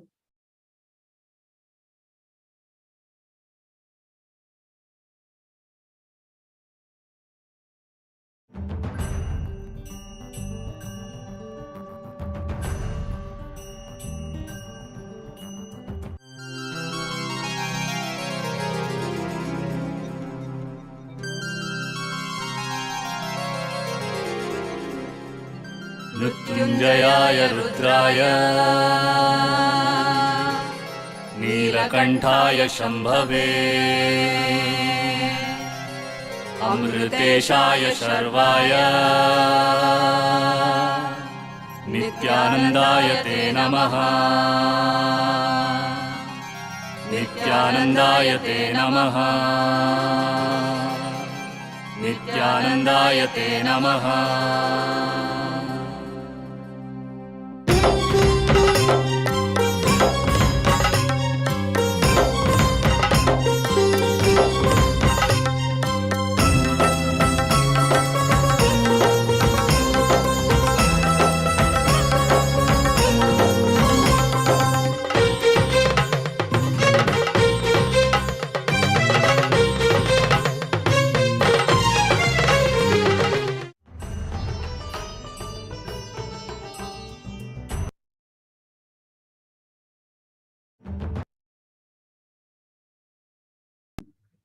Yes, so after having had darshan, the deities, we are now entering into the year 2020. On this day's presidential address, the Supreme Pontiff of Hinduism, Bhagwan Nithyananda Paramashivam, expounded on the cosmic principle. The source of Tyaga is directly the prana of Paramashiva. On this day, the Supreme Pontiff of Hinduism also announced that he would share for all Kailasa followers the powerful Bhairavas compiled from the Agamas, Tantras, Puranas, as well as the process for the Akashic record readings, including the original sacred sound awakening, Mahakalavairavā, in all chakras, energy centers of the body. This day was also the 9th day of the Paramashivaratri Brahmotsavam and the birthday of Sri Ramakrishna, who the Supreme Pontiff of Hinduism recognized as the avatar of Varistha and a strong influence on his own life and manifestation of the Kailasa nation. The Supreme Pontiff of Hinduism also announced the 16 ministries of Sri Kailasa and the Lila Dhyana Convention.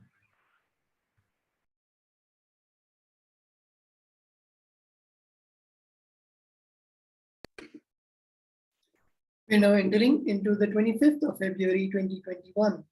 On this day, the Supreme Pontiff of Hinduism began with the acknowledgement and celebration of the 9th day of the Rajarajeshwari Brahmotsavam. Then the Supreme Pontiff of Hinduism began to reveal the truth that possibilities of consciousness is a simple reality. The Supreme Pontiff of Hinduism gave an example of this in the field of health, a long life. Even immortality isn't just possible, it is a simple reality. The Supreme Pontiff of Hinduism proclaimed the Hindu tradition, the framework for for the nation of Kailasa, knows all about this science. The Supreme Pontiff of Hinduism stated that many people have achieved Chiranjeevi Pada, from Mahabali to Hanuman to Mahavatar Babaji. The science of immortality, he says, not only is a reality, it is easy. Just a simple dietary change. The things you eat, the way you eat, you need to change. And if we can detox and remove the parasites and microbes sitting inside your body and triggering you, then just a proper diet is needed, which is a simple, easy lifestyle.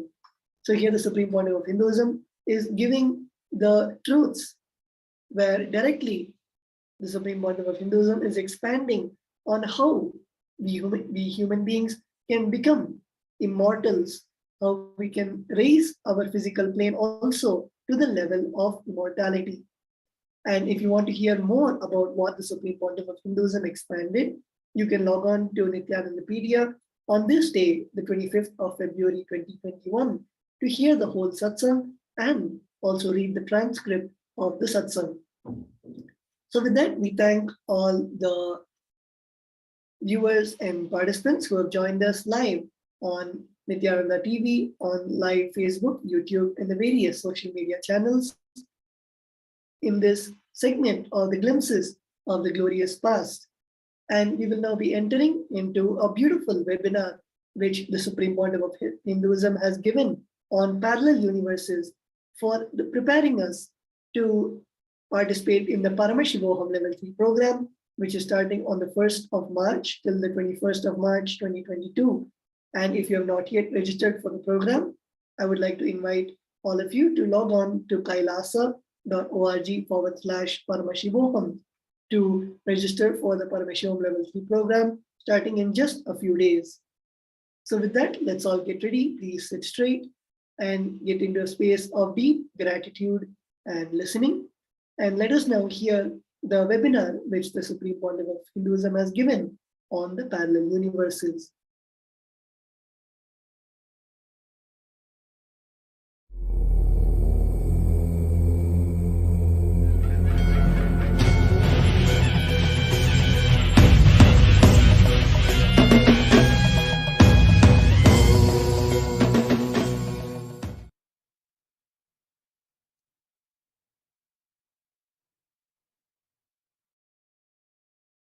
Paramashiva's message.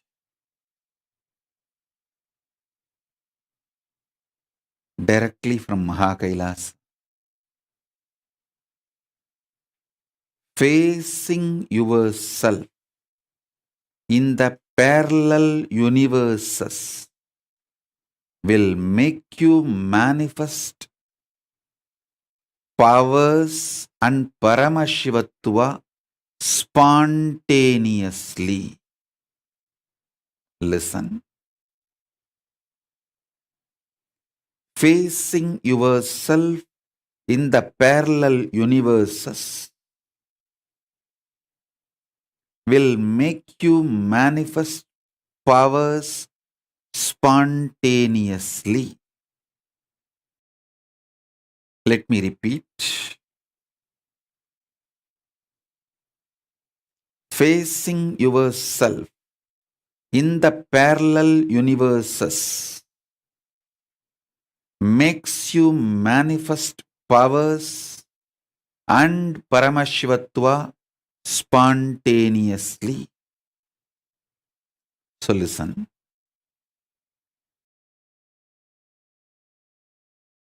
Asserting your identity,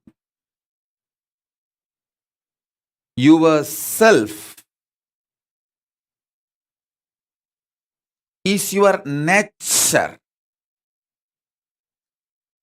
Assuring your higher existence to yourself, giving you the experience and opening of your higher existence to yourself is my responsibility. Listen. Asserting your self, asserting your identity is your responsibility. That is the way you live. Wherever you go, you assert your identity. You manifest everything as you identify yourself. It's from that point, that unit with which you measure everything. The unit of your life is your identification about you. How you perceive you is the unit with which you measure whole universe. If you identify yourself as a joyful person, you measure the whole universe with that unit. If you identify yourself as a rich person, you measure the whole universe with that unit. If you identify yourself as a poor person, you measure the whole universe with that unit. How you assert yourself is the unit with which you measure universe. That's the way you live. That is your responsibility. That is your existence. Introducing your higher existence in parallel universe, asserting your higher existence in parallel universe, reassuring about your higher existence in parallel universe, initiating you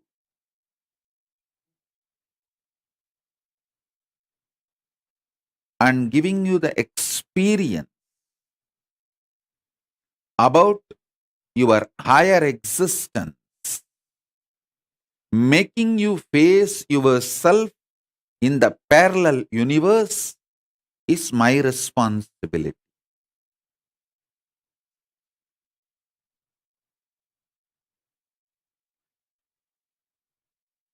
As a living manifestation of Paramashiva, Paramavatara of Paramashiva, it's my responsibility to introduce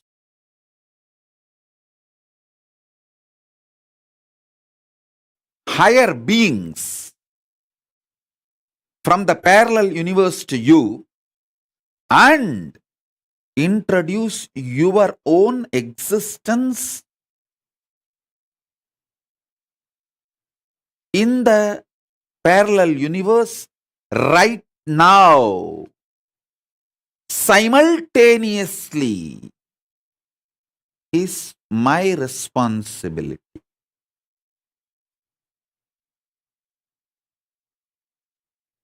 Now I'll give you simple understandings, few understandings. Listen.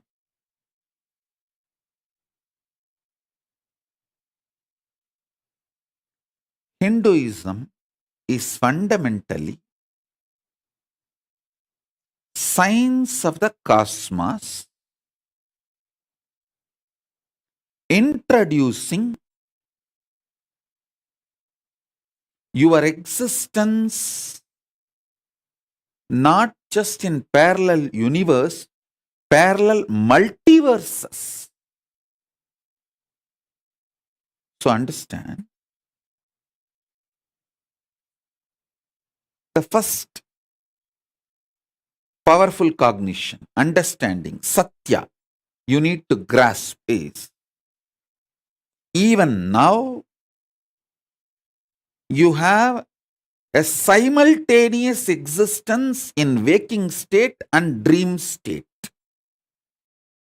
That is why very casually, spontaneously, you can slip into dream state and come to waking state without any effort. Sometimes when the brain fog is too much, you start feeling that there is no gap between the dream state and waking state. I can see when people stare into my screen, I tell them, I am in front of you in waking state. Please don't mistake, I am appearing in your dream state.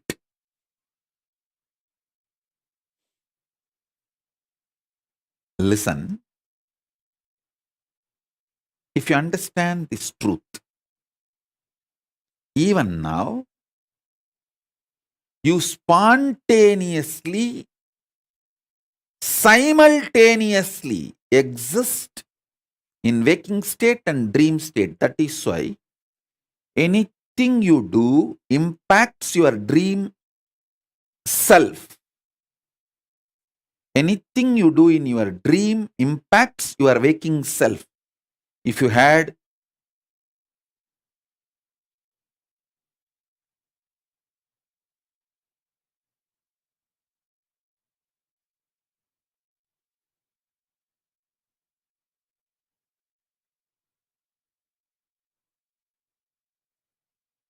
I'll give you the example.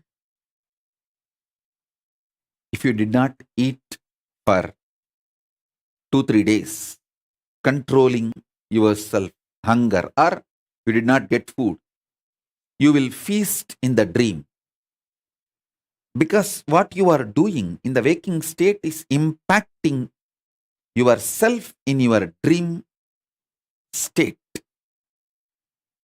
Same way, never use the restroom which you see in your dream. It's a trap. If you use the restroom in your dream, it is going to impact your waking body, the body which you use in the waking state. So, wake up to the truth. You can exist in more than one place simultaneously, spontaneously, slip into the different existences smoothly, easily. This is the first truth you need to cognize.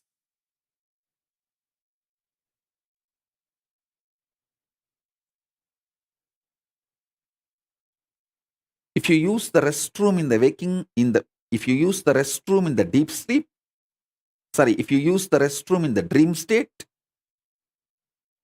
you will be emptying your bladder in the waking body, waking state body. If you suppress your hunger in the waking state, you will be feasting in the dream self, in the dream body. This is a very simple example I gave. I can get into the detailed, deeper examples. Paramashiva gives an elaborate understanding in Vedas and Agamas about the dream and how deeply your dream self and waking self is deeply connected. Don't even think the Freudian gang can understand the depths of Paramashiva. Listen. Don't compare the knowledge of Paramashiva to Freudian gang's theories. No.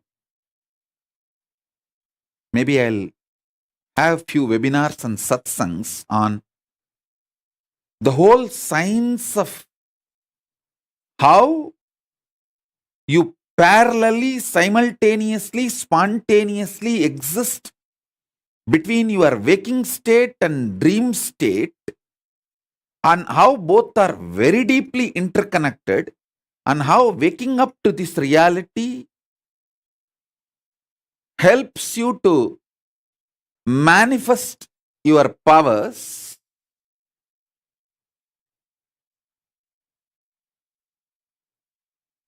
elaborately.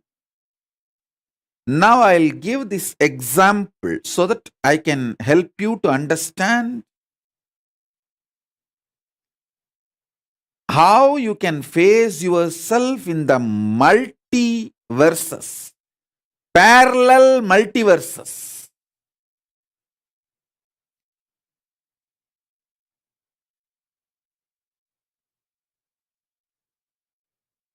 So for now,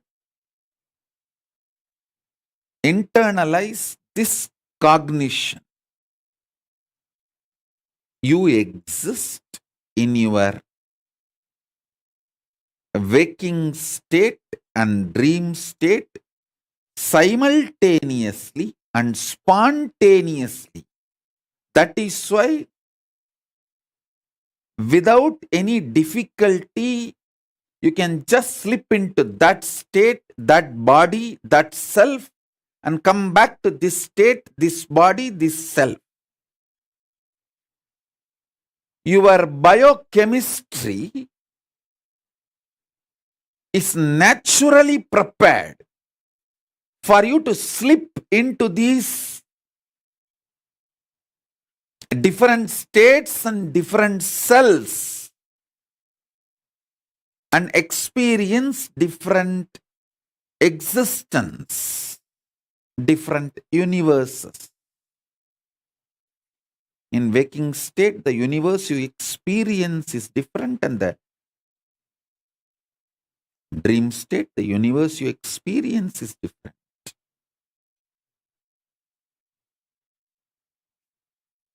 So with this understanding, expand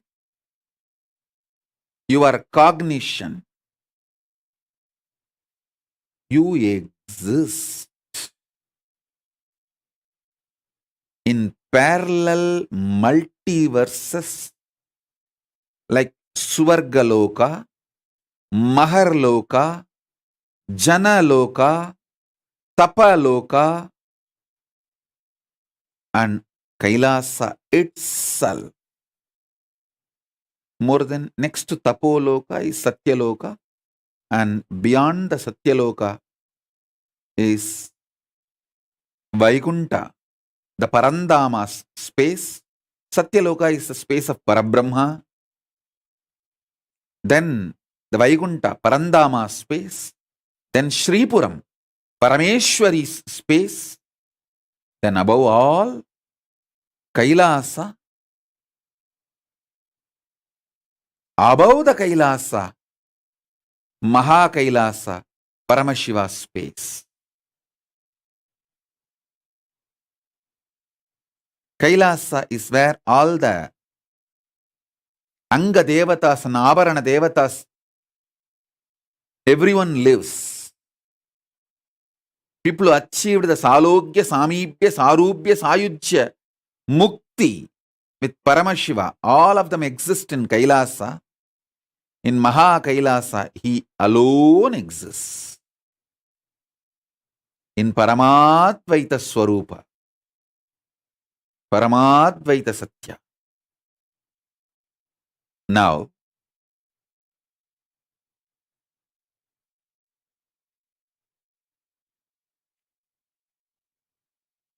if you understand and start facing yourself in the parallel universes, parallel multiverses, first thing will happen to you is you will understand the whole cosmology and cosmos logical. The logic of the cosmos. Logic of the cosmos is natural law of life, dharma. Listen. If you understand the logic of the cosmos,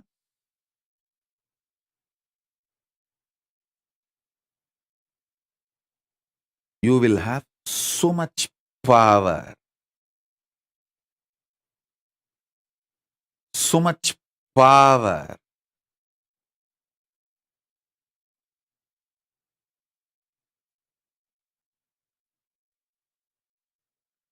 Your DNA will be just empowered, fully awakened. Listen, fully awakened.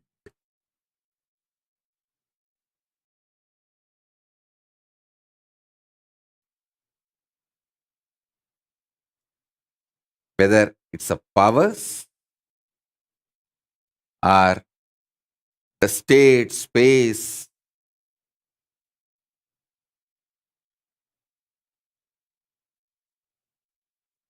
listen intensely. Whether the state, space, powers of Paramashiva or Paramashivatva itself. Your DNA, your biochemistry is capable of spontaneously, simultaneously slipping into the parallel universe, parallel multiverses, and face yourself. Please understand how spontaneously your biochemistry is capable of giving you the experience of the dream state and waking state. Same way, your DNA, the awakened DNA through initiation. Once your DNA is awakened through initiation, its biochemistry, its bioenergy is capable of giving you spontaneous, simultaneous experience of yourself in higher lokas. Listen. Even one glimpse will make you understand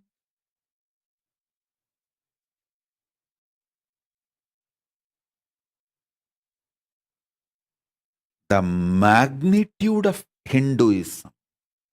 What Hinduism is capable of doing to human beings.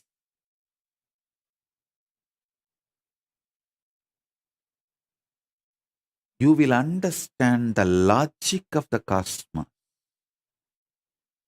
See, in the cosmos, killing a fly, bee, ant, and killing a man, all one and the same. If you understand that,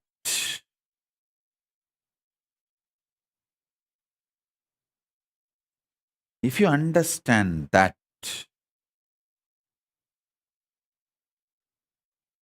you will become such amazing, beautiful, sweet, life positive being. If you will radiate so much life positivity, you will celebrate you will celebrate others, you will celebrate life, you will celebrate existence.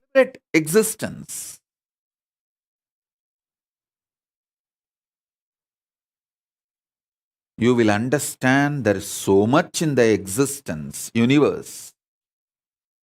No need for jealousy, competition. Nothing is required. Because there is so much.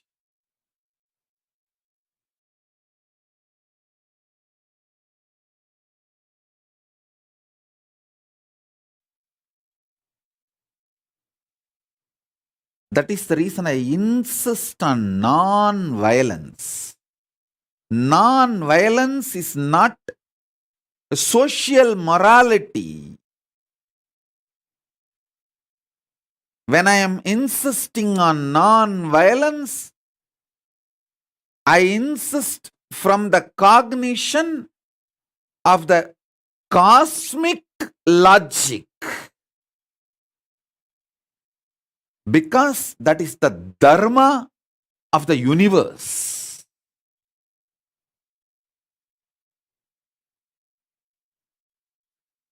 A pure non-violence without hypocrisy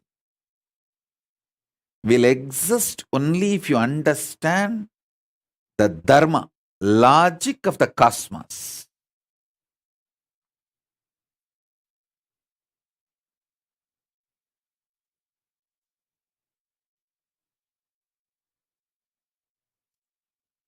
You will become so life positive. Not only all competitions will disappear, you will become a powerful being who shares everything.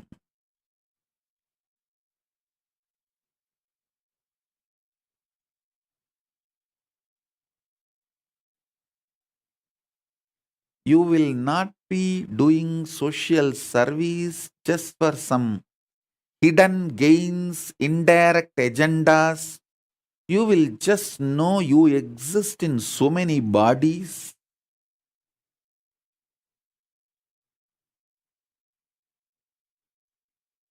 You enjoy life in so many ways. It is like spontaneous sharing. Listen.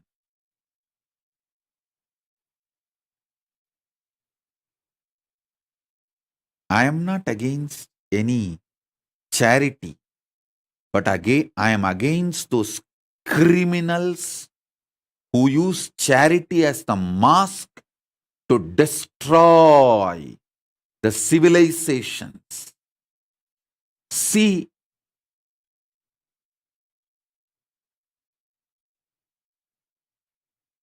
in how many countries the indigenous population was destroyed in the name of charity by organized missionary militants and militant missionaries. I was actually thinking only in India we were suffering. See, till I started traveling outside India, I was thinking that only in India our indigenous education system was destroyed brutally by the militant missionaries and missionary militants. And even now it is getting destroyed brutally by the missionary militants and militant missionaries. I was thinking only in India it is happening.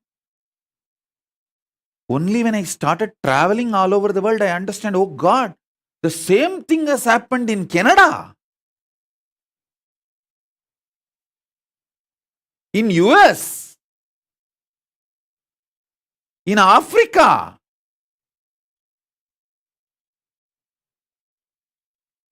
In every country, how the indigenous kids were destroyed. Not only mentally, psychologically, emotionally, even physically killed. How many thousands of unmarked graves? In India and South Africa and all, not even graves are left. Just people, kids are burnt. Killed and burnt over. Using the charity as the mask for destroying civilizations. Oh God. That's the worst thing. And still those killers, mass murderers, not only not repenting, they are continuing. The same gang, few hundred years before, few decades before, killed indigenous kids in Canada, US. The same gang is still sending people into my monasteries to destroy my gurukuls, terrorize my kids, waging lawfare. Even now my kids are facing the lawfare. Doesn't have a safe place to live their sannyas life or their Hindu way of living.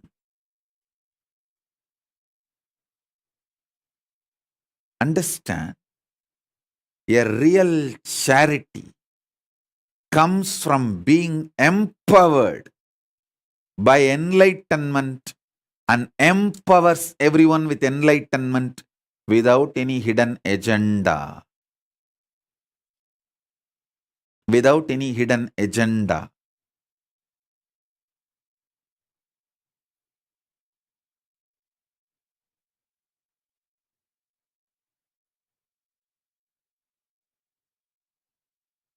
It's not that Hindus were not running the charitable schools, colleges, but never converted. Hey, before these militant missionaries and missionary militants invaded India, we were having millions of gurukuls.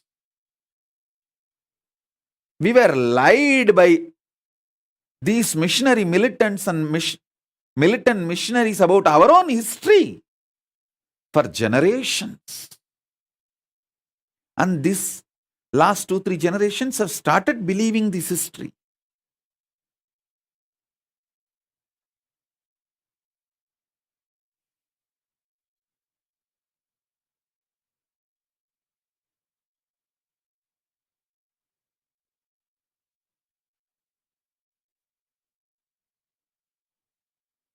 The whole glorious Sanatana Hindu Dharma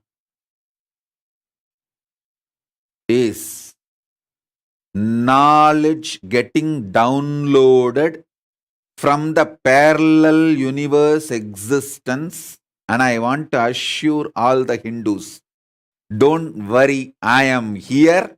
Still the downloading channel is open. I'll download all this knowledge.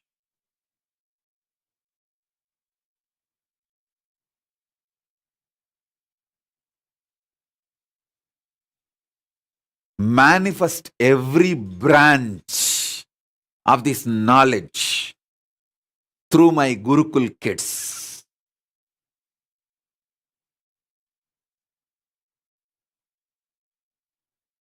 With the grace of Paramashiva,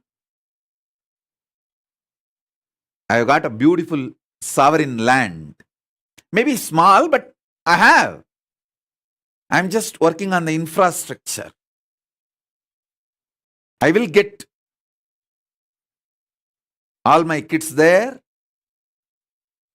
I'll regroup my sannyasis, my Gurukul Balasans with the grace of Paramashiva. We will regroup ourselves. I'll bring all this knowledge because Hinduism has too much to contribute, and all the great, sincere, hard work, intelligence, effort my ancestors have put to build this ecosystem and civilization, to bring all those great things from the parallel universe to this planet Earth, cannot go waste. I will not let my rishis die. I will not let my Guru Parampara die.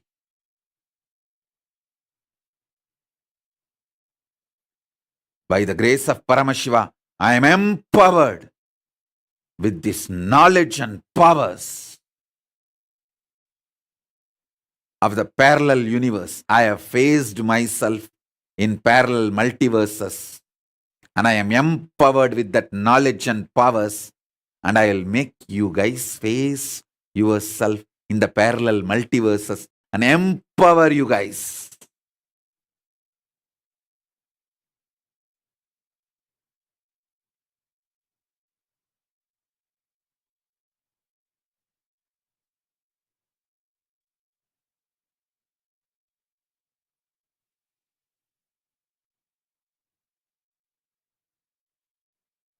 With the grace of Paramashiva, neither I can be destroyed, nor the ecosystem my ancestors, my Guru Parampara has built can be destroyed.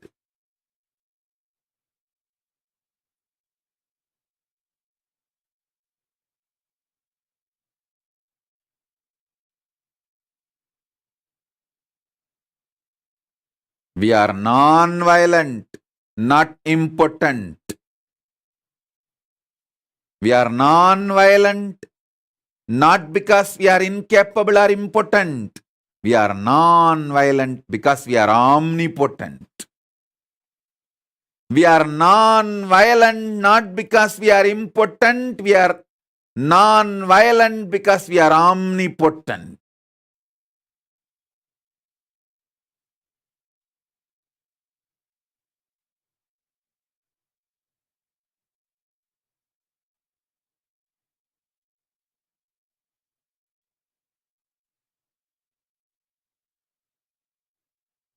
I will empower each one of you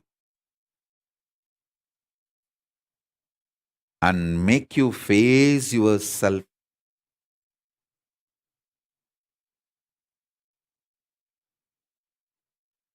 in your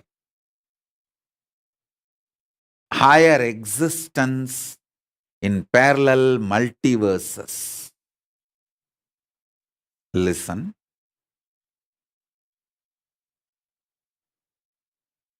I am making simple statements. Listen intensely.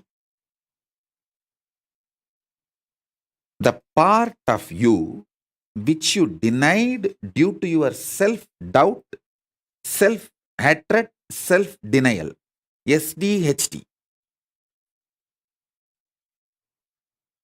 The part of you which you denied due to your self-doubt, self-hatred, self-denial.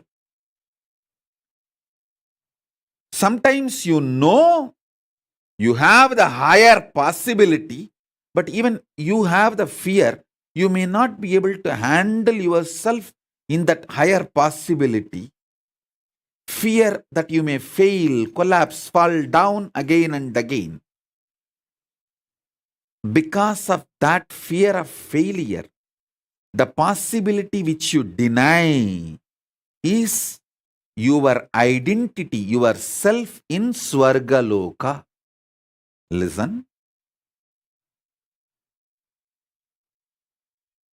Listen carefully. I am repeating.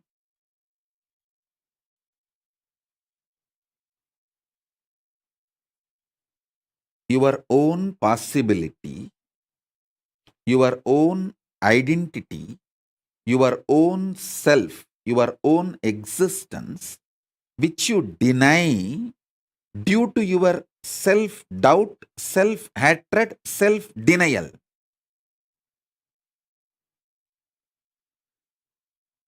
That part which you denied due to your SDHD and fear, that part is your self in Swargaloka. Just yesterday I received a message from one of my brahmachari who ran away. He said, "Forgive me for running away and committing spiritual suicide. I love you, my life is yours. But I am afraid to come back because I am not confident about myself. I don't want to repeat running away again and again. But my life is yours."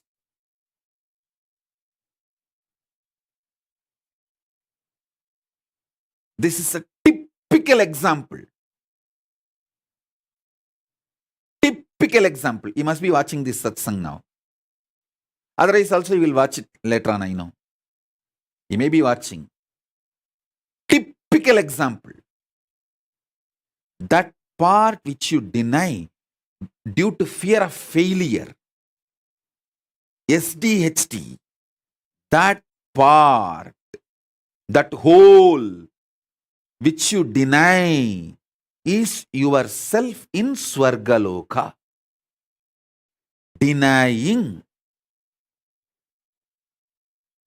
and living with the lower self is Narakaloka. Listen, listen. Listen. He sent a long message. Forgive me, Swamiji. He said that he has committed spiritual suicide by leaving me and running away from me. And he is not able to handle himself. And he is afraid to come back because he is not confident that he will not run away again. This is typical example of the small part denying the whole. The whole which you are denying is yourself in the Swargaloka.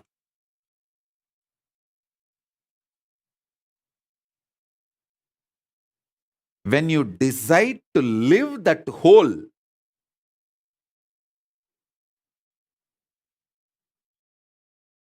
by being ferocious with your self-doubt, self-hatred, self-denial, saying, hey, if I fail, it's okay.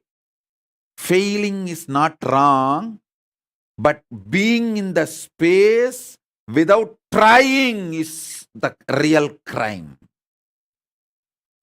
Let me jump, jump, jump and fail, nothing wrong. Try. When you decide, you reach the Sargaloka. You face yourself in the parallel universe of Swargaloka.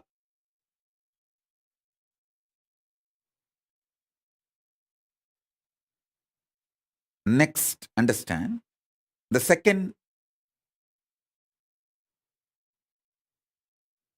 truth, powerful cognition.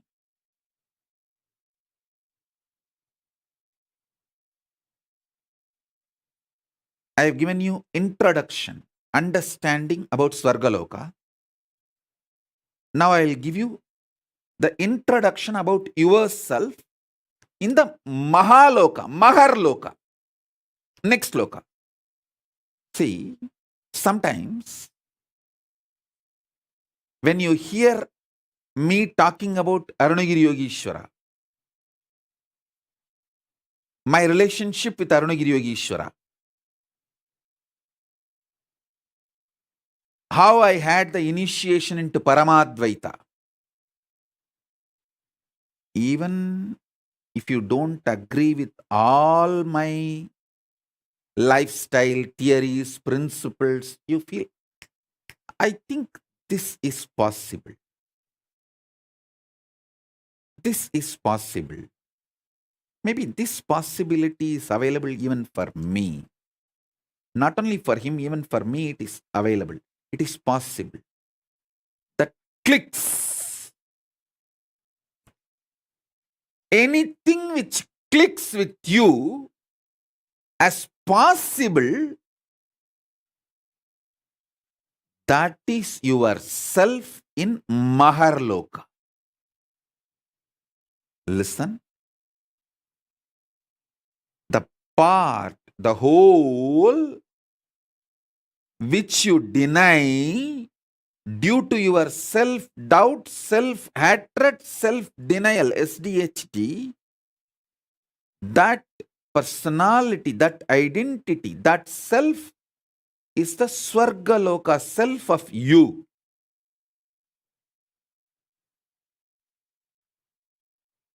when I describe my higher possibilities,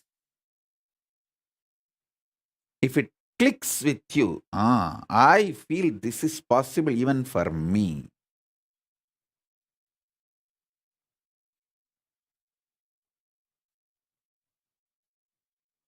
When I narrate about Arunagiri Yogeshwara or my death experience in Varanasi or my enlightenment experience in Arunachala or my experience of feeding Ganapati, how many of you feel, this is possible even for me? I don't think he is lying there. He may be doing many things which I may understand, may not understand, but he's not lying there and he's not telling lies. This possibility exists. Even I feel it is possible for me. How many of you click with those possibilities? Raise your hand. If it clicks with you, that personality, that self of you, which clicks with the higher possibility, is your identity, your self in Maharloka, Mahaloka.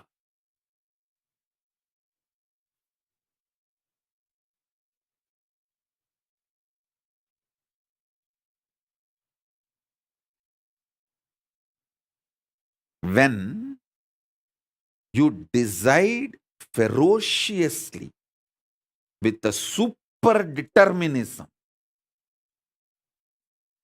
will, persistence to face your highest possibility which is clicking with you,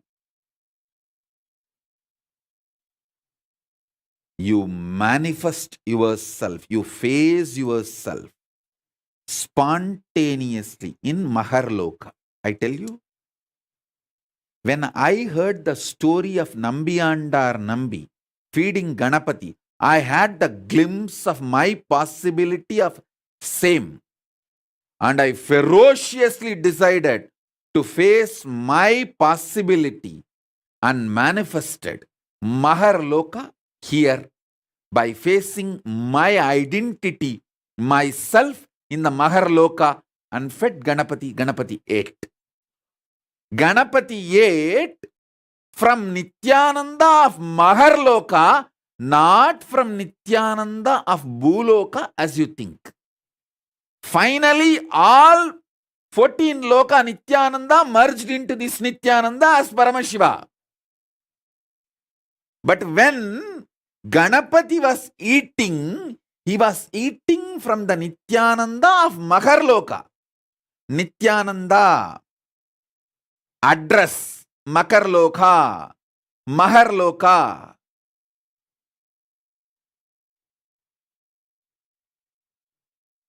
Nithyananda who stays in Mahaloka, from his hand Ganapati ate.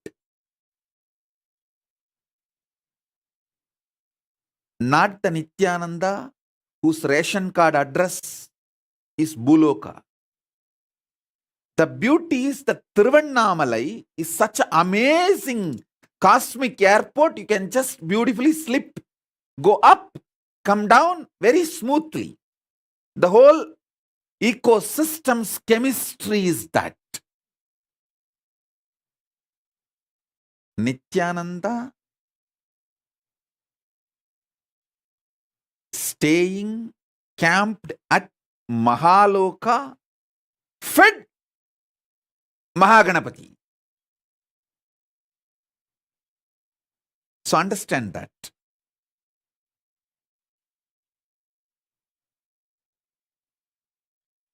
Janaloka means where billions of beings exist in complete sync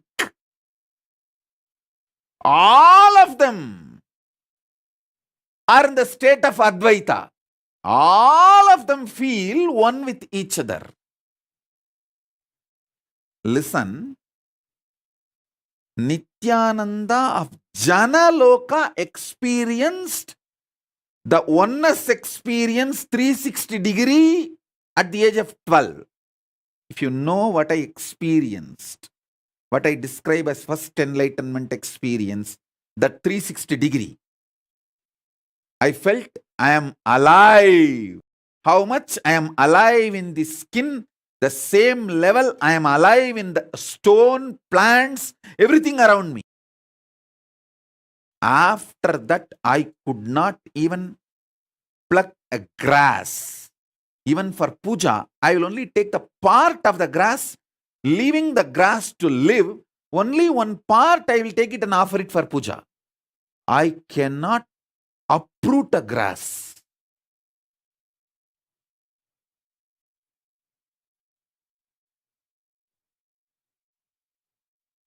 Because I know I exist. I exist. I exist.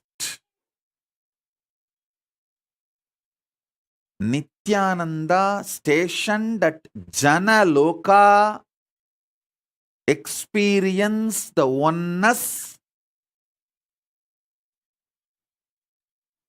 Advaita with everything, and landed into the Nithyananda stationed at Bhuloka.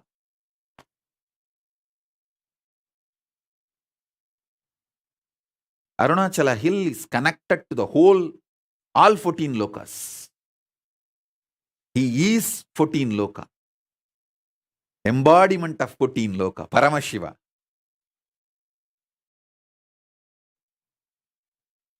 All 14 lokas are within him. Arunachala has the address in all 14 lokas. If you write letter Arunachala Bhuloka, Arunachala Swarloka, Arunachala Maharloka, Arunachala Janaloka, Arunachala Tapoloka, in all 14 lokas, there won't be any address confusion. Simply the letter will be delivered. Because in all 14 lokas he exists. And more.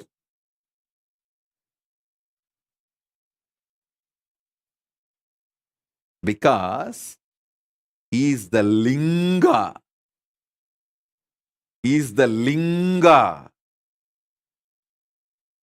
Not just Sangha. Listen. Kailasa is Sangha. I am not disrespecting Kailasa. I am giving you the understanding. Kailasa is Sangha. Arunachala is Linga. Paramashiva himself, deity,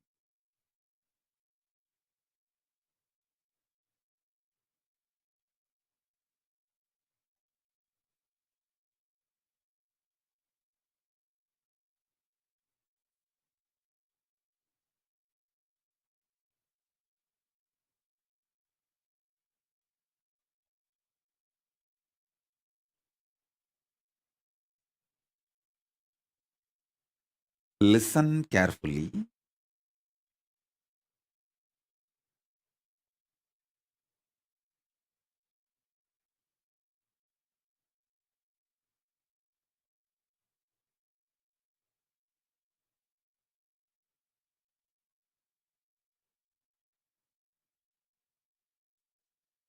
This Jana Loka, the glimpse of this Jana Loka only, I gave for Paramesha, my Gurukul kid. He had a hand fracture. The Advaita with me, how I did not have pain, that same glimpse only I gave for Paramesha. That's why when he had a fracture, he did not have any pain. He was laughing. He was behaving, responding, reacting exactly like me. The Janaloka, glimpse of the Janaloka he had when he had the fracture. The good thing is that it can be brought back easily because the kid had this before his chemicals and hormones took over him. See, before he could build this planet Earth, Bhuloka identity, he had that Advaita with me. So now it can be just pulled out. It can be brought back. It's not difficult. It's like a dusting the carpet. Carpet is already laid. All the identity he built after this Advaita of Janaloka is only the dust. It can be just like that cleaned. You just need a vacuum cleaner, nothing else. And he himself may be thinking this dust has become too thick. I am losing powers. I am not able to manifest that same kind of a Makar Loka that Advaita Swamiji gave me. Now it is not happening. I am struggling. Don't worry. It is too small. The dust looks like a identity because you are not able to throw it away on your own. I am a vacuum cleaner. When I just remove it, you will understand, hey, it was a dust, oh God. I was thinking it was me. I lost all my qualities and the great things Swamiji gave me. No. That is why I say, the age you receive it from me matters.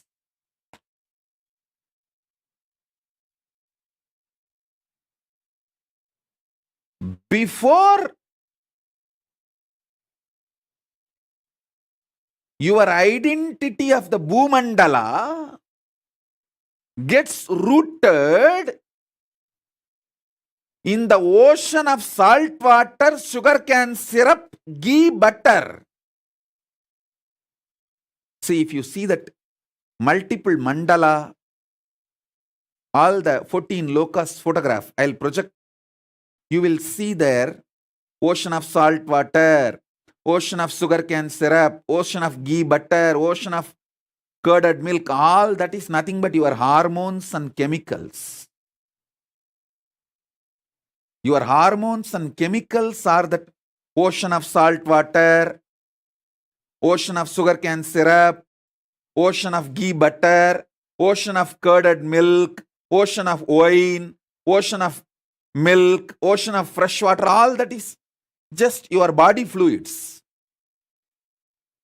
Before your identity gets built in the Bhumandala on your body fluids, if your Mount Meru, Standila, is established and connected to Mahakailasa, even if the ocean waves are there, they can't shake you. They can't disturb you. If Ravana tries to move Kailasa, Paramashiva, all he need to do is just put the thumb. That's all. Tuck over.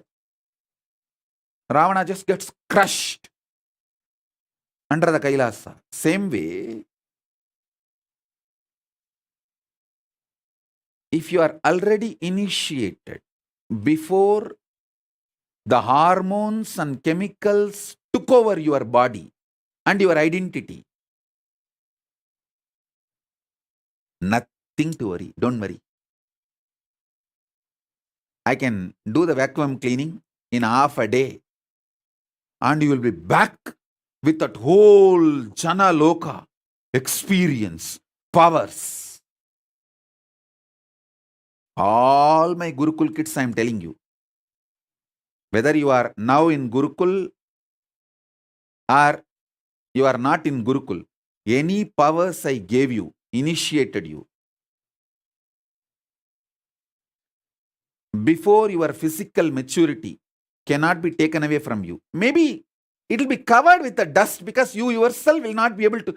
A carpet cannot dust itself.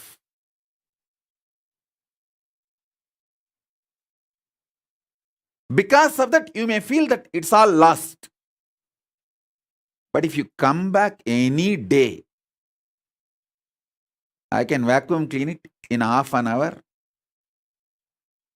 And the whole thing I gave you from the Jana Loka will simply manifest.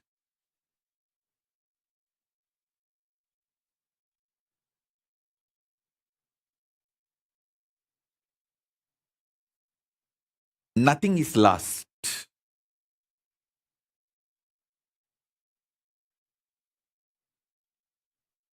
Nothing is lost. Only thing, till you come back, you will not be able to manifest it because the dust is... A carpet cannot dust itself by itself.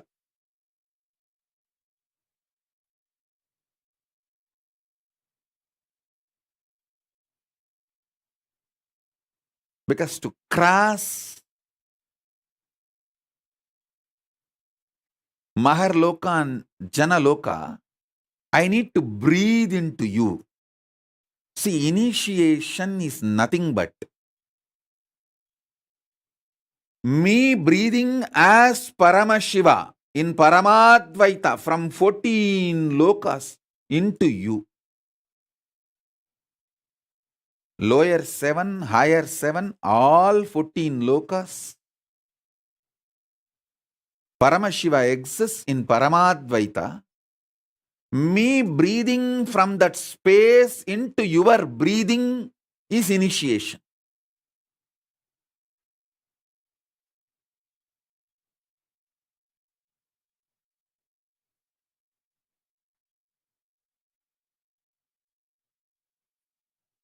Ma Tripuresha is asking, does it mean for the kids whose third eye is awakened too? Listen, if your kid had the third eye awakening, did the blindfold reading and power demonstration, manifested powers before his or her physical maturity, it is same. The moment that kid comes back, I can dust the carpet and bring whole powers of the Jana Loka back to him or her. Because all power manifestation initiation is given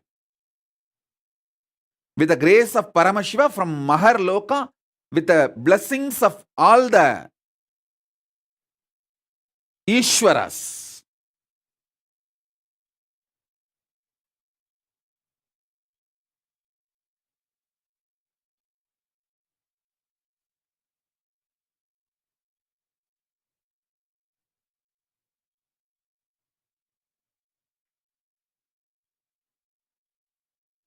So understand,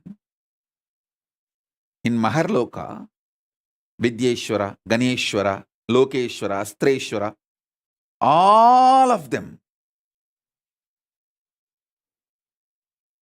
bless in the Advaita Swabhava with Paramashiva.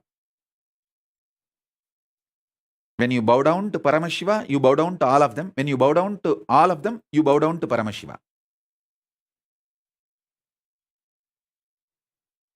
Surely Paramashiva is more than all of them put together. But in that space, all of them exist in Advaita, oneness with Paramashiva. So all power manifestation initiation is given to the Jana Loka identity of you. See, if you manifest a third eye power, you already faced yourself in Jana Loka. Now I can just reconnect you back to the Jana Loka just like that, casually. Like a dusting the carpet, that's all.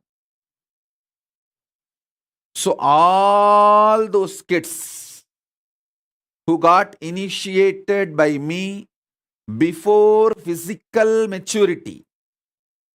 This Adya Agarwal is trying to tell, I got initiated before 21, get lost. No, don't try to sneak into the crowd.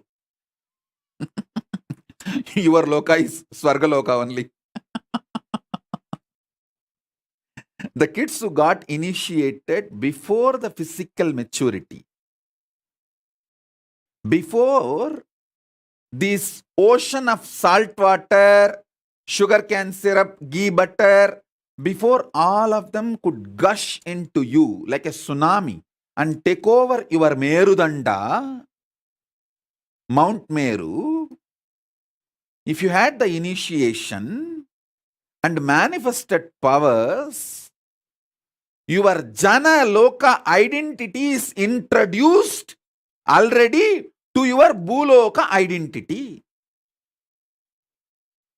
So I can brush it. I can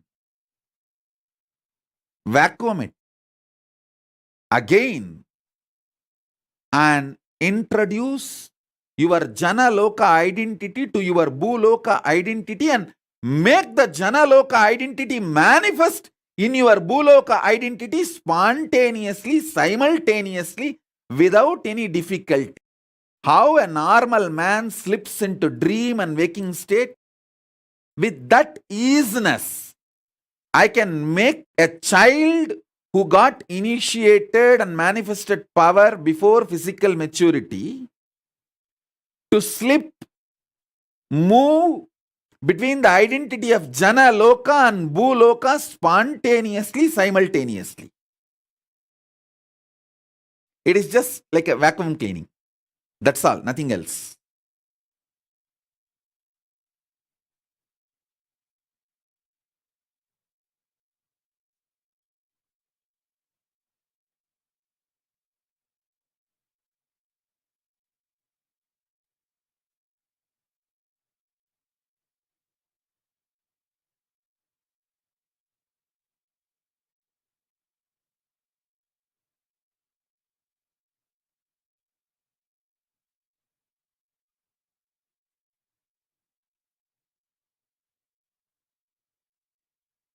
I'm seeing so many questions. Adya Agarwal is trying to say, am I included? No, you are not included. Be very clear. I am not going to lie to you. I am under oath from Cosmos. I have to tell you the truth as it is. And many people are asking, what if we did not find you until we were grown, Ma Nitya Jnaneshananda? Then do what can be done now. Instead of blaming the past, even now, if you put yourself, you can manifest not just Jana Loka, Tapa Loka, Brahma Loka, you can manifest Kailasa itself.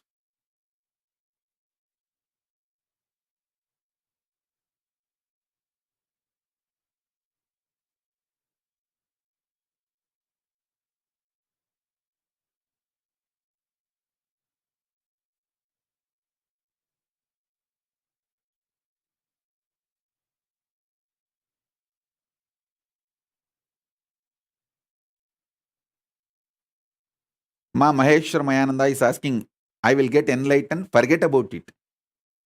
Forget about enlightenment, you will not be able to have an inch breakthrough till you fulfill the Guru Vak I gave you. As long as you are hypocritical and playing cunning games, you can continue to enjoy your delusion. I don't have a problem.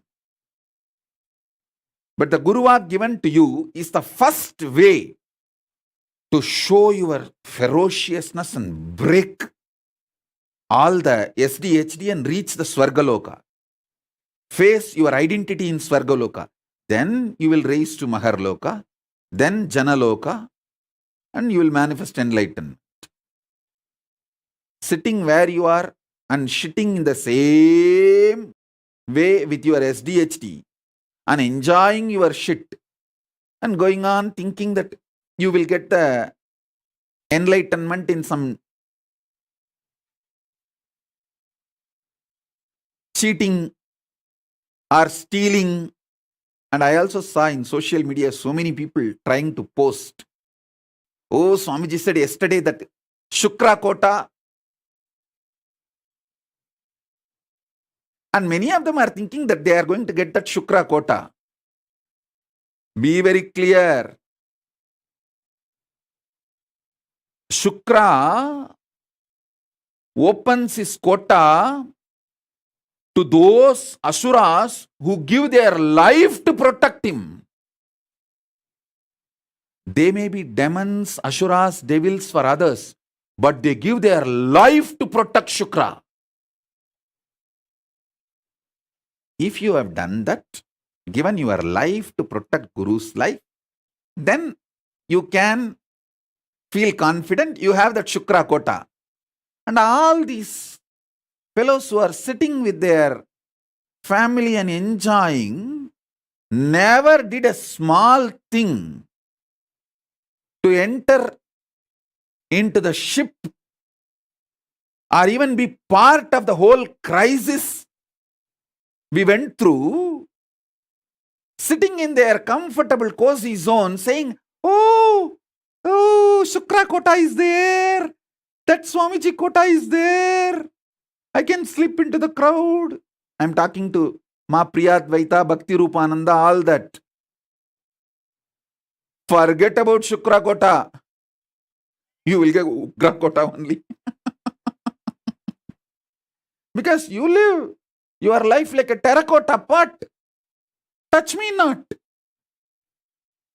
Terracottas may get Ukra Kota, not Shukra Kota.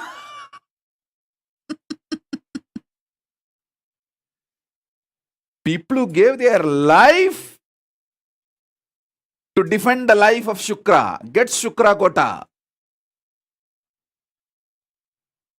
People who did not even get into the ship. There are some who got into the ship but jumped when there was little turbulence in the ship. The turbulence is actually to check the sincerity of the rats. See, when there is a turbulence in the ship, the rats jump out first. But you guys need to know, I am not just captain of the ship, I am the captain of the ocean itself. So I do the turbulence.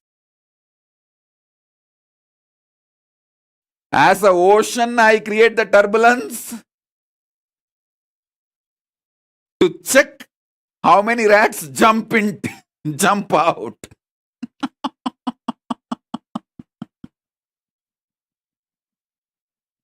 And tell those rats, jump out.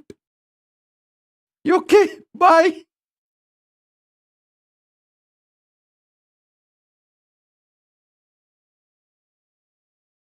At least those rats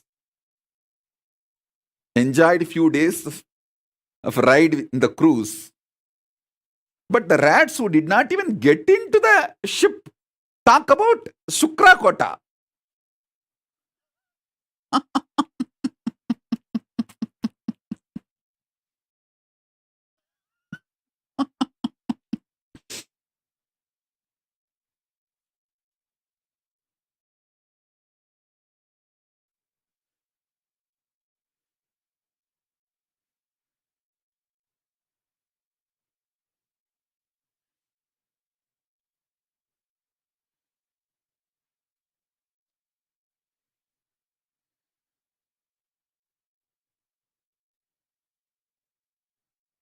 What all complicated hypocrisies people try to build within themselves.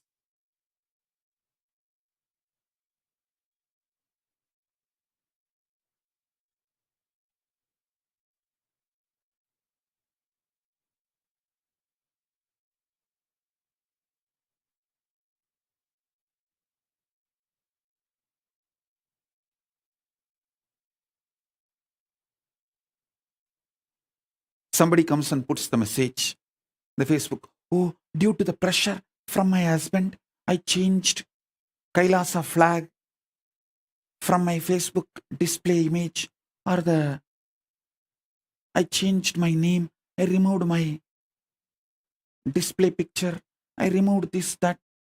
I know you will understand my difficulty. Yes, I understand. Please be with your husband. Enjoy.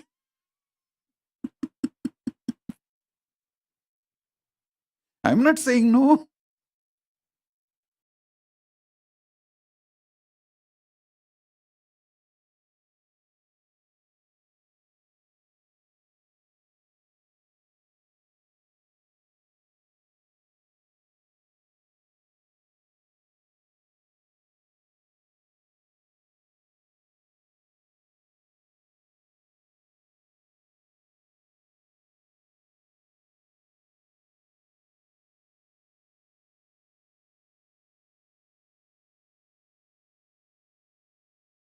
Kailasa is clear about the 7 prakaras.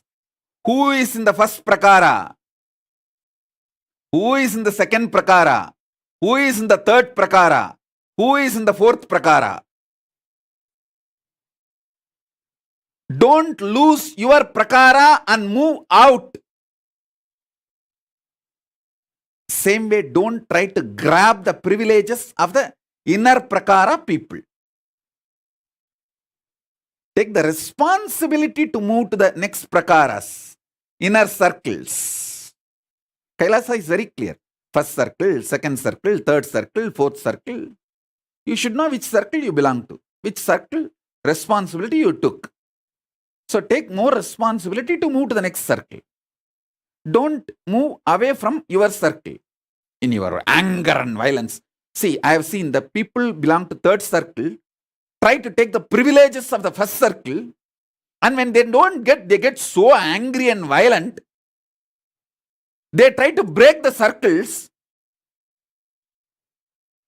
and they know it is not possible. Then they jump out and go out of the 7 circles. I have seen all these drama, all these games. Be in your circle for which you took responsibility. And take more responsibility to move into the next circles. Don't try to steal the advantage of the inner circles without taking the responsibility of the inner circles.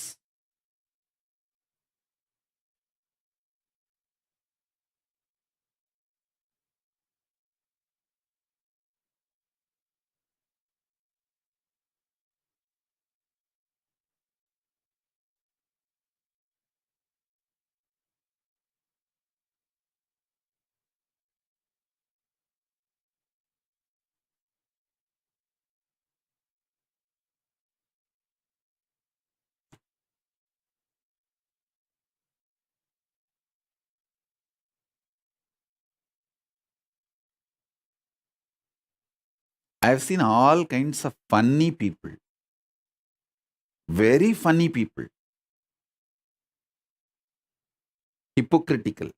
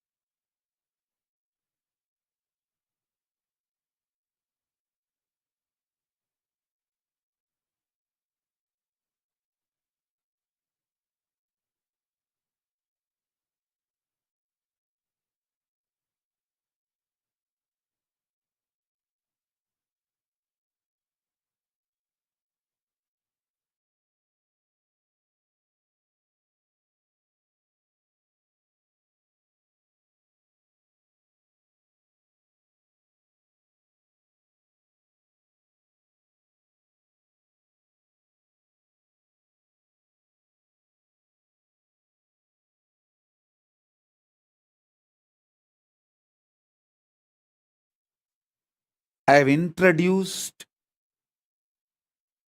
the right powerful cognitions of your identity in Swargaloka, Makarloka, Maharloka. Mahaloka, it can be called as Mahaloka or Maharloka. Mahaloka and Janaloka. Swargaloka, Maharloka, Mahaloka, Janaloka. Only these 3 I have introduced. Tapoloka, Brahmaloka will surely need elaborate introduction. Maybe I'll do that in further webinars or in the Paramashivoham initiations. Because I don't want to reduce the intensity because our time availability is less. I'll give you the essence. The whole, the identity, the self higher self of you, which you deny because of your self-doubt, self-hatred, self-denial, SDHD, that whole is your Swargaloka self identity. You stationed at Swargaloka spontaneously, simultaneously. All your possibilities which clicks with you. See, there are some people, when they see some karate exercises like breaking concrete blocks, they feel connected to it and say, hey, I think this is my possibility. Then your identity in Mahaloka is that. If you feel, when I narrate about Arunagiri Yogeshwara, my powerful experiences, me feeding Ganapati, if you feel connected to it and feel like, this is my possibility, then your identity in Mahaloka is that. The possibility which you cognize as your possibilities is your identity in Mahaloka.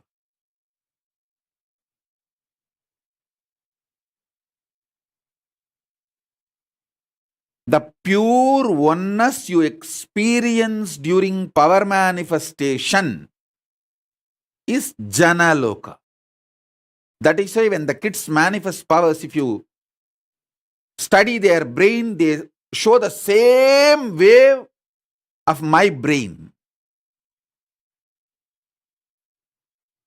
Because they are in oneness with me. We studied Prema Swarupa's brain waves when he was doing power manifestation and doing manifesting various powers and materialization and all that. His brain waves were exactly in tune with my brain waves. Because the brain was identifying, remembering, recognizing his existence in Janaloka and my existence in Janaloka and connecting with it. Janaloka is established in Advaita space. Only if you reach the Advaita space, you can manifest, you can identify yourself, face yourself in Janaloka. We did it scientifically itself.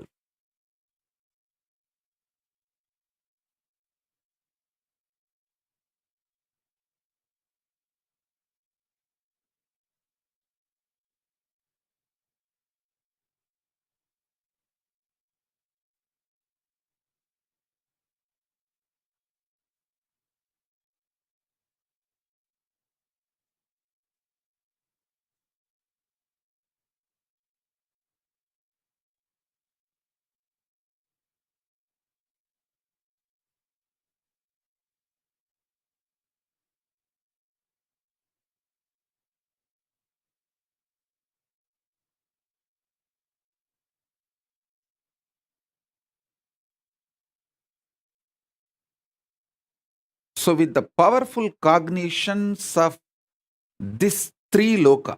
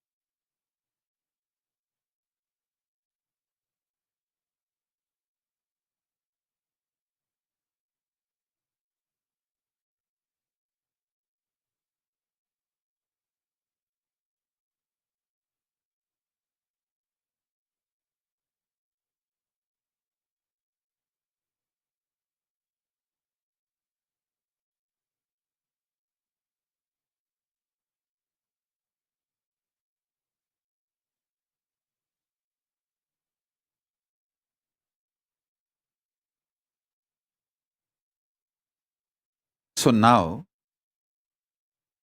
I'll initiate all of you to face yourself in Swargaloka, Mahaloka, Janaloka. Maybe in the further satsangs or initiations or later on through webinars, I'll make you experience Tapoloka, Brahmaloka, Kailasa, all that. Now I'll give you these three first.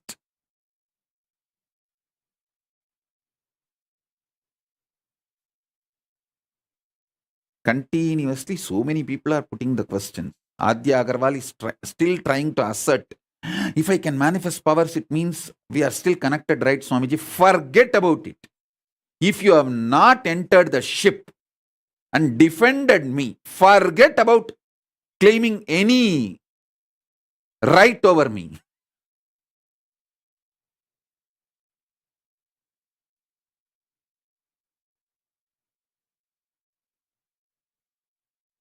Just enjoy whatever is given secretly without my knowledge.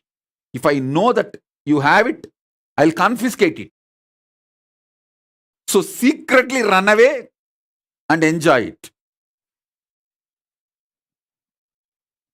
Without my knowledge and trying to get assert about it. Adya Agarwal, quickly take it away and eat.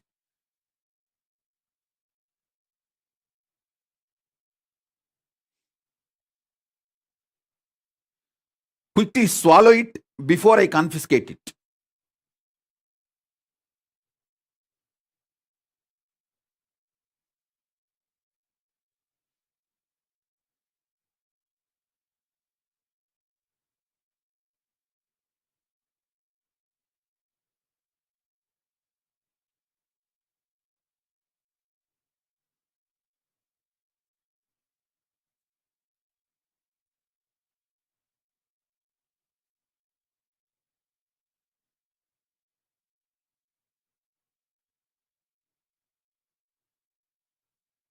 Geetanjali Kanna is asking, heal my pain, Parkinson's. I'll heal you, you will be healed. See, understand. Anyone asks for healing, I'll do it out of my compassion, love. All that is different. But if you try to claim without doing the tyaga, I'll show you clearly your border. Because Kailasa structure is sacred.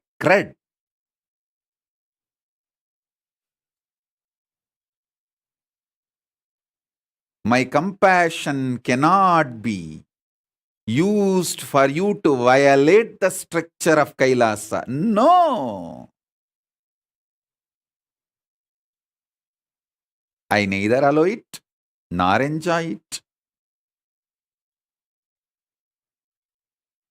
Suman Sanjay Agarwal is asking, Swamiji, is it our fault that we did not meet you earlier? Yes. Be very clear.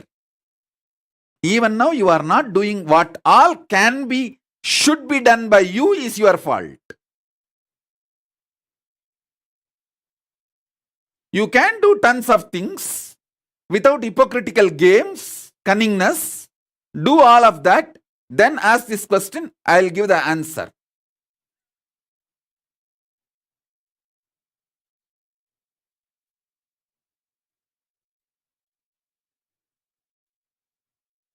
Blessings. I'll answer your questions. See, I am flooded with the questions from all corners. Like, oh, if we met you little late, how can we be responsible for that? We did not meet you when we were young, when we were a child. What can we do? Putting the blame on Paramashiva, on me and everything. I'm getting continuous questions, flooded with the questions by people who feel we met you after we have grown up. Is it our mistake? That one gang. And the Sukrakota gang. No. I fought with my husband 3 times for your sake. How can you not give me Sukrakota?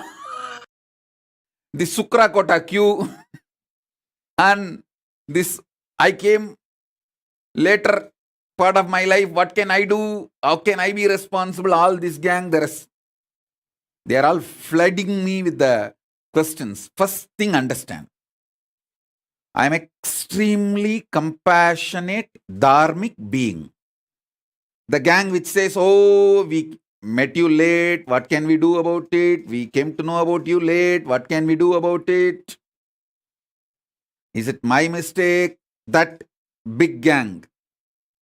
And then the Sukrakota gang. Oh, I fought with my husband 3 times for you and put my kantamala back in my neck. How can you not give me Sukrakota? The Sukrakota gang. And there is one more gang. I really feel connected to you. I cannot come to Kailasa. What can I do? I have this, I have that. All these gang. Listen.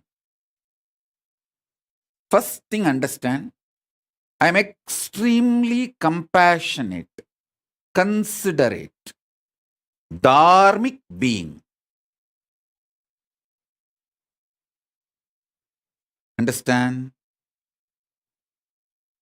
I am extremely compassionate, considerate, dharmic being. Even now, I picked up this Trishul and this veil. Veil is in Sanskrit Sulam. This is Sulam, this is Trishulam.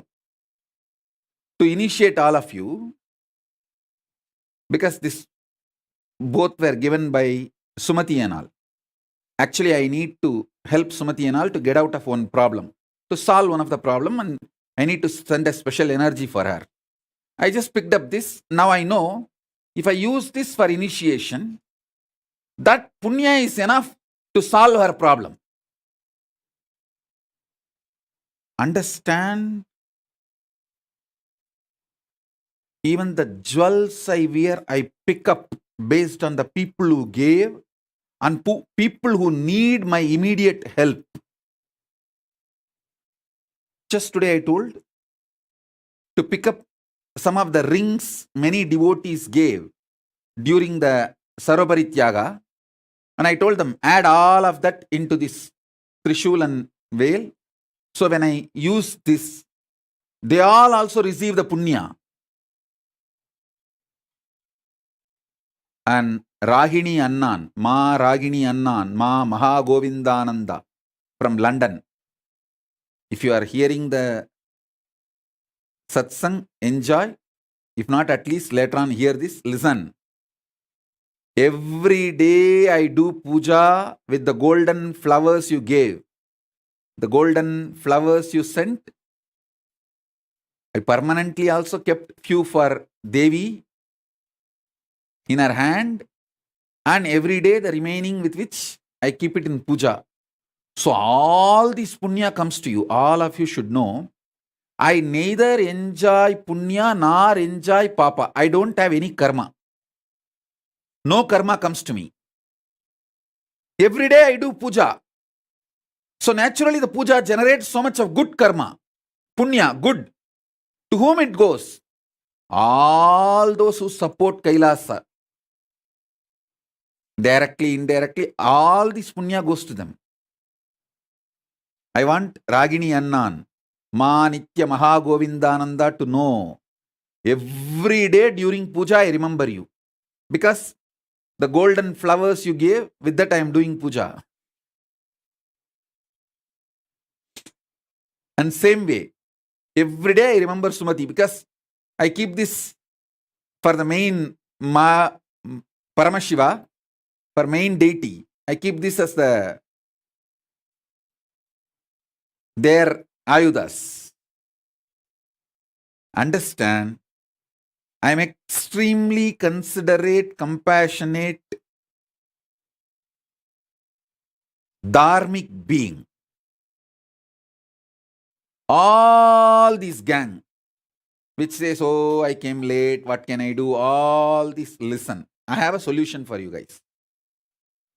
For some reason, if you are not able to join the Gurukul, too old, or if you are not becoming able to become part of the Kailasa, you have the great opportunity. Give birth to one child. Bring that child up till the age of 7 and hand over to Kailasa Gurukul. Send that baby to Kailasa Gurukul. When that baby evolves, when that his DNA manifests Paramashiva powers, simply your DNA will be raised to Kailasa. Don't try to tell me, can you adopt a baby or orphan kid and donate it to, send that baby to the Kailasa, send that orphan kid to Kailasa Gurukul, will that help? No. It's a science. What I am talking is science. Adopting orphan kids and grooming them, making them manifest powers is my responsibility, which I am doing. You adopting an orphan kid and sending that kid to the Kailasa may be supporting Kailasa Gurukul, but that is not going to awaken your DNA and raise you to Kailasa. There are some people who say, oh, I become too old for the kid. Don't worry. Ask your son or daughter to plan for a kid and let that kid, your grandkid, come to the Kailasa, because for 7 generations the liberation will happen. Even if you are not able to give birth, ask your son or daughter, your child, to give birth to a child. Send your grandkid.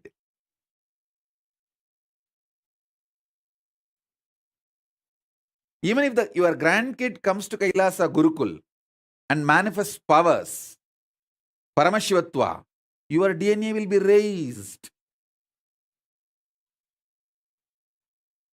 You will be raised to Kailasa. So still you have a possibility. As I told you, through your extension you can be raised to Kailasa. For some reason, if you are not able to be part of the Kailasa or Kailasa Gurukul, you can achieve the same result by sending you the extension of your DNA. Surrogacy is allowed. You can use surrogate mother to give birth for your own DNA and send that baby to Kailasa Gurukul. And when that child manifests powers, manifests enlightenment, your DNA also will be raised to Kailasa.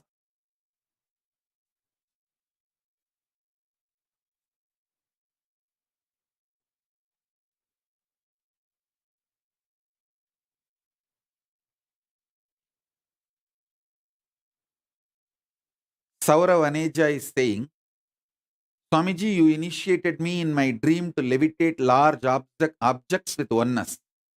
How do I fulfill that identity? Please understand, initiation received in dream and initiation received in waking state is one and the same. Especially Saurav Aneja, for you. You are already in Adi Kailash. Just go and sit with Kalpavriksha, Paramashiva's manifestation. That dream power will start manifesting. You will be able to manifest that power. So, he's also asking, how do I fulfill that identity? Also, sometimes after declaring I am Paramashiva, I feel the whole space is inside me. Which loka identity is that? You are connected to Kailasa, those moments. Paramavatara of Paramashiva, I bless all your intention to manifest Paramashivoham level 3 to become reality and manifest Paramadvaita. Om, Om, Om.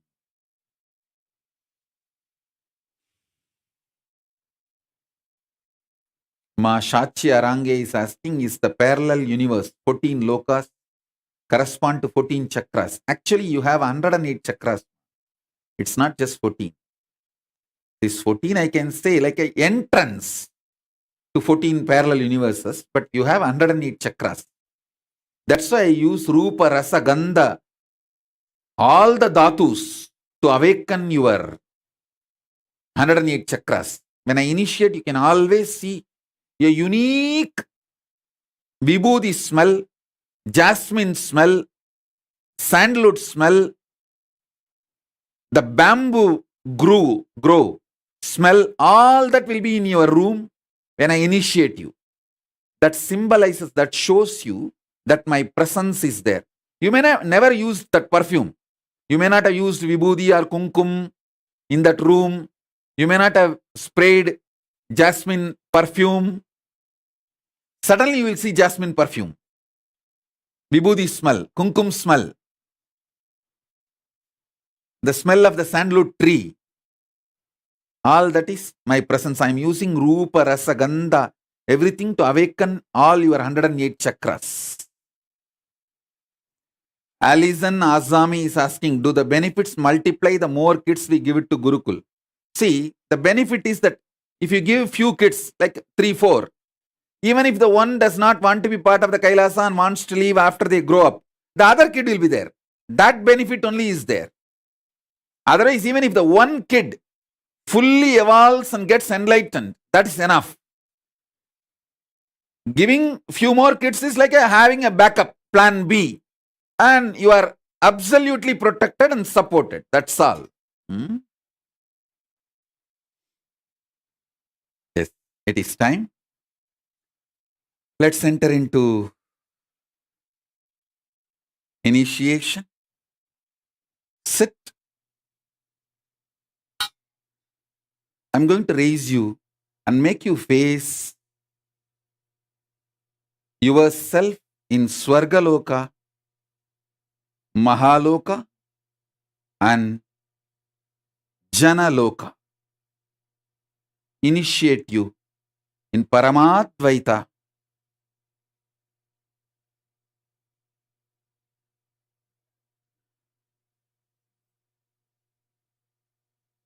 Sit straight. You don't need to close your eyes. You can keep your eyes open. Whatever you wanted me to energize, whether Jnananjana lamp or Atmalinga, keep it in front of the screen. I'll start the initiation now. Om, Om.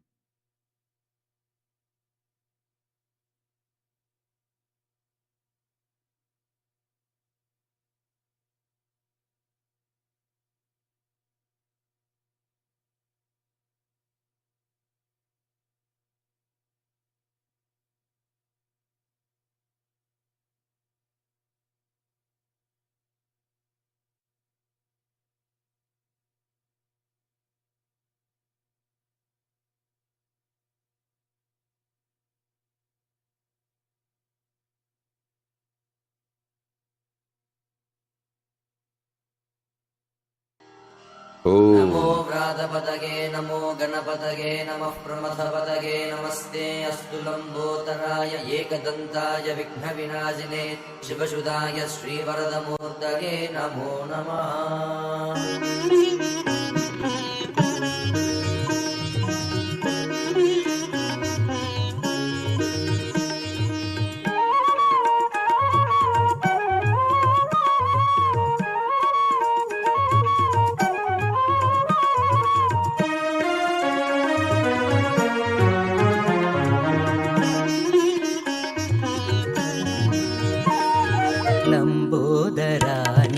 Gajanana Lambodara नित्य गजानना लंबोदरा नित्य गजानना लंबोदरा नित्य गजानना पार्वती नंदन परमदयाकर पार्वती नंदन परमदयाकर पार्वती नंदन परमदयाकर पार्वती नंदन परमदयाकर लंबोदरा नित्य गजानना लंबोदरा नित्य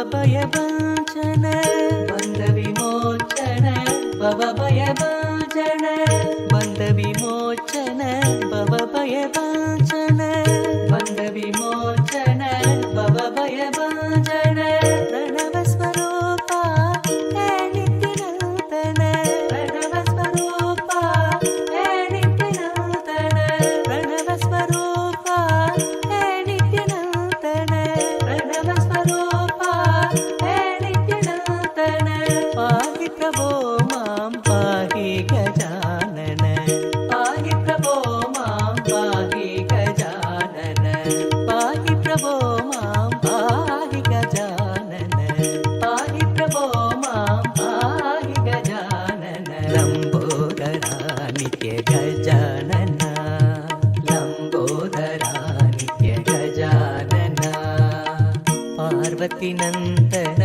ಪರಮದಯಾಗರ ಪಾರ್ವತಿ ನಂದನ ಪರಮದಯಾಗರ ಬಂಧ ವಿಮೋಚನ ಭವಭಯಭಂಜನ ಬಂಧ ವಿಮೋಚನ ಭವಭಯಭಂಜನ ಬಂಧ ವಿಮೋಚನ ಭವಭಯಭಂಜನ ಬಂಧ ವಿಮೋಚನ ತಯ್ಯ ತಯ್ಯ ನಕ್ ದಿನಾಕ್ ನಕ್ರ ದಿನ್ ಭಜನ್ करे बम्म बम्म ता तಯ್ಯ तಯ್ಯ नक दिनाक नक्र दिन भजन करे उदनित नक्र दिन दिताम दिताम तोम तै तै नित्यानंद नाम सदा उदनित नक्र दिन दिताम दिताम तोम तै तै नित्यानंद नाम सदा बम्म बम्म ता तಯ್ಯ तಯ್ಯ नक दिनाक नक नमे उबर सत्या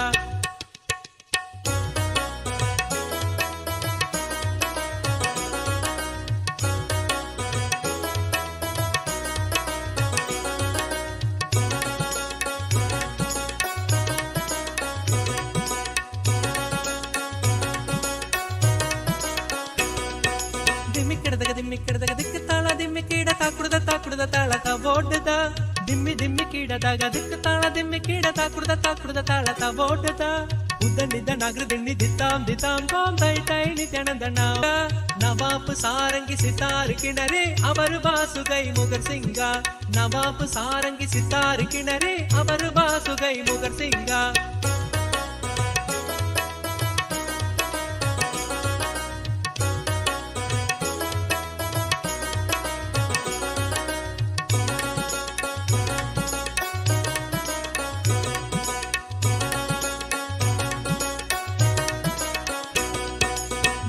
बम्मता तಯ್ಯ तಯ್ಯ नक दिनाक नगर दिन भजन करे बम्म बम्मता तಯ್ಯ तಯ್ಯ नक दिनाक नगर दिन भजन करे उदनिद नगर दिन दिताम दिताम तोम तै तै नित्यानंद नाम सदा उदनिद नगर दिन दिताम दिताम तोम तै तै नित्यानंद नाम सदा दिम्मिक्किडದಾಗ दिಕ್ಕ ತಾಳ ದಿಮ್ಮಿಕೀಡ ತಾಕುಡದ ತಾಳಕ ಓಡದ ದಿಮ್ಮಿಕ್ಕಿಡದಾಗ ದಿಕ್ಕ ತಾಳ ದಿಮ್ಮಿಕೀಡ ತಾಕುಡದ ತಾಳಕ ಓಡದ उदनिद नगर दिन दिताम दिताम तोम तै तै नित्यानंद नाम सदा उदनिद नगर दिन दिताम दिताम तोम तै तै नित्यानंद नाम सदा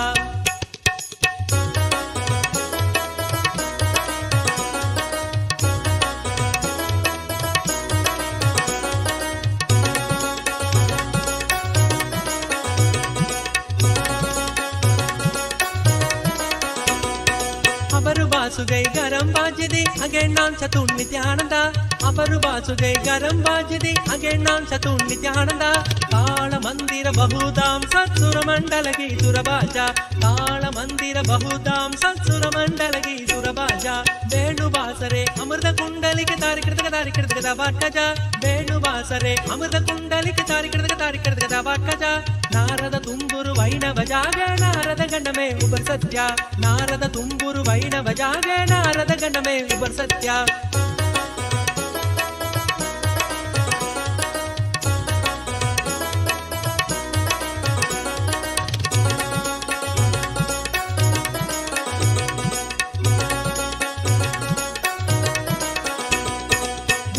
ದಿಮ್ಮಿಕ್ಕಿಡದಾಗ ತಾಳ ದಿಮ್ಮಿಕೀಡ ತಾಕುಡದ ತಾಳಕ ಓಡದ ದಿಮ್ಮಿಕ್ಕಿಡದಾಗ ತಾಳ ದಿಮ್ಮಿಕೀಡ ತಾಕುಡದ ತಾಳಕ ಓಡದ ಉದನಿದ ನಗರ ದಿಣ್ಣಿ ದಿತ್ತಾಂ ದಿತ್ತಾಂ ತೋಂ ತೈ ತೈ ನಿತ್ಯಾನಂದ ನಾಮ ಸದಾ ಉದನಿದ ನಗರ ದಿಣ್ಣಿ ದಿತ್ತಾಂ ತೋಂ ತೈ ತೈ ನಿತ್ಯಾನಂದ ನಾಮ ಸದಾ ಅಪರು ಬಾಸುಗೈ ಗರಂ ಬಾಗಿದೆ ದ್ರಿಮಿ ಮೃದಂಗ ಅಪರು ಬಾಸುಗೈ ಗರಂ ಬಾಗಿದೆ ದ್ರಿಮಿ ಮೃದಂಗ ನವ நவாப்பு சாரங்கி சித்தாரு கிணறே அவர் வாசுகை முகர் சிங்கா.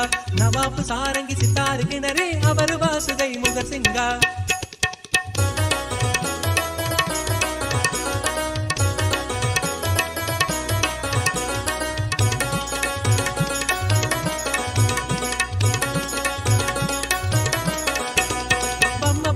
தைய தையனக்கு தினாக நகரதின் பஜன் கரே. பம்ம பம்ம தா தைய தையனக்கு தினாக நகரதின் பஜன் கரே. உதனித நகரதின் திதாம் திதாம் தோம் தை தை நித்யானந்தனாம் சதா. உதனித நகரதின் திதாம் திதாம் தோம் தை தை நித்யானந்தனாம் சதா. திமிக்கிடத்துக்கு தாள திமிக்கிட தக்குடுத தாளதா ஓடுதா.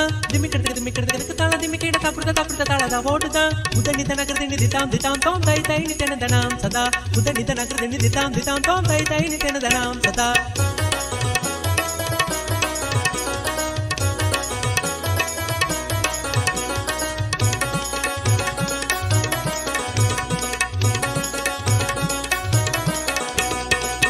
बासुगै गरम बाजदे अगेन नाम चतु नित्यानंदा.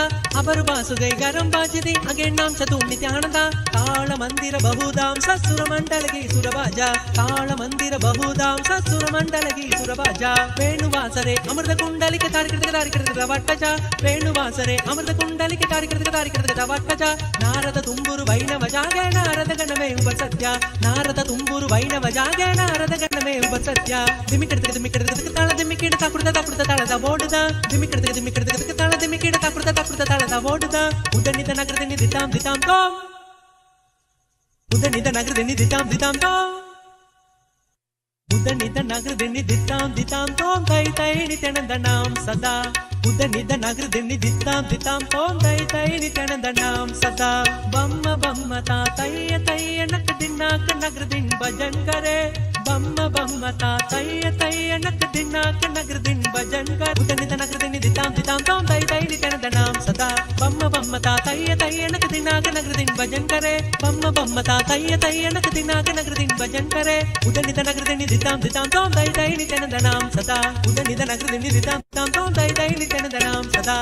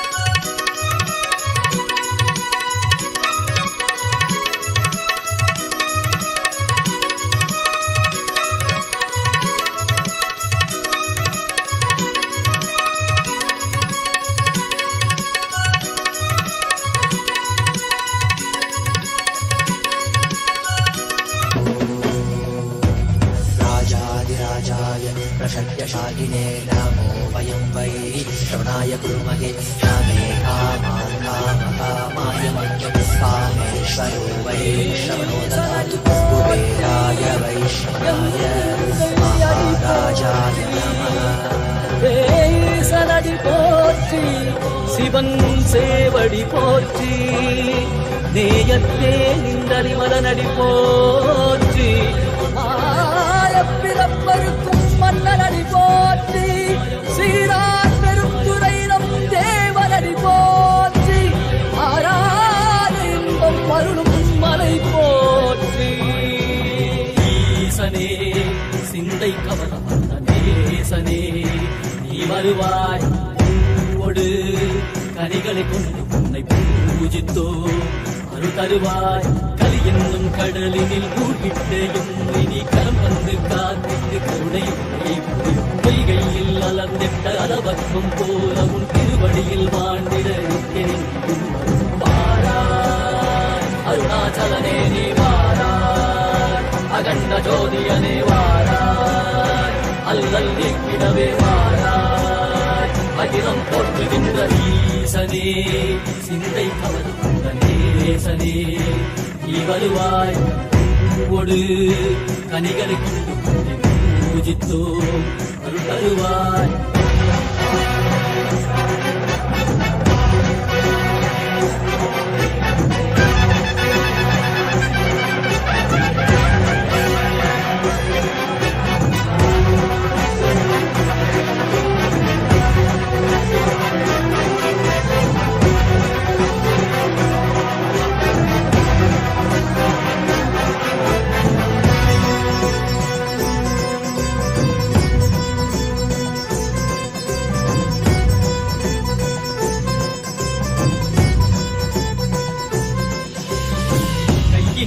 தரிசனமும் மெய்யினில் வில்வமும் நிறையார் கடல் நீர் குடியொரு தரிசனம் அல்லவா சிம்பொன் மாட சிற்றவை தனிலே சிந்தை கவர்ந்த உன்னை சிக்கன பிடித்தேனே வந்தும் புகழ் பெறும் நான் வரை நாயகா மதியனில் நிறைந்திடுவாய் மதி உணராதவர்க்கு மதி உணர் செய்திட வான்மழ நீ எழுந்திவா அறவாடிட இதை சூழ்ந்திட இவள் சேர நீ வருவாய் அகம் உணர்ந்திட புறம் மகிழ்ந்திட புலித்தோலோடு நீ வருவாய்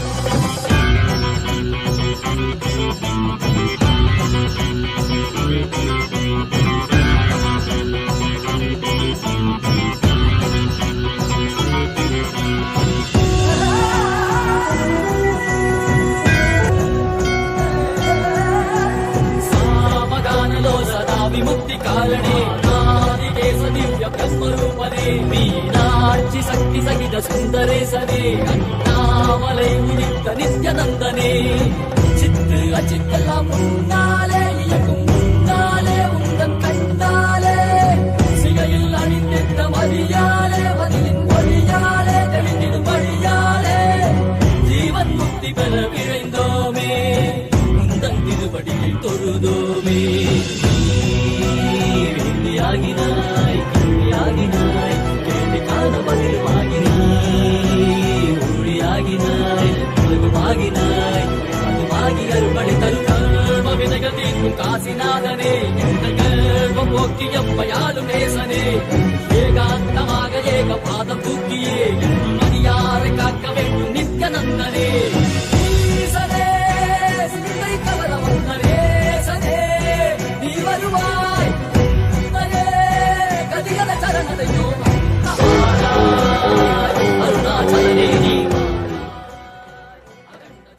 Om, as a living incarnation,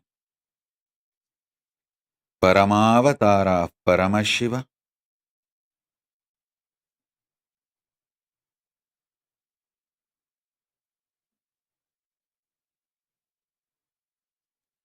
I bless you all to manifest Paramadvaita with Paramashiva. Let's all radiate with integrity, authenticity, responsibility, enriching, causing, living Shuddhadvaita Saivam Paramadvaitam. The state, space, powers, being, superconsciousness, and Kailasa of Paramashiva. Paramashivoham. Om Nithyananda Paramashivoham. The eternal bliss Nithyananda. Thank you. Be blissful.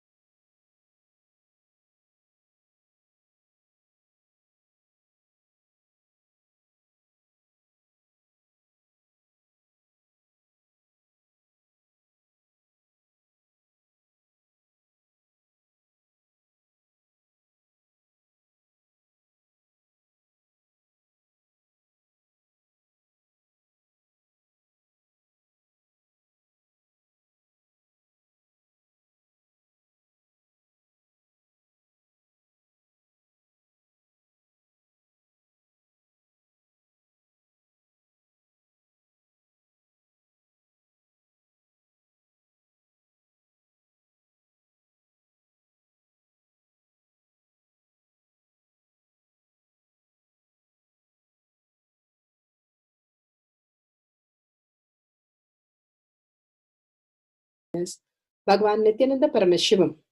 Let's start with the Sadguru Vandanam.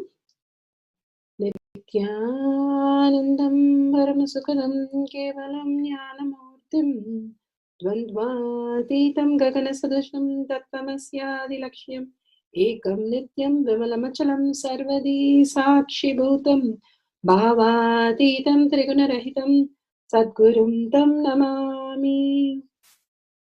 Let's go through the disclaimers.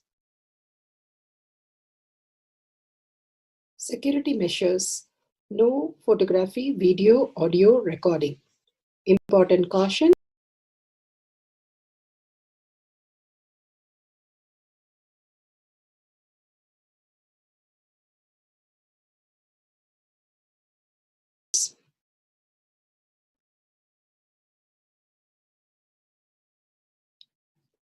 Please be aware of the important cautions.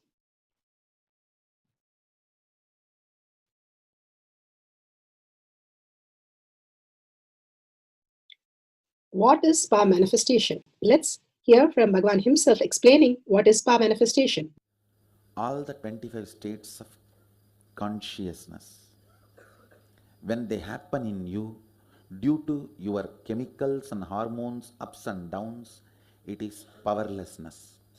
When it happens in you, out of your free will and consciousness, it is powerfulness. That's all. When you fall into sleep, it is powerlessness. When you enter into sleep, it is powerfulness. When you fall into dream, it is powerlessness. When you decide to dream, it is powerfulness. So I have added the ultimate powerfulness, Turiyatita, in your whole being and doing. Manifest all the powers. Understand, power manifestation is nothing but cognitive shift. It is not work. It is cognitive shift. Understand? It is just cognitive shift. It's not work. Work is a 4-letter word. Power manifestation is cognitive shift. Playing with life. Playing with being alive. Static matter, dynamic activity, strategic existence, all these three has no boundary. You are one with it. You are alive in everything. Everything listens to you. Everything decides as you want. Power manifestation is. Beautifully, Bhagavan explains spa manifestation. Everything decides as you want. You're becoming the kalpatru of your life, manifesting the powers of Paramashiva. Let's go through the pramanas. Science of manifestation is authentic, time-tested, scientific and foolproof. The Shastra Pramana, the authentic scriptures, Shrutis, the Vedagamas stand as a foundation for Hinduism. Apta Pramana, authentic, time-tested, foolproof compilation of experience of sages, rishis and enlightened masters, which is in terms with the Shastra Pramana. Atma Pramana. With Apta Pramana, a guru is able to experience and live the truth claimed by the Shastras. Shakshi Pramana, manifestation and experience of the guru's initiation in the disciple of a particular lineage which is demonstrable to the world. Pratyaksha Pramana, having the truth validated by the scientific study. Bhagavan Paramashiva has beautifully given us the pramanas to understand the deeper science of power manifestation, the cognitive shift that we can have as power manifestation. Each of the pramanas gives us the deeper understanding of the truth, and just learning the truth, we are Paramashiva, manifest Paramashiva in us, all of us, as reality. The Shastra Pramana for the breath dimension is taken from Shiva Sutra, Sutra 1.19. Shakti Sandhane Sariropatihi. By aiming and fixing the self on Shakti, uniting in oneness with the supreme power, the embodiment of that which is cognized and willed at once in length, breadth, depth, time and space dimension.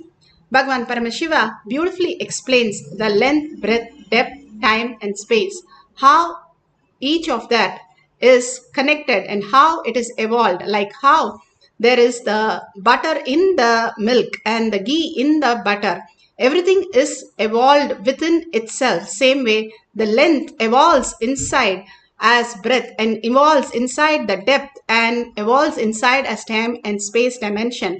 How the caterpillar becomes the pupa and then regenerate itself as butterfly. Transformation happens.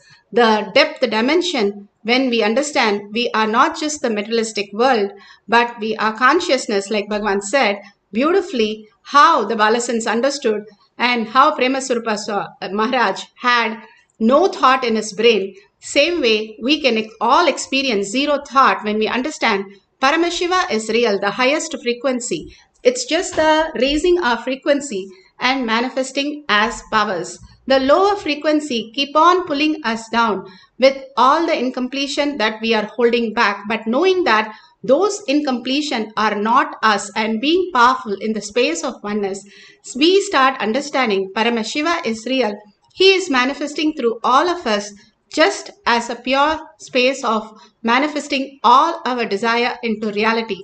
The pure space, understanding that you are Paramashiva, you are not pulled by the lower frequency, which is the incompletions that are again and again, which is your past memory pulling you down. Unclutching from that every moment and raising yourself, Paramashiva is real, you will attract all the auspiciousness and abundance and manifest all the dimension that is aiming and fixing the self on Shakti, uniting in oneness with the supreme power, the embodiment of that which is cognized and willed. When there is no incompletion, no relation to what is happening, you are only in the space Paramashiva is real. Constantly, you have a breakthrough and manifest as powers. That is shown beautifully how Devi Parashakti made Ganesha and removing the identity from Ganesha, like how we take a toy out when the child is playing with some toy which is not appropriate. Shiva comes and pulls out the identity and gives him the elephant face, which is the completion face, and he becomes the Lord of completion beyond all obstacles, and Ganesha continuously manifesting in him as reality. Seeing that inner space beautifully evolving, Paramashiva names him as the Lord of Ganesha, Lord of Ganas as Ganesha. The beautiful is space, all that is a completion space, which makes the Ganesha highly intelligent and manifest the best reality. He knows completing with the people who he is living with continuously is the best form to raise himself to the higher reality. And that is what he goes around his parents and completes with all his stimuli, understanding that they are the reflection of what he is, and continuously holding everybody in completion, living in the space of completion, he manifests the highest reality. More and more you attract auspiciousness, abundance, everything, knowing that you are Paramashiva, not deluded by what is happening in your reality. Yes, you are responsible for that, but you need not be pulled into the incompletion, what is happening. You have to wake up from that. Those are alarm clock to make you understand Paramashiva is real, not the incompletion is real. Bhagavan says the same energy that you give for the incompletion, if you turn it around and give it to the space, Paramashiva is real. Paramashiva will manifest through you all the auspiciousness and abundance. This is from Vamana Purana, chapter 63. Beautifully, Bhagavan speaks on the powerful cognition of the dimensions that we can manifest as reality. Map is a lady, circuit is mother. That's all.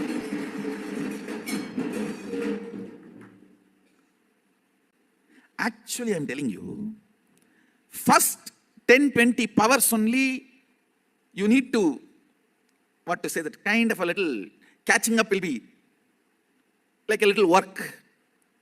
Once your brain starts catching up even 10 circuits of these powers, after that initiating all the powers manifestation is just like that. It's like a sipping cup of coffee, that's all. I can just have, you can have coffee with Swamiji and have 20 powers and go. It's nothing more than that. In the initially, the brain need to capture. So at that time only all this detoxification, parasites cleaning, all that is required. One more powerful thought current. Listen. In the end, I'll tell you why I am sharing various different powerful thought currents. One I share now is you are not negligible, accidental, unwanted, supposed to be aborted, illegitimate child of the cosmos. You are welcomed, respected, revered, celebrated. That's the first thing you need to know. Second, listen to this very intensely. Don't think, oh, I think I already heard this. No. No. Listen. Listen intensely.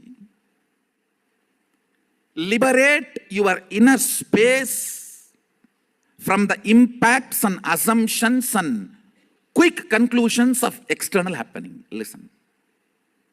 If you are meditating, you are Sadashiva. Even if a small problem comes, you give up on your understanding, you are Sadashiva, and tries to analyze and justify. No, I think still that is not yet become reality for me. Listen. You are not Sadashiva just only if you manifest powers. You are Sadashiva because it is truth. I have seen many people try to gamble with their Sadashivahood. I will believe I am Sadashiva if this happens. No. If this does not happen, I don't think this truth works for me. How many of you gamble like this? Listen. Your Sadashiva is not an idea to be gambled. You are Sadashiva because that is the truth.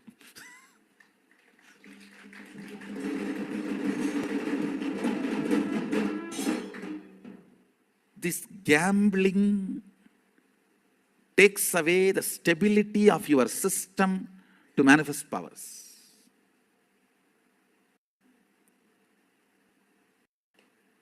When you understand it is truth, whether what I want happens outside or not, I am Sadashiva is the truth, then nothing can be done. I can give 2000 evidences to deny it. That does not mean I can lose my original state. No.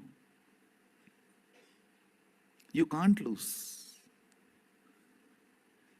With this clarity, with this powerful cognition, I should not even say it is powerful cognition, it is just Satya. With this Satya, when you sit, even if you are playing in your Facebook, you can manifest powers.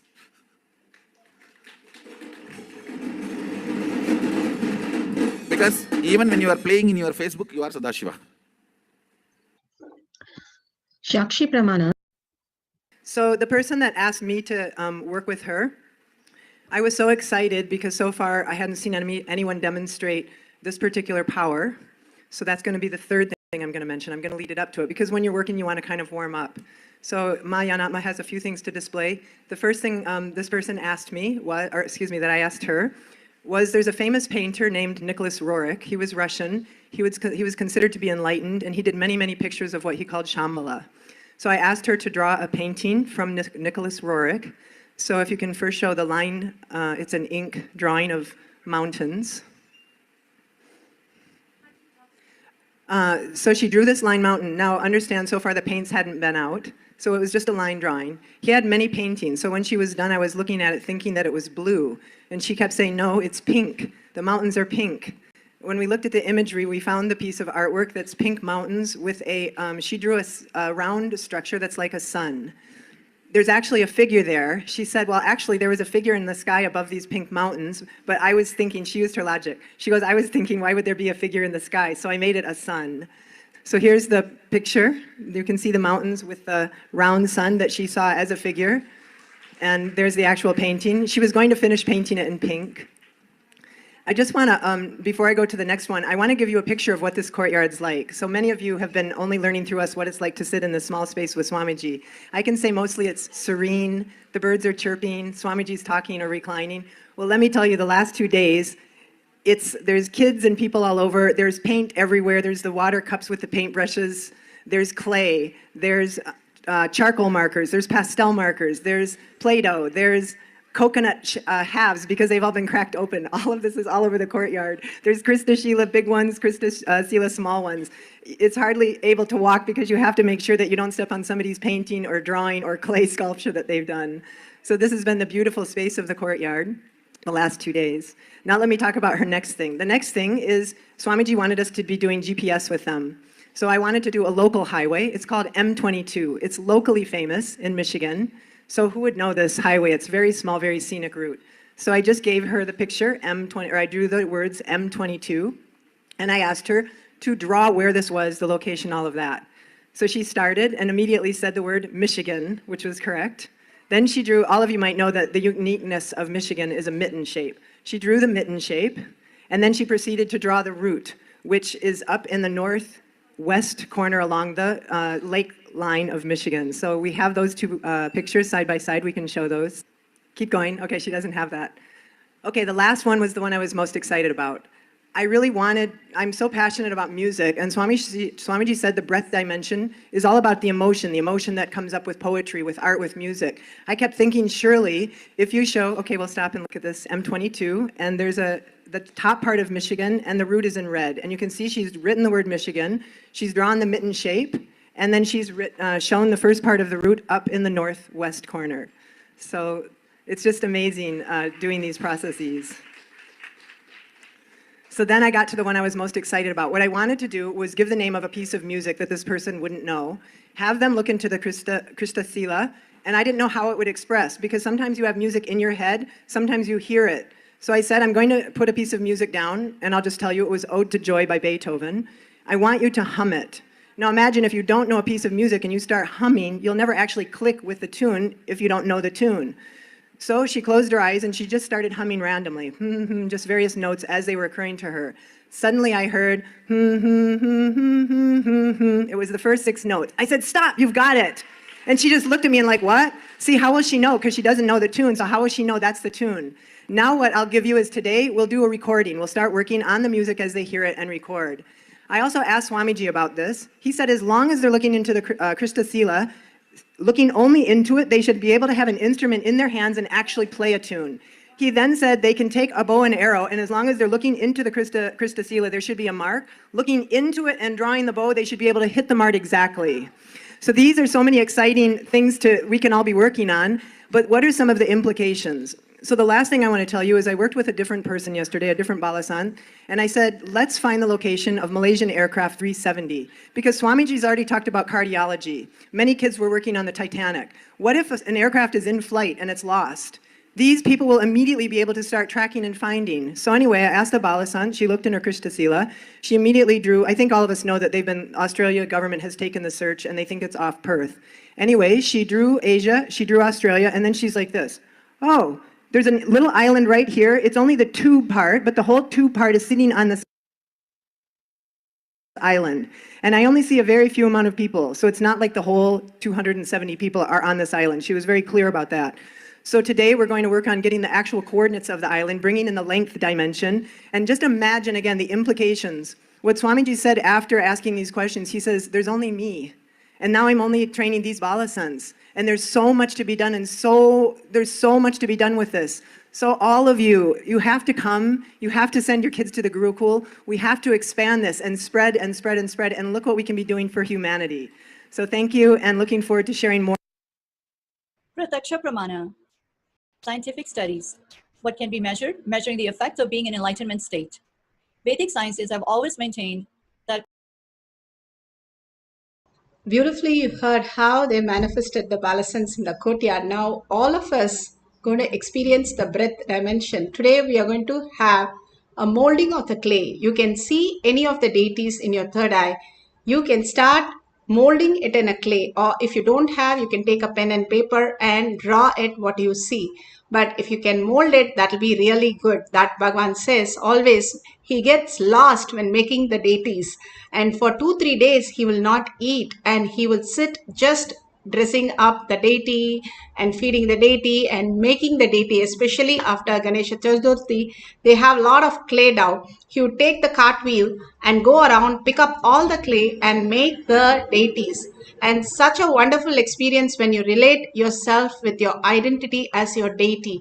Again and again, if you hold the higher cognition, higher frequency, who you are in the parallel universe is Paramashiva.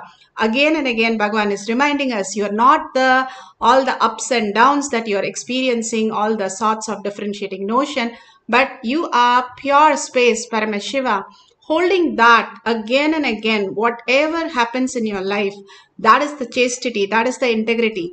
And from that space, whatever vision Bhagavan is giving you, draw that or make that in the clay and verify at the end. Bhagavan, when he was first given the project to make a Devi, simply he had a vision and he started making the Devi, sculpting the whole Devi herself in the in the wood and then in the stone itself, that he started making it, and he went to people who already know the science to even get corrected with all that. All that happens when you start, and it is also a Leela Dhyan when you do this, that when you're drawing, you just merge into the diagram because you become that identity when you're drawing any picture. That is why Bhagavan says, if you read a story or you sit and watch a movie, it depends on who is putting in what context. That context gets into you. If you're listening to music, they are singing in the space of oneness, you will experience that oneness. If they are singing in only identity, ego, then that is what you experience. Or depression, then that is what you experience. So when you draw this, you melting into oneness and melting your identity at Bhagavan's lotus feet. Again and again, holding that Paramashiva is real. Paramashiva is the context. Again and again, holding that space, you will start manifesting the powers of Paramashiva. Now, once you've decided the deity, what you have never seen before, don't go for the deities that you have seen. Go for the deities that you have never seen, like Pratyangara or Narsimha, that you have not related so much, and start molding that. And by just seeing the vision that Bhagavan Paramashiva is showing you. Now, put away everything and sit in the space of oneness first and bring the listening to your third eye. Again and again, living in the higher frequency. Paramashiva is real. Consciousness is real. Absolute unclutching from whatever is going on in the outer world. The outer world is, after all, a dream. Wake up from the dream that Paramashiva is real. Consciousness is real. Again and again, go back to the space. Paramashiva is real. He'll simply come and protect you and manifest whatever you want as the highest desire that you have into reality. Giving up all the worries and all that we don't have is what is Tyaga. And continuously chant the Mahavakya intensely, entangling with Bhagavan to manifest the powers of breath dimension. Let's start chanting the Mahavakya, vibrating with that from our navel center with a deep listening. Paramashiva is real.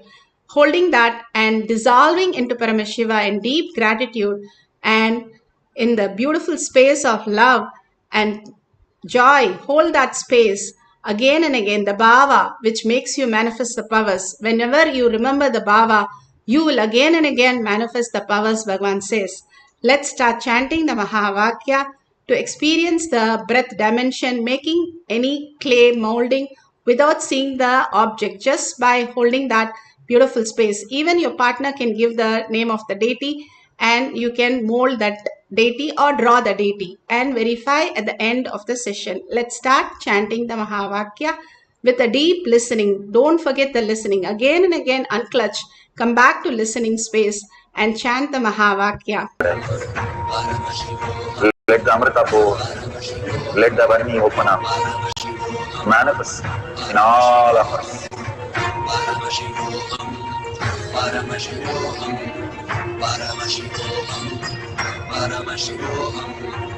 Let Paramashiva overflow, manifest the powers in all our third activities.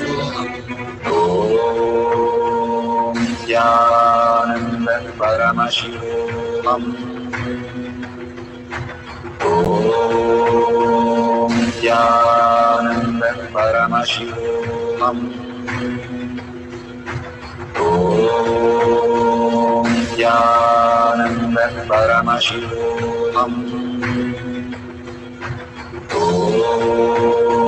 Nithyananda Paramashivam. Om Nithyananda Paramashivam. Om Nithyananda Paramashivoham. Om Nithyananda Paramashivoham.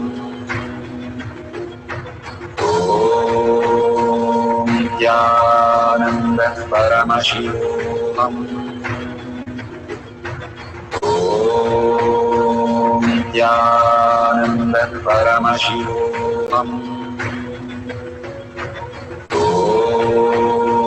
Nithyananda Paramashivoham. Om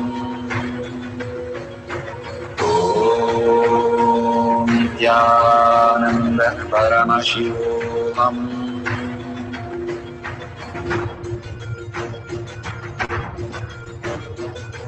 Paramashivoham, Paramashivoham. Let Paramashiva's third eye manifest in all our third eyes. Let the Amrita pour, let the Vani open up, manifest in all of us. Paramashivoham, Paramashivoham, Paramashivoham, Paramashivoham. Let Paramashiva overflow, manifest the powers in all our third eyes. Om Nithyananda Paramashivam. Om Nithyananda Paramashivam. Om Nithyananda Paramashivam. Om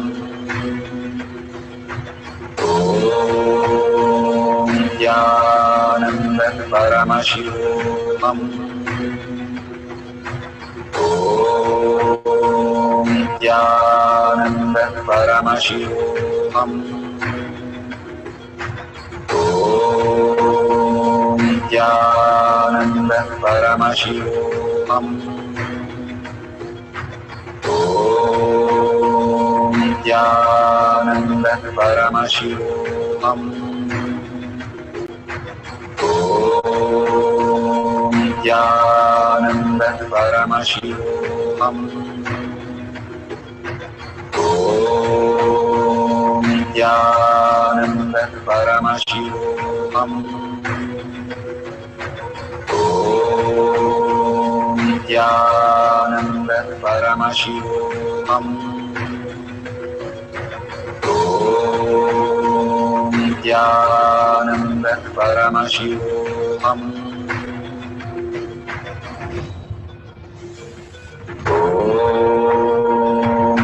Nithyananda Paramashivoham.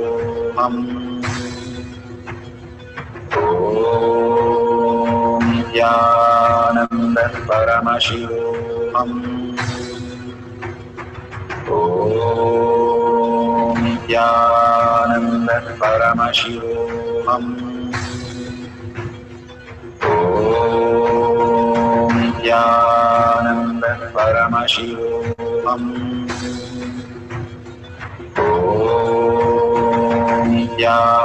Nithyananda Paramashivoham.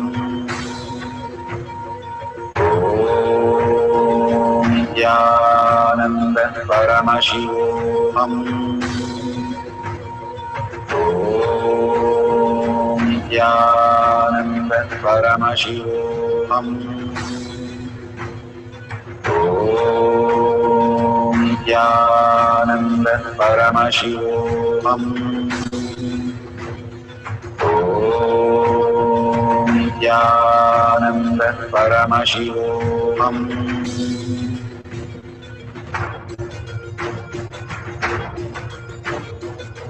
Paramashivoham, Paramashivoham. Let Paramashiva's third eye manifest in all our third eyes. Let the Amrita pour. Let the Varni open up.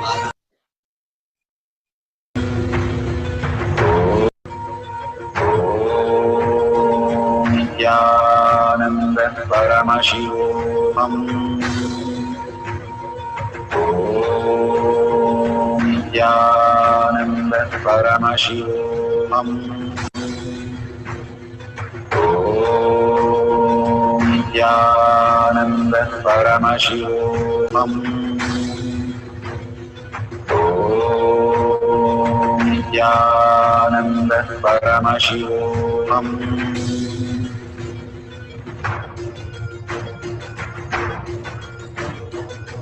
Paramashivoham. Paramashivoham. Let Paramashiva's third eye manifest in all our third eyes. Let the Amrita pour. Let the Varni open up. Manifest in all of us. Paramashivoham. Paramashivoham. Paramashivoham. Paramashivoham. Let Paramashiva overflow, manifest the powers in all our third eyes. Om Nithyananda Paramashivoham.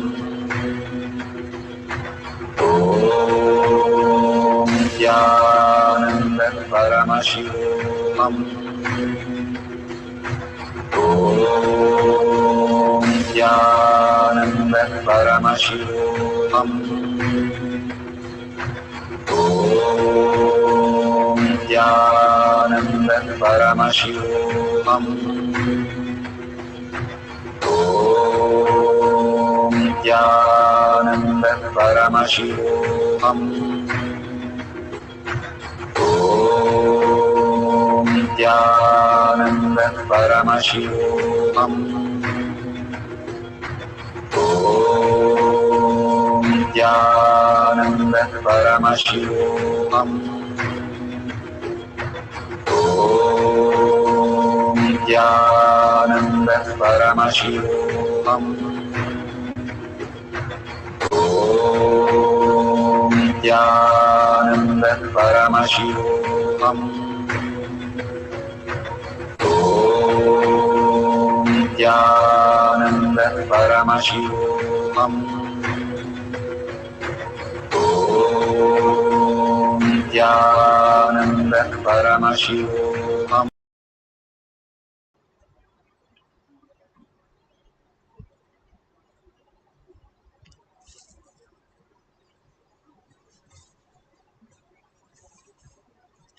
Beautiful. Please open your eyes and whatever you have sculpted, take a picture of that.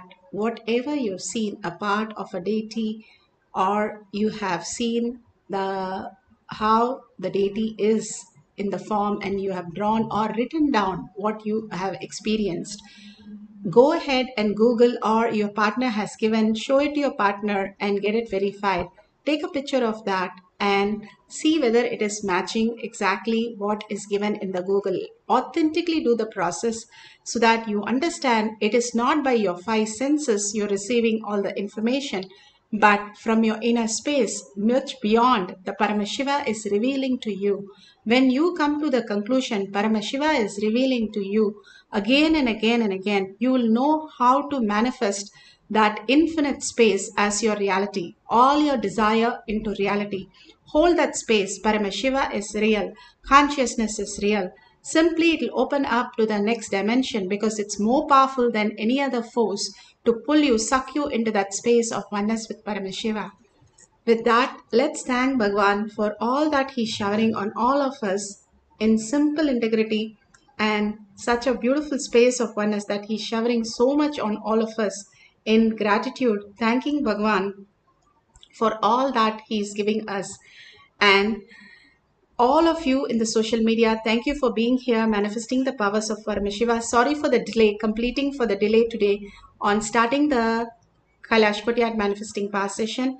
And thank you for being here to manifest the powers of Paramashiva. And thank you for all that sharing that all of you are doing on the Facebook. And make sure just the hashtag Paramashivoham Shakshi Pramana. And you can go and like and view and comment, others share also. You can go to Kailash Kotiyat Manifesting Power page. You can see tons of manifestation and you can share that also with your friends and family. Friends and family are your own reflection, bringing them to your completion again and again. You will be in the space of Paramashiva is real. So go ahead with the hashtag of Paramashivoham Shakshi Pramana, and you can post yours also in tinyurl.com/manifestation. Thank you so much for being here. With a deep earning, Paramashiva is real in thought, word, and action, seeing everything as Paramashiva and everyone as Paramashiva as reality, holding that powerful cognition, ending the session with a Purna Mantra.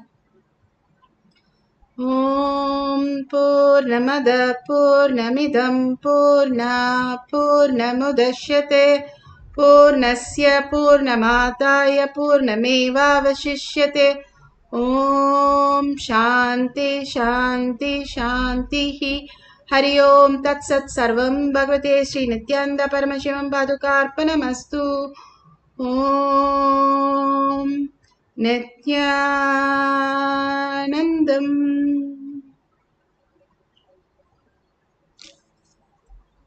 Thank you so much. See you at next after the darshan or satsang in Kailash Kotiyat Manifesting Power session. Thank you, Nithyanandam.